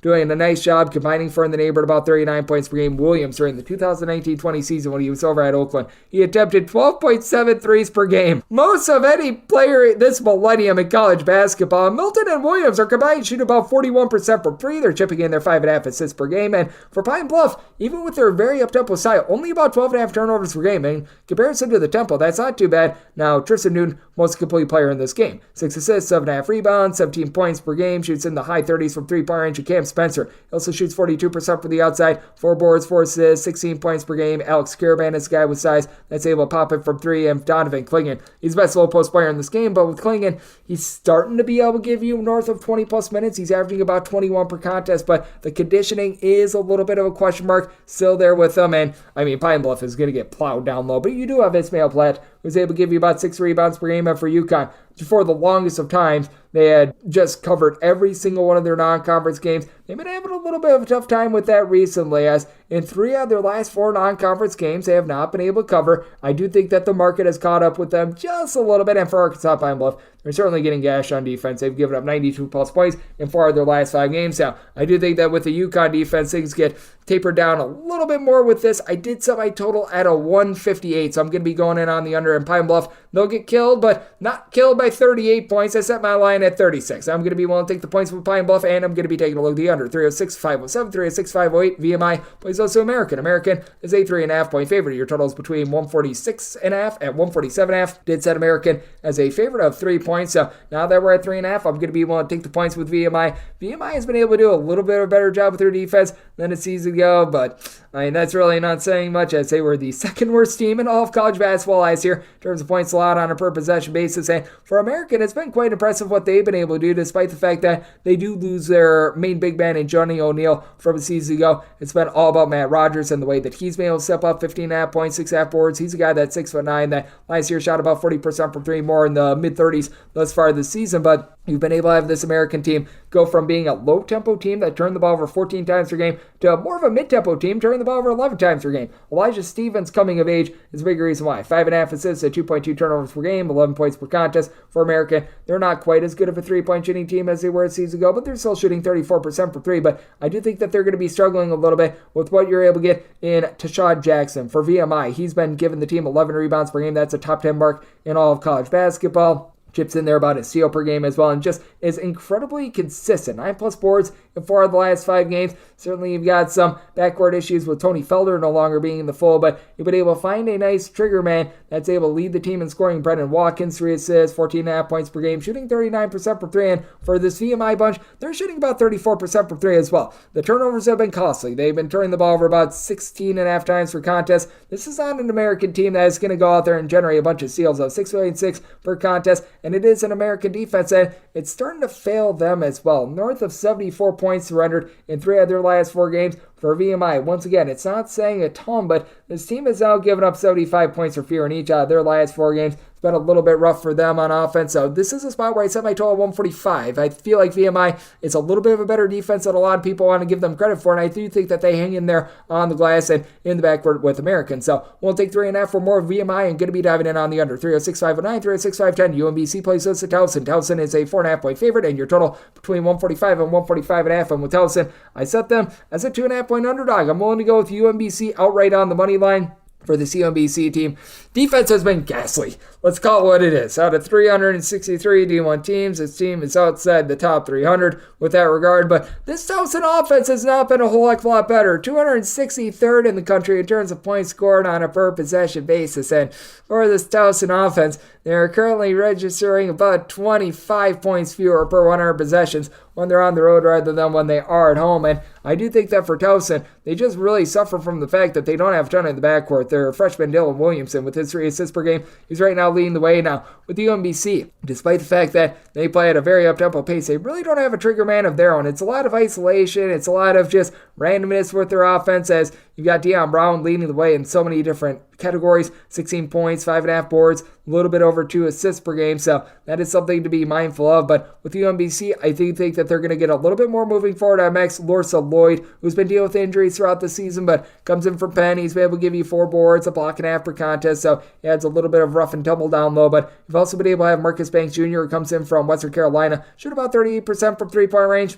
Has been highly consistent recently, scoring between 11 and 15 points in each of the team's last 5 games. And then when it comes to Towson, you just don't have those reliable pieces to be able to take you over the top in terms of scoring. Tyler Teata right now leading the way with about 11 points per contest. And Charles Thompson, he's solid down low, 8.5 rebounds per game. Towson, they're going to be able to win that battle down low. But outside of Thompson, you don't have a single guy that also gives you north of about 4.5 rebounds per game. Towson is shooting just 30% from 3. They turn the ball over 13 times per game, despite being in the bottom 30 in terms of total possessions per game. You've got a super duper slow Towson team. You've got a warp speed team like UMBC, and I do think that the way that UMBC plays is going to be a shock to the system for Towson. And I do think that Towson just not going to be able to execute offensively. I did set Towson as a 2.5 point underdog. I'm looking at UMBC outright on the money line. I do think that Towson succeeds in getting this game a little bit slower, and I do think that UMBC, after they gave up the 89 points to Coppin State and 92 to Morgan State, they finally got a wake-up call that they need to play a little bit more defense. So I'm going to be taking a look at the under, set my total at 140.5, just due to the fact that I don't think that Towson does their part with this total, and I'm going to be taking a look outright on the money line at UMBC. 306.511, 306.512. LaSalle, it's the road face-off against Lafayette. Lafayette is a underdog of 4.5 points, and your total is between 140.5 and 141, and with Lafayette, did set them as a 6-point underdog. I am going to be willing to lay it with this LaSalle bunch. I really like what I'm seeing out of Fran Dunphy's team, and Fran Dunphy, just in general, one of the more underrated coaches in NCAA basketball, both right now and just in history. I mean, this guy has done less with more so many different times, and he's doing it again, because with LaSalle, you don't necessarily have a ton of size down low. Deshaun Shepard is right now your top rebounder with about 6.5 rebounds per game, though. That's more than what we could say about Lafayette. Lafayette right now does not have a single guy that has been able to give you north about 4.5 rebounds per game, as they've really been able to rely upon KJ Jenkins to be able to give you 9 points, 4.5 boards, gives you a little bit of facilitation, and Eric Sonnenberg, he's been able to come in after he was a primary role player last season, and he's been able to do a nice job. He's been able to shoot 49% from 3 with 10.5 points per game. Should see a lot of regression with that 3-point shooting. It's a Lafayette team that, once again, they're playing very slow, very controlled, and once again, they're turning the ball over too much, right around about 13.5 turnovers per game. In terms of this Lafayette offense, it's one of the least efficient in all of college basketball, 344th in the country, and it's not to say that LaSalle is amazing, but they're more around 112th in this category, and for Lafayette, this team has had a lot of problems with regards to the perimeter, 282nd in the country in terms of opponents' 3-point shooting percentage, and you've got a pair of really nice guards for this LaSalle team, and Khalil Brantley along Jabari Breakus, who have been able to combine for about 33 points per game. Breakus shooting 46% from 3, and Wargill is not going to kill you from the outside. He's only about a 20% 3-point shooter, but a nice stat sheet stuff for 13 points, 4 boards per contest, and Brantley, Breakus, and Gill. These 3 guys have been able to combine for about 12.7 assists per contest, while the team only turns the ball over 10.5 times per game. It's a little bit of a top-heavy team, but Rokas Grosias being able to give you now 6.5 rebounds per game, that's big for this LaSalle team, and I do think that they go on the road and they take it to a Lafayette team that plays slow and control, but that control, it really slips out of their hands when they turn the ball over so much. So it is a spot where I'm willing to lay up to 5.5 with LaSalle. Did set my total 134, as I just don't think that you're going to see Lafayette do their part with the total. So looking at the under and looking at LaSalle LaSalle laying the number. 3-6-5-13, 3-6-5-14. Maine hopes to not get Maine. They play OSU Central Connecticut. Central Connecticut is an underdog of 6.5 to 5.5 points. Total on this game is between 134.5 and 135.5. Set my line at 7.5 with Maine laying it. I'm going to be willing to take them. It's a Maine team that has really gotten back to their slow roots and just being able to control games as they're outside the top 325 in terms of total possessions per game, but they're once again turning teams over. 9 steals per contest. Killing Titans last season led all of college basketball in terms of steals per game. You've seen a little bit of a fall from those 3.3 steals per game from a season ago, 2 steals per game thus far this season, but still allowed 3.5 assists per game, giving you about 14.5 points per game. And with Central Connecticut just having nothing down low, Maine, a team that typically gets decimated on the glass, they have that advantage. Peter Filipowski has been able to give you 13 points, 6.5 boards per contest. He has been tremendous. Now, with Maine, they have had a little bit of a lack of support in the backcourt for times, as AJ Lopez has been really out since Thanksgiving, missed out each of the last 5 games, but they've got some guys that are able to step up. Jordan Wright McLeish has been able to give you 9 points per game, shooting nearly 40% from 3-point range. Jaden Clayton, he's now giving you 4.2 assists, 1.7 steals per game. Not a tremendous scorer, but now 15 plus points in 2 out of the last 3 games. Overall for the season, more like 8 points per contest. And for Central Connecticut, they just rely too much on their backcourt because they've got nothing down low, and they've only got really 2 primary scorers. Kellen Amos, Alan Jean Rose, they've been able to combine for about 25.5 points, 9 boards between the two of them, and Jean Rose is able to shoot 47% for 3. And to the credit of Central Connecticut, they only turn the ball over about 11 times per contest, but this is also a Central Connecticut team that they do have their woes with regards to defense, especially from the perimeter. Opponents are shooting at a high clip from 3-point range. They are 308th in the country in terms of opponents' 3-point shooting percentage.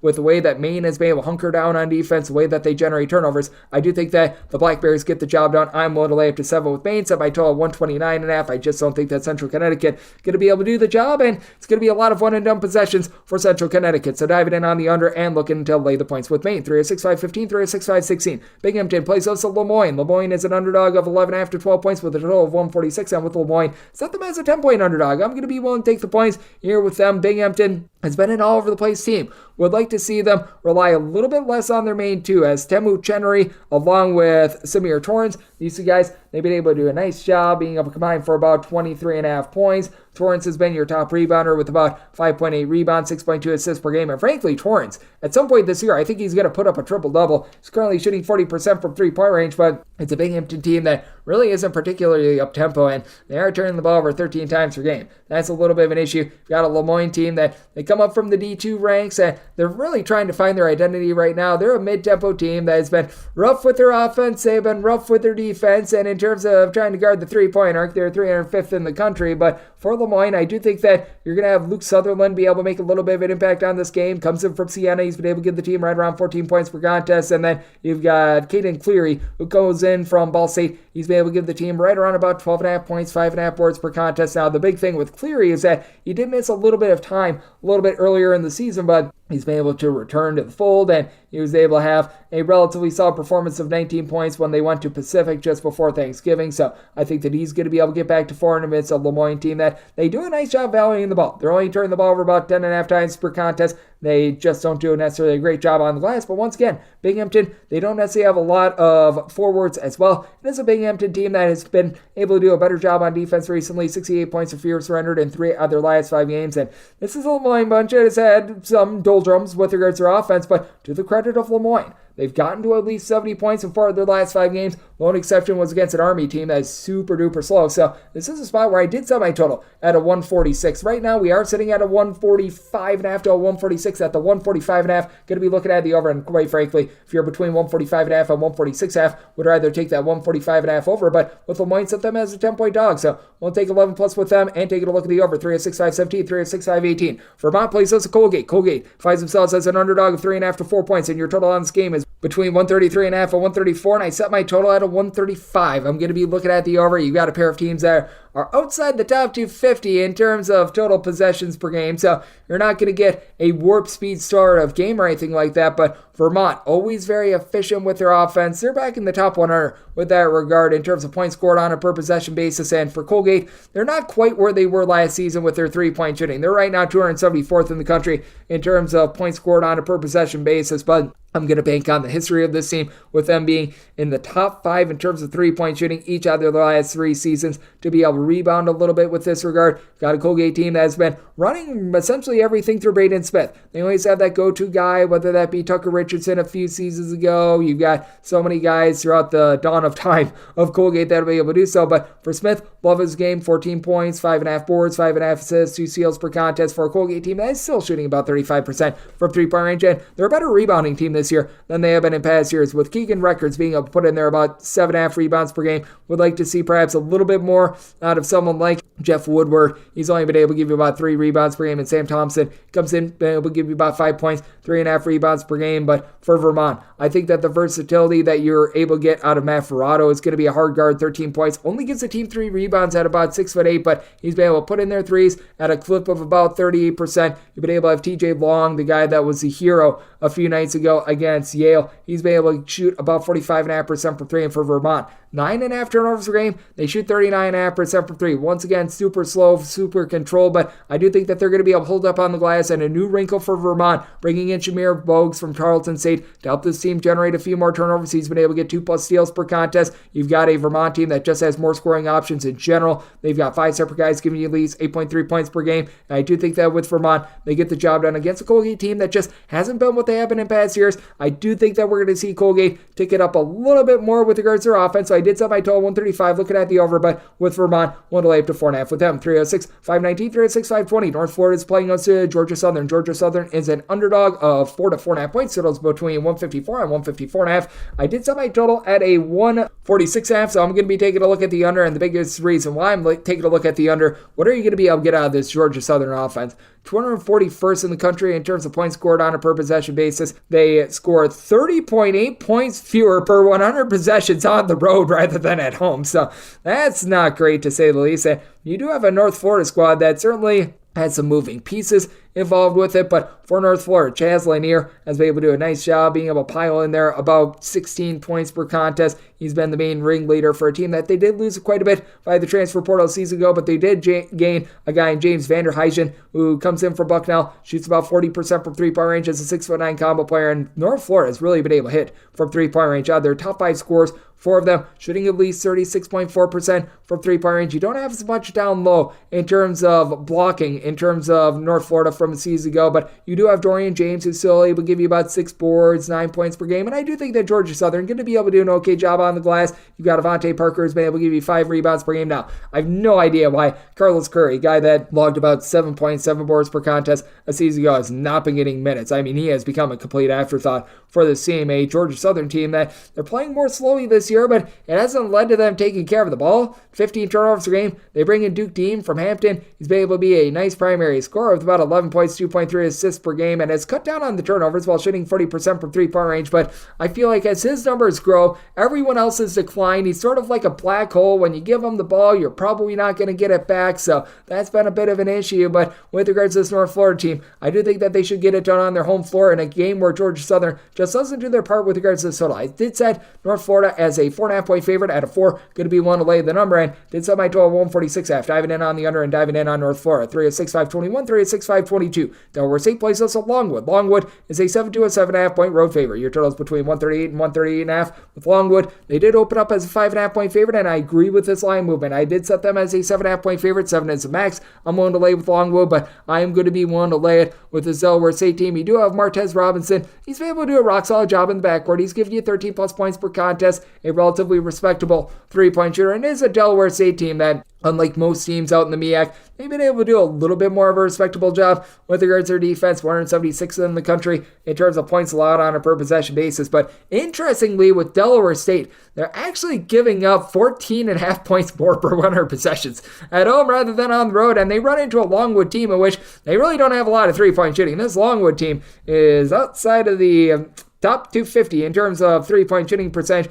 That said, with Longwood, 26th in the country in terms of points allowed on a per possession basis, and they're actually giving up fewer points per possession when they're on the road rather than at home. As a matter of fact, they're a top 10 team in the country in terms of points allowed on a per possession basis when they are on the road. With this Longwood team, they are not going to get any sort of 3-point shooting or a whole heck of a lot out of their main backcourt piece, the man that is able to do such a good job of being able to dole out the ball. And Waylon Napper has been able to give you about 4 assists per contest, 13.5 points per game, but he is able to get a lot of other guys in the fold. And on top of that, you've got Christmas for this Longwood team. He's able to give you 7.5 rebounds per game, and Michael Christmas, 12 points per contest. You've had Jonathan Massey shoot about 38% from 3 as a McNeese transfer. He chips in their 5.5 boards per contest. And for this Longwood team, of your top 5 scorers, 4 of them do give you at least 5.6 rebounds per game. All of them give you at least 4 boards per contest. That includes the 9.6 boards that you get out of the 7-footer from Utah State and Simon Zapala, and you just don't have that down low. When it comes to Delaware State, you do have a guy in Brandon Stone who at 6'11" is able to pop threes.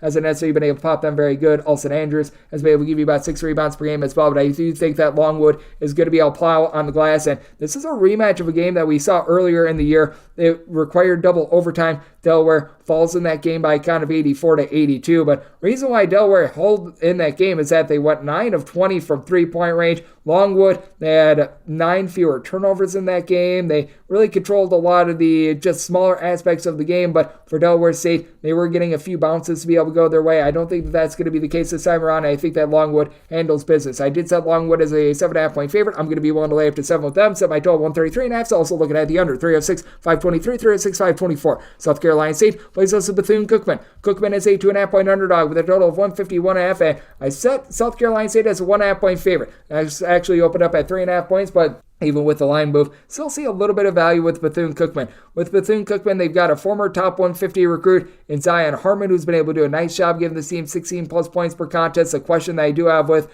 Bethune-Cookman is, what are you going to be able to get out of the Montana transfer? And Derek Hollinger-Carter has been injured the last year and a half. He's already missed 3 games thus far this season, but last time he was at Montana 2 years ago, was shooting 44% from 3 as a 6'6" combo player. Bethune-Cookman could really use that, as they're right now shooting 29% from 3. They don't have anyone that averages north of 4 points per contest that is shooting above 33.5% from 3-point range. So you do have a little bit of question marks there, but you've been able to get about 14 points, 3 assists per contest, and Jacoby Heedy as well. He's been able to step up. He's been a nice ancillary piece to be able to help out Zion Harmon. And then on the flip side for South Carolina State, they really lose their entire backcourt from the season ago. Davion Everett, he's still there down low, and he's probably going to be the best low post presence in this game. 11 points, 7 boards per contest. Problem is, you've only got one other player that gives you north of 4 rebounds per game. You've been able to get some size at about 5 rebounds per game out of Drayton Jones, a 6'9" true freshman. But for South Carolina State, they only shoot about 27.5% from 3-point range. Both of these teams turn the ball over 14 times per game. And then you've got Damani McIntyre, who does a good job of being able to swipe away the ball for Bethune-Cookman. I do think that this is going to be very much an up and down game between a pair of teams that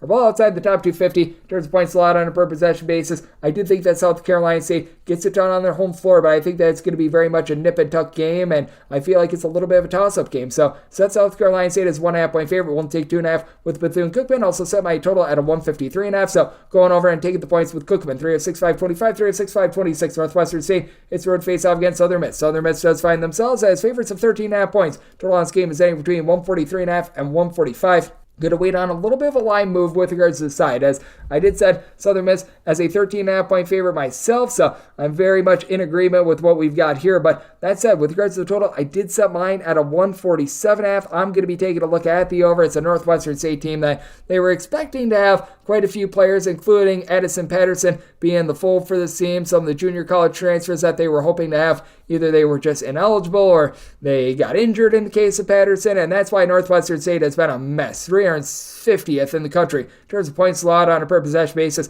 actually giving up nearly 10 points fewer per 100 possessions when they're on the road rather than when they are at home. And Southern Miss has not been the same defense that they were a season ago. They were very much relying upon Andre Curbelo coming into the fold. They lost a lot from last season, so they're now 280th in the country in terms of points allowed on a per possession basis. But with this Southern Miss team, so have Austin Crowley, who's been able to give you 50-plus points per contest, shooting in the high 30s from 3-point range. You've been able to have Donovan Ivory also be able to do a solid job with double figures as well. It's been a little bit tough for this team down low, but Victor Iwakawa has been able to do a solid job coming in from UNLV of giving you about a block or 2 per contest. And then with this Northwestern State team, it's just all about finding your rhythm in the backcourt, because the team has not really been able to light it up from 3-point range. They're relying upon trying to have a younger guy, be able to control the offense, and Chase Forte, who's been able to give you about 7.5 points, 4 boards per contest. And for this Northwestern St team, they're only shooting about 26.5% from 3-point range. Southern Miss, they're just not generating the same amount of turnovers that they did a season ago, still giving you about 9 steals per game. And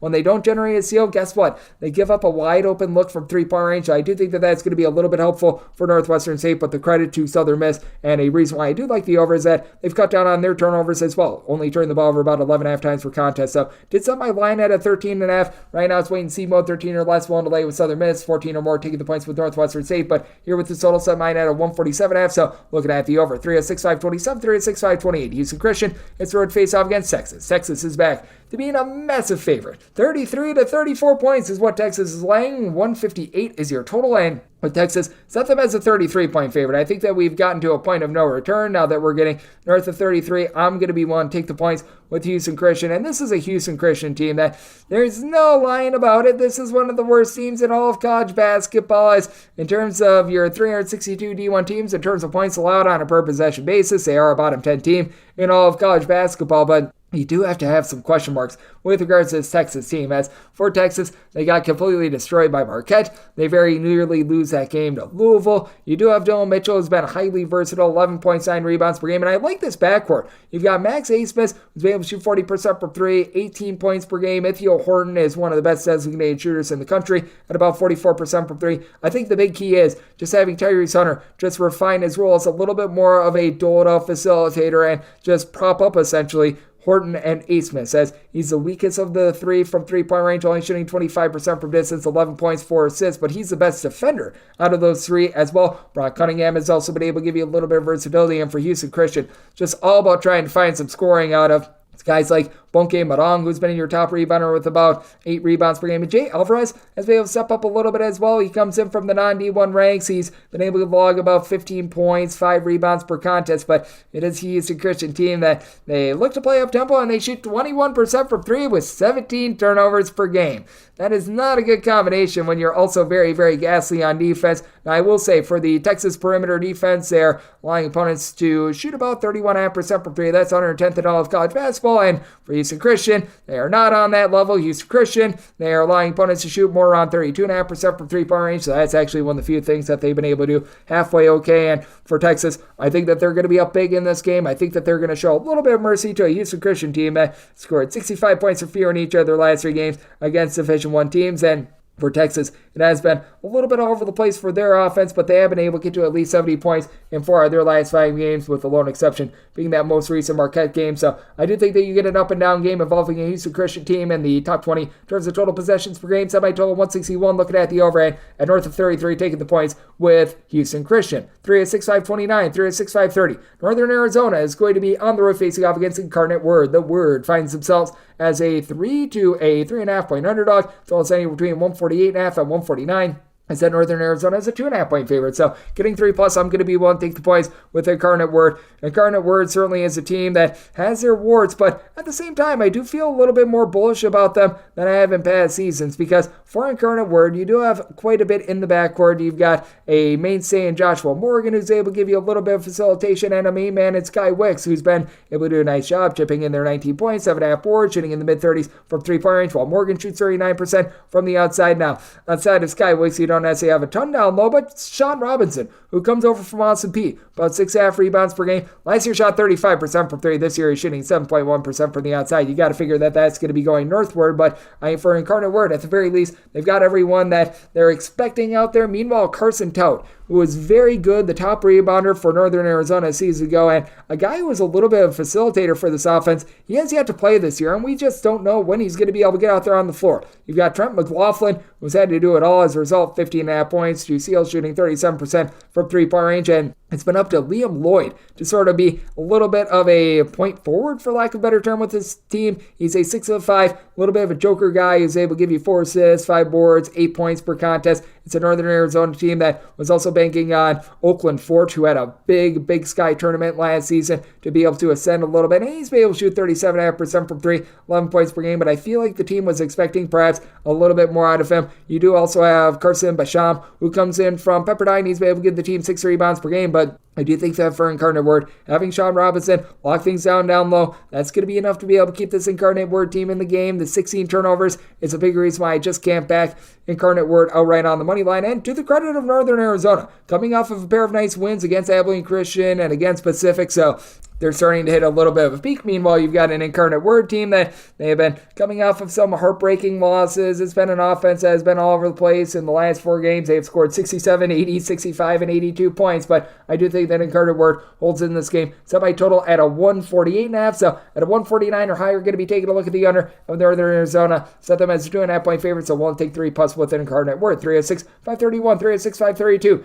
UNC Asheville. It's going to be on the road facing off against Western Carolina. Western Carolina is anywhere between a 5 to a 5.5 point favorite. Total on this game is anywhere between 149 and 150, and with Western Carolina, did set them as a 5-point favorite. So at a 5.5, that is my buy point on UNC Asheville. Asheville has not gotten quite as much as they did a season ago. Drew Pember, but Drew Pember, in my opinion, is still the best player in this game. Someone that is able to stand right around 6'10", 6'11", is able to pop threes, gives you multiple blocks per contest, 7+ rebounds, 15+ points per game. This guy is absolutely awesome, though. Vontravious Woolbright, my goodness. Talk about a stat sheet suffer in his own right. Not quite 6'10", he's 6'6", but 22 points, 11.5 boards, 4.5 assists. So you've got two teams that they've got guys that are able to do it all. It's what you've got around them. And when it comes to Asheville, you don't have a ton down low. You've had Nate McMillan be able to give you 6 rebounds per game, but Fletcher A.V. is a 40% three-point shooter that chips in there, 12.5 points per game. Caleb Burgess, 5.5 assists to 1.8 turnovers per game. Meanwhile, for Western Carolina, they do have some suspect pieces around Woolbright, as you've been able to get Trey Jackson going a little bit more recently with about 11 points per contest, but last year he was averaging 15+ points per game. We've seen a little bit of a fall off there. DJ turned it up. Campbell, he's been able to give you about 12.5 points, 5 boards, 2.5 assists per game with 9+ points in each out of the last 5 games, so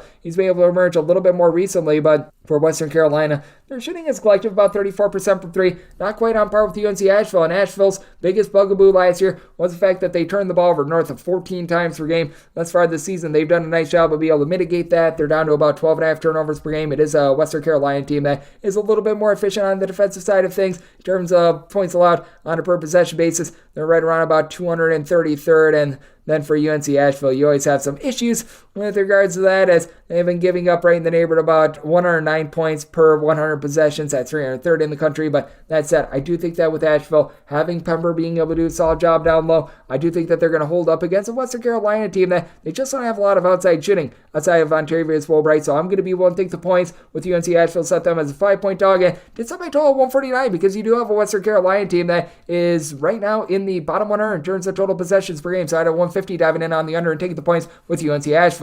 306, 533, 306, 534. Jackson State, it's road face-off against Houston, and Houston finds themselves as favorites of anywhere between 31.5 and 32 points. Your total on this game, it is 132.5, and with Houston, I made them a favorite of 34 points. So this is a spot where I'm going to be willing to lay it. And Jackson State, they've already got a nice upset win against Missouri. So they've knocked off one Big 12 team thus far this season. This is a completely different animal with this Houston bunch, though, as for the Cougars, they just get after you on defense. This team year in and year out is in the top 20 with regards to rebound rate. They always do a nice job of being able to guard the three-point arc, and there's so much unselfishness with this team. With Jamal Shedd, he only gives you 9 points per game, but he does a great job of affecting the game with his 6 assists, his 2.8 steals, shoots about 35% from three-point range, gives guys like LJ Cryer good shots, as Cryer is shooting 40% from the outside, 17.5 points per game. Houston isn't shooting like some sort of amazing clip from three-point range or anything like that. Yet in terms of points scored on a per possession basis, they're a top 25 team in all of college basketball. With Houston, once again, they're doing a great job of being able to guard the arc, and in terms of points allowed on a per possession basis, this Houston team, number 1 in the country at home.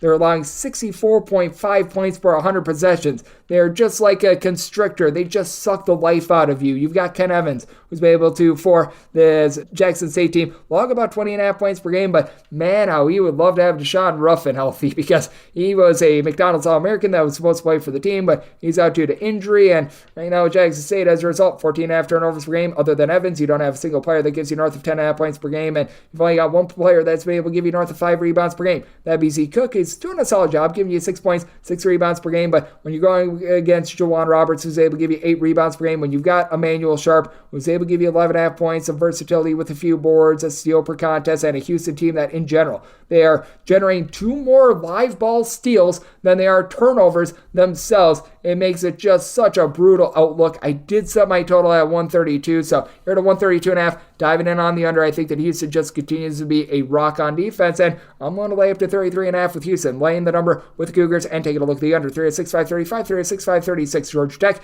is going to be playing us at Alabama A&M. A&M is a 19.5 to a 20-point underdog. Totals between 146 and 147. I did set Georgia Tech as a 20-point favorite, so I'm going to be willing to lay 19.5 and not a half a point more with them. It's a Georgia Tech team that certainly has had their ups and downs recently. You have to go to overtime with Howard. You lose that game to UMass Lowell, but now you're coming off of a pair of very nice triumphs. And for Georgia Tech, I think the big key for them being able to cover this game is just having Miles Kelly be the best player out there on the floor. He's a do-it-all guy for this Georgia Tech team with about 18 points, 5.5 boards per game. He doesn't necessarily shoot it well from three-point range, but you've had Kawasi Reeves be able to shoot about 40.5% from the outside, and you've been able to get a little bit when he's been out there out of Bay and Ndongo. He's been able to do a solid job of being able to log 7.5 rebounds per game. He was out to really begin the season, but has come back recently in a losing effort against Georgia a few nights ago, was able to log about 11 rebounds per game, and that's something that Alabama A&M just can't match up with. You don't have a single player for A&M giving you north of 4 rebounds per game. Dallin Smith has had to do it all after they lost 2 of their top 3 scorers from a season ago, along with Blaze Obiana, who was a very good 7-footer down low for the team. He's been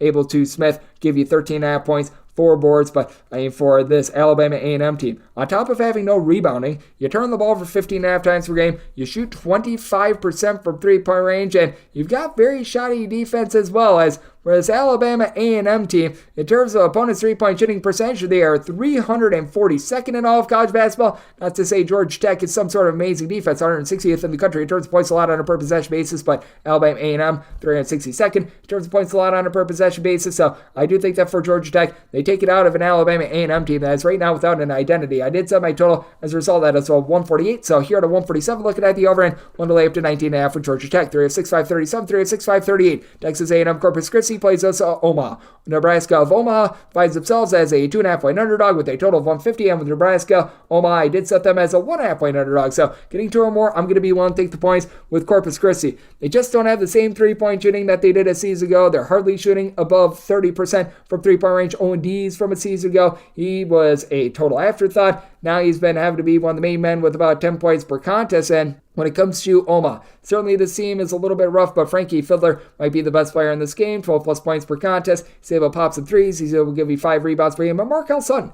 has been able to do a nice job logging about 6.5 rebounds per game. They're going up against Corpus Christi team that last season they were very much reliant upon generating those turnovers for their defense. And also just in general, being able to set up their offense, as their offense has not been able to get on the fast break as much. As a result, they're about 335th in the country in terms of points scored on a per possession basis. To their credit, Corpus Christi, a top 80 team in terms of opponents' 3-point shooting percentage, but this is on an Omaha team that's really going to be looking to light you up from the outside. They're content with being able to get the ball inside, and then when it comes to this Corpus Christi team, it just doesn't feel like there's a lot of rhyme or reason with regards to their offense as well. They do get to go up against an Omaha team that year in and year out, this is one of the more brutal defenses in all of college basketball. Nebraska, Omaha, they themselves always leave themselves very open to opponents hitting 3-pointers last year. A lot of opponents to shoot 36.5% from 3. Some marked improvement this year, allowing opponents to shoot about 32.5% from 3-point range, and it all relies upon Deion Wright Ford to be able to lead this Corpus Christi team. He's been able to give the team right around 12.5 points per contest, but he only shoots about 17%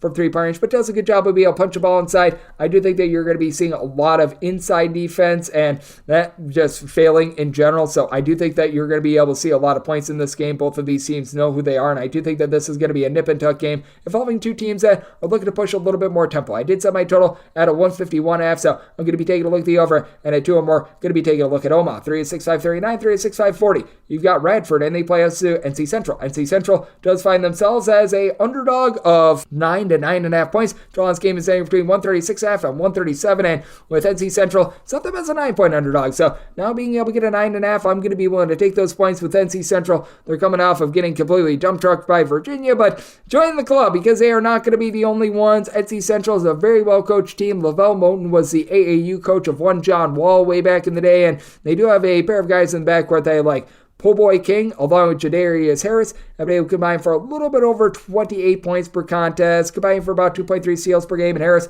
is currently shooting 38% from three, though that's a far cry from what NC Central was doing from the outside last season. Last season, they were shooting about 36% from three-point range, and last season, NC Central, 15-plus turnovers per game. They've cleaned that up this year, and they go up against a Radford team that they do generate quite a few turnovers with their big three, as you've been able to have Brian Antoine, DeQuan Smith, along Keenan Giles, be able to be a very nice trio, combining for about 40 points per contest. They combine for about 4 steals per game, and with Smith and Antoine, they combine to shoot about 40% from three-point range. That's how you've got Justin Archer along with Chandler Turner down low, combining for about 14 rebounds per game. And Turner, he's turning down for what coming in from Bowling Green, and has really been able to find his form on offense recently. 10-plus points in 4 of the last 5 games. Had a rough go of it trying to adapt to the system, but that said, he's been able to do a much better job of being able to generate a little bit more offense, so I do like what they're able to get there. And the big key for this team is just having TJ Naismith try to get back into the fold, because he has not played really since Thanksgiving. He was someone that was able to give the team right around 9 points,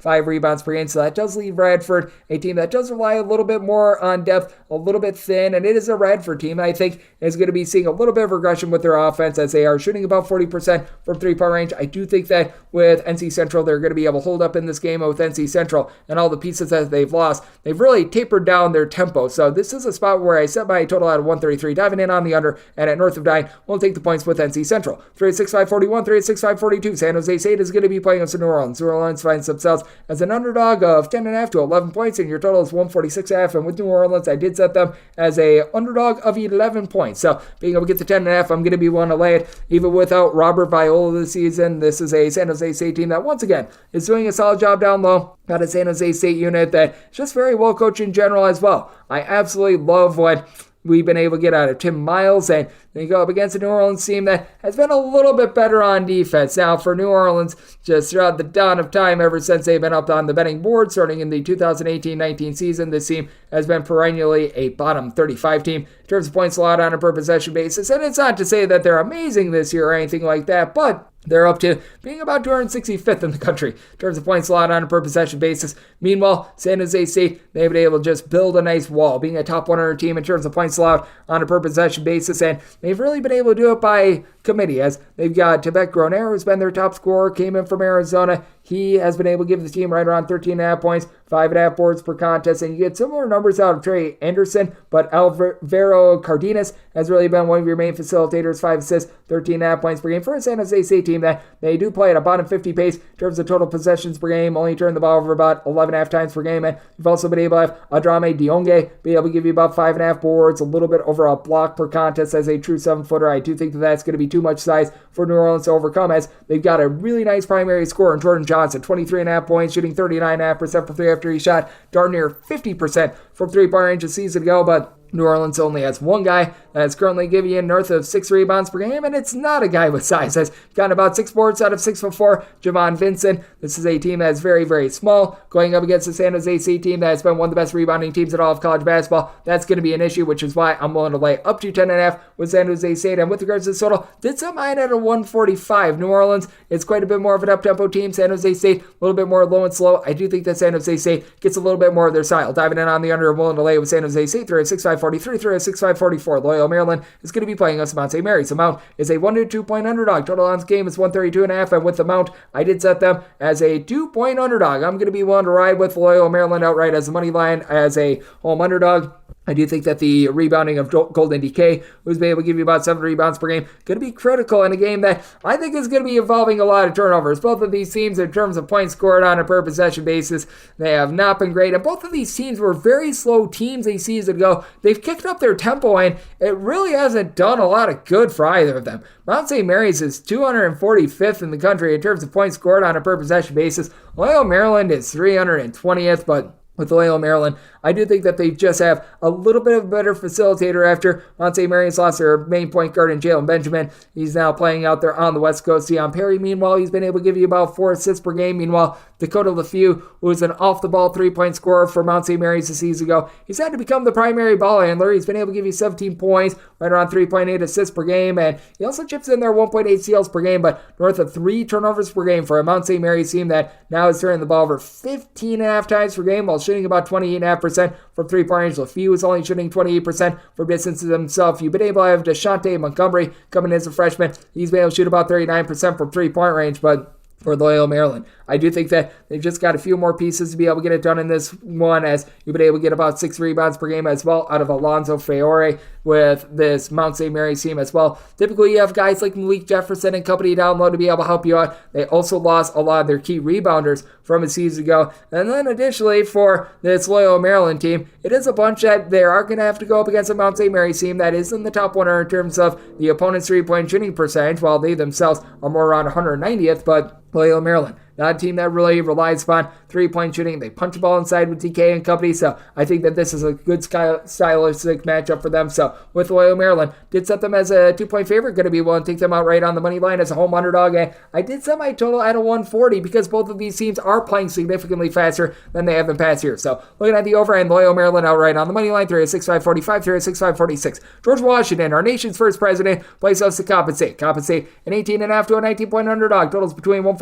and 144, and with Compensate, set them as a 25.5 point underdog. I'd like our nation's first president to absolutely take down this Compensate team. For Compensate, they have been able to break the 62-point plateau against a D1 opponent just twice this far this season. They have just had such bad results down low. You don't have a single guy that's giving you north of 5 rebounds per game. Justin Winston, former starter over at St. Bonaventure, so they will give you about 13 points, 4.5 rebounds per game, and that's about all you got. It's a Compensate team that flat out is a team without an identity. They're right now 310th in the country in terms of total possessions per game. In terms of points scored on a per possession basis, Compensate out of 362 D1 teams, 359th in the country. Meanwhile, George Washington, more of a middle-of-the-road team, but for George Washington, top 10 team in the country in terms of just total possessions per game. George Washington has done a very nice job as well of being able to amp up their defense as well. Last year, they were absolutely terrible on defense. They're a top 80 team in terms of opponent's three-point shooting percentage, and in terms of just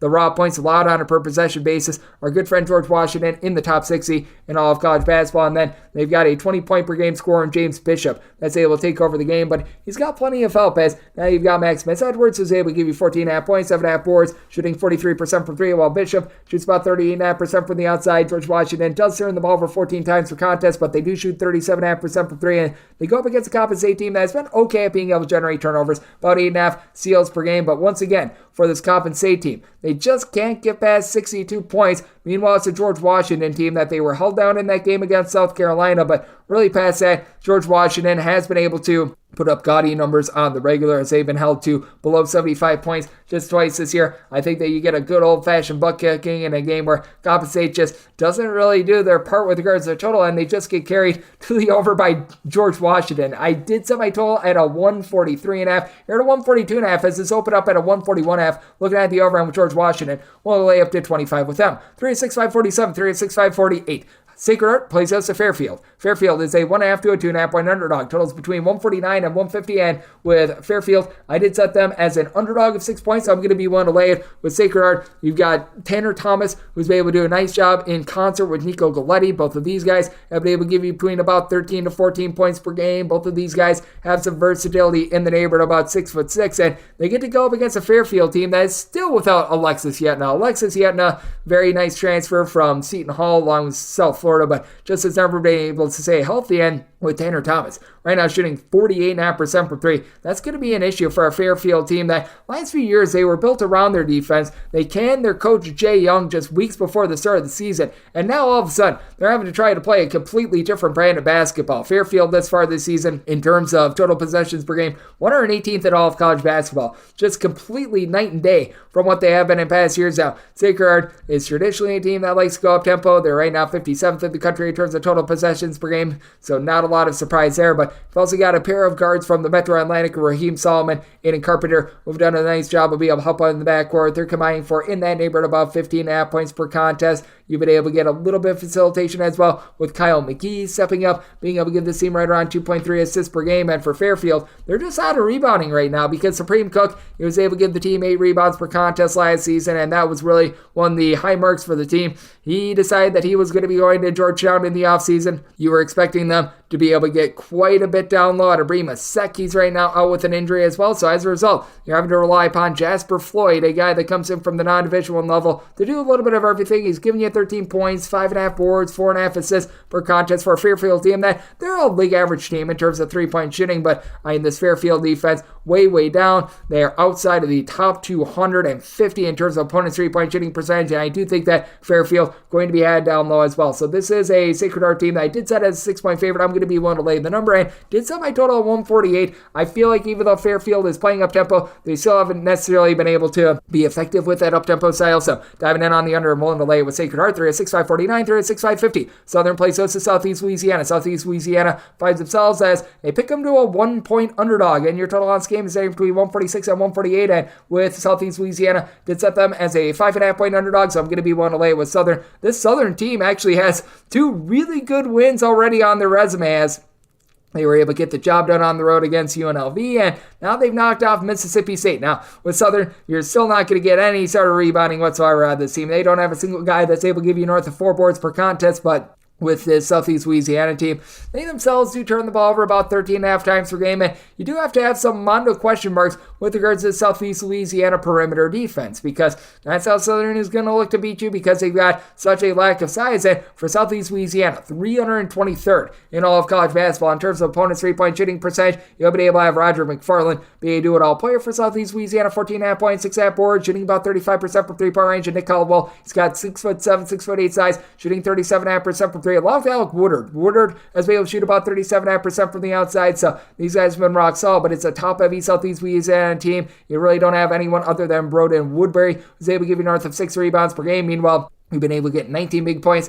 out of Tayron Joseph for the Southern team. Southern bunch is only shooting about 31% from three, and they do get induced into about 15 turnovers per game, but they do force about 9.5 steals per game as well. You've been able to get 2+ steals per game out of Dijane Duamasi. Hopefully I said that correctly. He's been able to do a nice job as a defense-first guy. He only gives you about 5.5 points per game, and really everyone outside of Joseph, there are a bunch of guys that they just do their role. They hope to get hot on a specific night. You just roll with that, and it's been a Southern team that, it's been very hit or miss for them on defense. Over the last 5 games, they have given up 88, 88, 71, 93, and 59 points, but you've also got a Southeast Louisiana team that, in terms of their defense, it has been all over the place as well. They've been able to step up there, and meanwhile, their offense has scored 67 points or fewer in 3 of their last 4 games against C1 competition. So this is a spot where I did set Southern as a 5.5-point favorite. I'm going to be one to lay the number, and did set my total 149, as I do think that they gash Southeast Louisiana from the outside. So going to be looking to lay it with Southern, and I'm going to be taking a look at this total over 306, 551, 306, 552. Sonny Brook plays us to Bryant. Bryant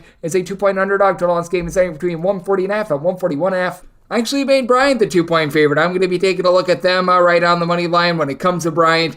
I just feel like this is a little bit more of a complete team, and I feel like Phil Martelli Jr. has honestly been a better coach than Jared Grosso was. We have noticed that this Bryant team has been playing a little bit more slowly, a little bit more under control. They've been giving guys like Connor Withers a few more minutes. They've been going into the bench a little bit more. Would like to see a little bit more of Miles Latimer. He's only been able to give you about 4 points per contest. Remember at Bucknell a few seasons ago, he was a sharp 3-point shooter, but still, you've got a Bryant team that's cut down on the turnovers with about 11.5 per game. They're also blocking 7 shots per game, as Earl Timberlake is bringing Sexy back. He and Daniel Rivera have been able to combine for about 4 blocks per contest. Timberlake, 11.5 points, 9 boards per contest. Rivera gives you 6.5 rebounds per game. And then Rafael Pinzon, Sharif Groves-Bollock. These are 2 nice go-to scorers, combining for 30 points per contest. A little bit over a steal per game out of both of these guys, with both of them shooting in a combined about 37.5% from distance. Meanwhile, for Stony Brook, it's been Tyler Stevenson Moore who's really had to step up for the team. He's been able to give the team 15 points per contest, shooting 38% from 3.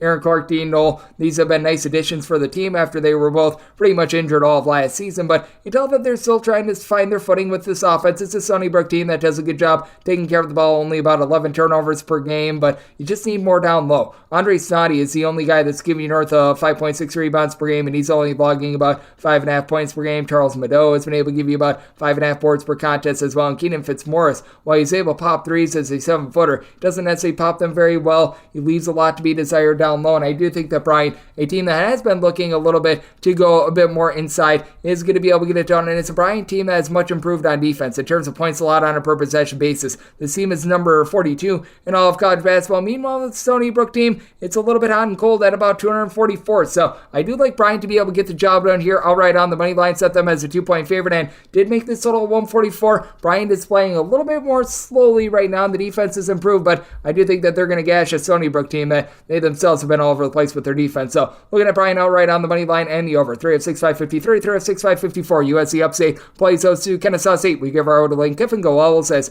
Kennesaw State a 1.5 to a 2-point favorite. Your total between 157.5 and 158.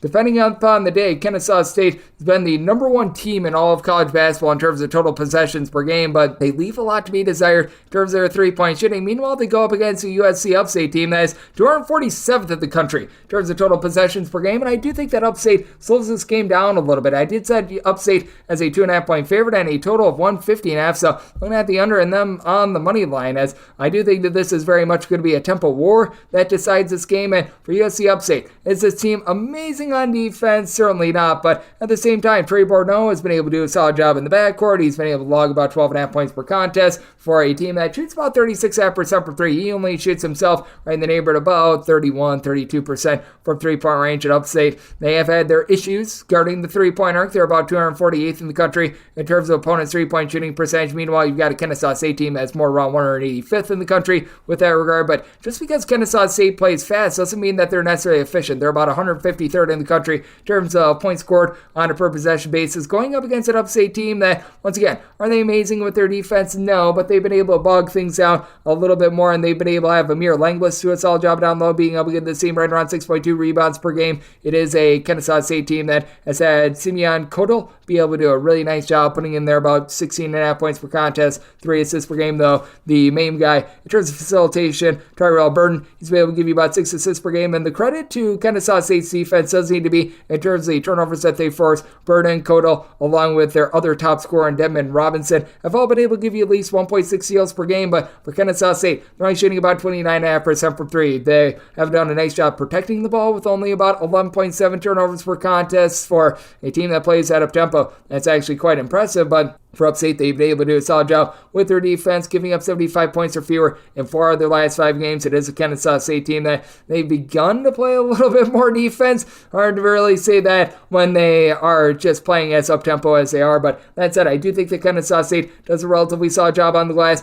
I think that they're going to do a nice job with Bordeaux having an assist-to-turnover ratio of 2, of being able to keep it clean, and Upstate is the better three-point shooting team in this one. I did set Upstate as a 2.5-point favorite, looking at them outright on the money line, and did set my total at 159, so also going with the under. 3 of 6, 555, 3 of 6, 556. Illinois State plays those to Norfolk State. Norfolk State finds themselves as an underdog of 5.5 points with a total of 133, and with Norfolk State, did set them as a 7-point underdog. I'm going to be one to lay with Illinois State. Illinois State does have quite a few options with regards to their scoring. They don't necessarily have that one go-to guy that they can really rely upon for a bucket at the end of a game, but I don't think that's going to come down to that, because you do have Dalton Banks, who does a nice job of being able to dole out the ball, 3.5 assists, right around 11.5 points per game, and does shoot 37% from three-point range, and you've been able to get a little bit more out of Kendall Lewis, who got off to a super hot start last season, just went down the toilet bowl in the second half of the season. Looks like he's having a nice little bit of a comeback. He combined 29 points, 11 boards in the last 2 games, currently shooting 40% from three-point range for an Illinois State team, in which you've got Miles Foster giving you about 7 boards, 9 points per game, down low as well. It's an Illinois State team that does need to cut down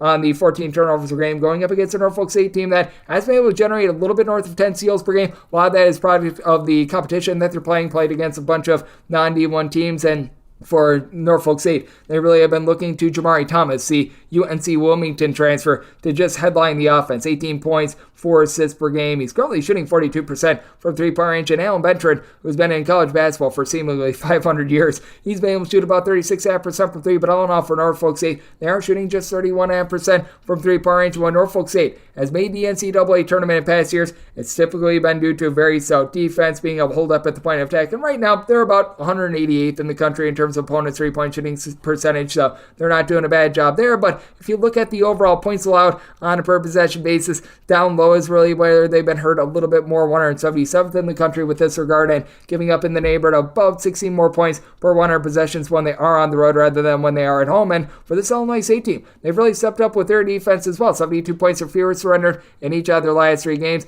It's a bunch that's given up 74 or fewer, and now each of their last 7 games in all but one of their games thus far this season going up against a Norfolk State team that's had a tough time putting the ball in the basket, 69 points or fewer in 4 of their last 5 games. So I do think that Illinois State should be able to cover this number, and with my total, I also set mine at a 133. It's a situation where I want to see where this line moves overnight, 132 or less looking at the over, and right now I am seeing a 132 out there, so looking at that 132 over, and with Illinois State, willing to lay up to 6.5 with them, 3 at 6.557, 3 at 6.558. Murray State hits the road to face off against Austin Peay. The Governors are a 3.5 point home underdog. Total on this game is 138.5. Did set my total at 142. I'm going to be taking a look at the over. It is a Austin Peay team that ever since Corey Gibson has taken over, they have been a very slow tempo team. Austin Peay, in terms of total possessions per game, 334th in the country. They play against a Murray State team that it's not like they're absolutely pushing tempo, but this is a team that is doing a very solid job of being able to find some offense with Rob Perry being able to give you 15 plus points per contest. Jacoby Wood has been in that neighborhood about 15 points per contest as well. So these two guys have been on a really nice job in the backcourt, and for Austin Peay, it's just been very strange to watch this team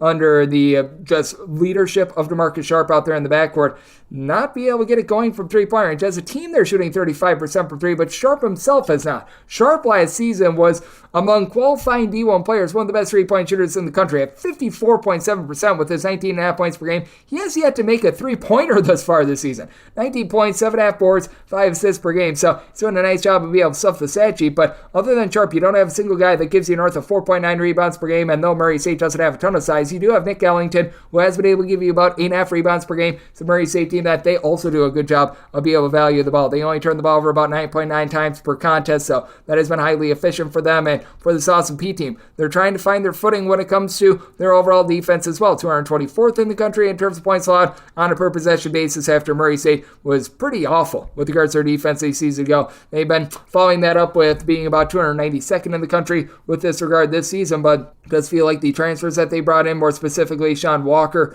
are starting to find their footing a little bit more with this team. With Walker, he gave out 3 assists in the previous game. He's really been a little bit of a bogged down scorer after a season ago. He was putting in their double figures again at Mercer, but that said, with this Murray State team, I do think that they're going to do a solid job holding up against an Austin Peay team that just has not been able to do a great job on the glass. Meanwhile, Murray State, they themselves gotten to at least 72 points in 4 of their last 5 games. You've got an Austin Peay team that's been held to 65 points or fewer in each of their last 3 games against a D1 team, so something's got to give. I do think that Austin Peay going to find a little bit more offense, but I do think that Murray State good to be able to get it done on the road. Set them as a 4-point favorite, so willing to lay up to 3.5 with Murray State, and going to be taking a look at the over. We're at things up with 306.559, 306.560. Wake Forest plays those to NJIT. NJIT, a 24 to 25 point underdog. Totals between 148.5 and 149.5. So Wake Forest as a 23.5 point favorite, so going to be looking at the points with NJIT. Hey, for NJIT, finally a triumph for this team. It's been a trying first year under this new coaching regime, but they were able to get a win on the road against Fordham by a count of 80 to 77, and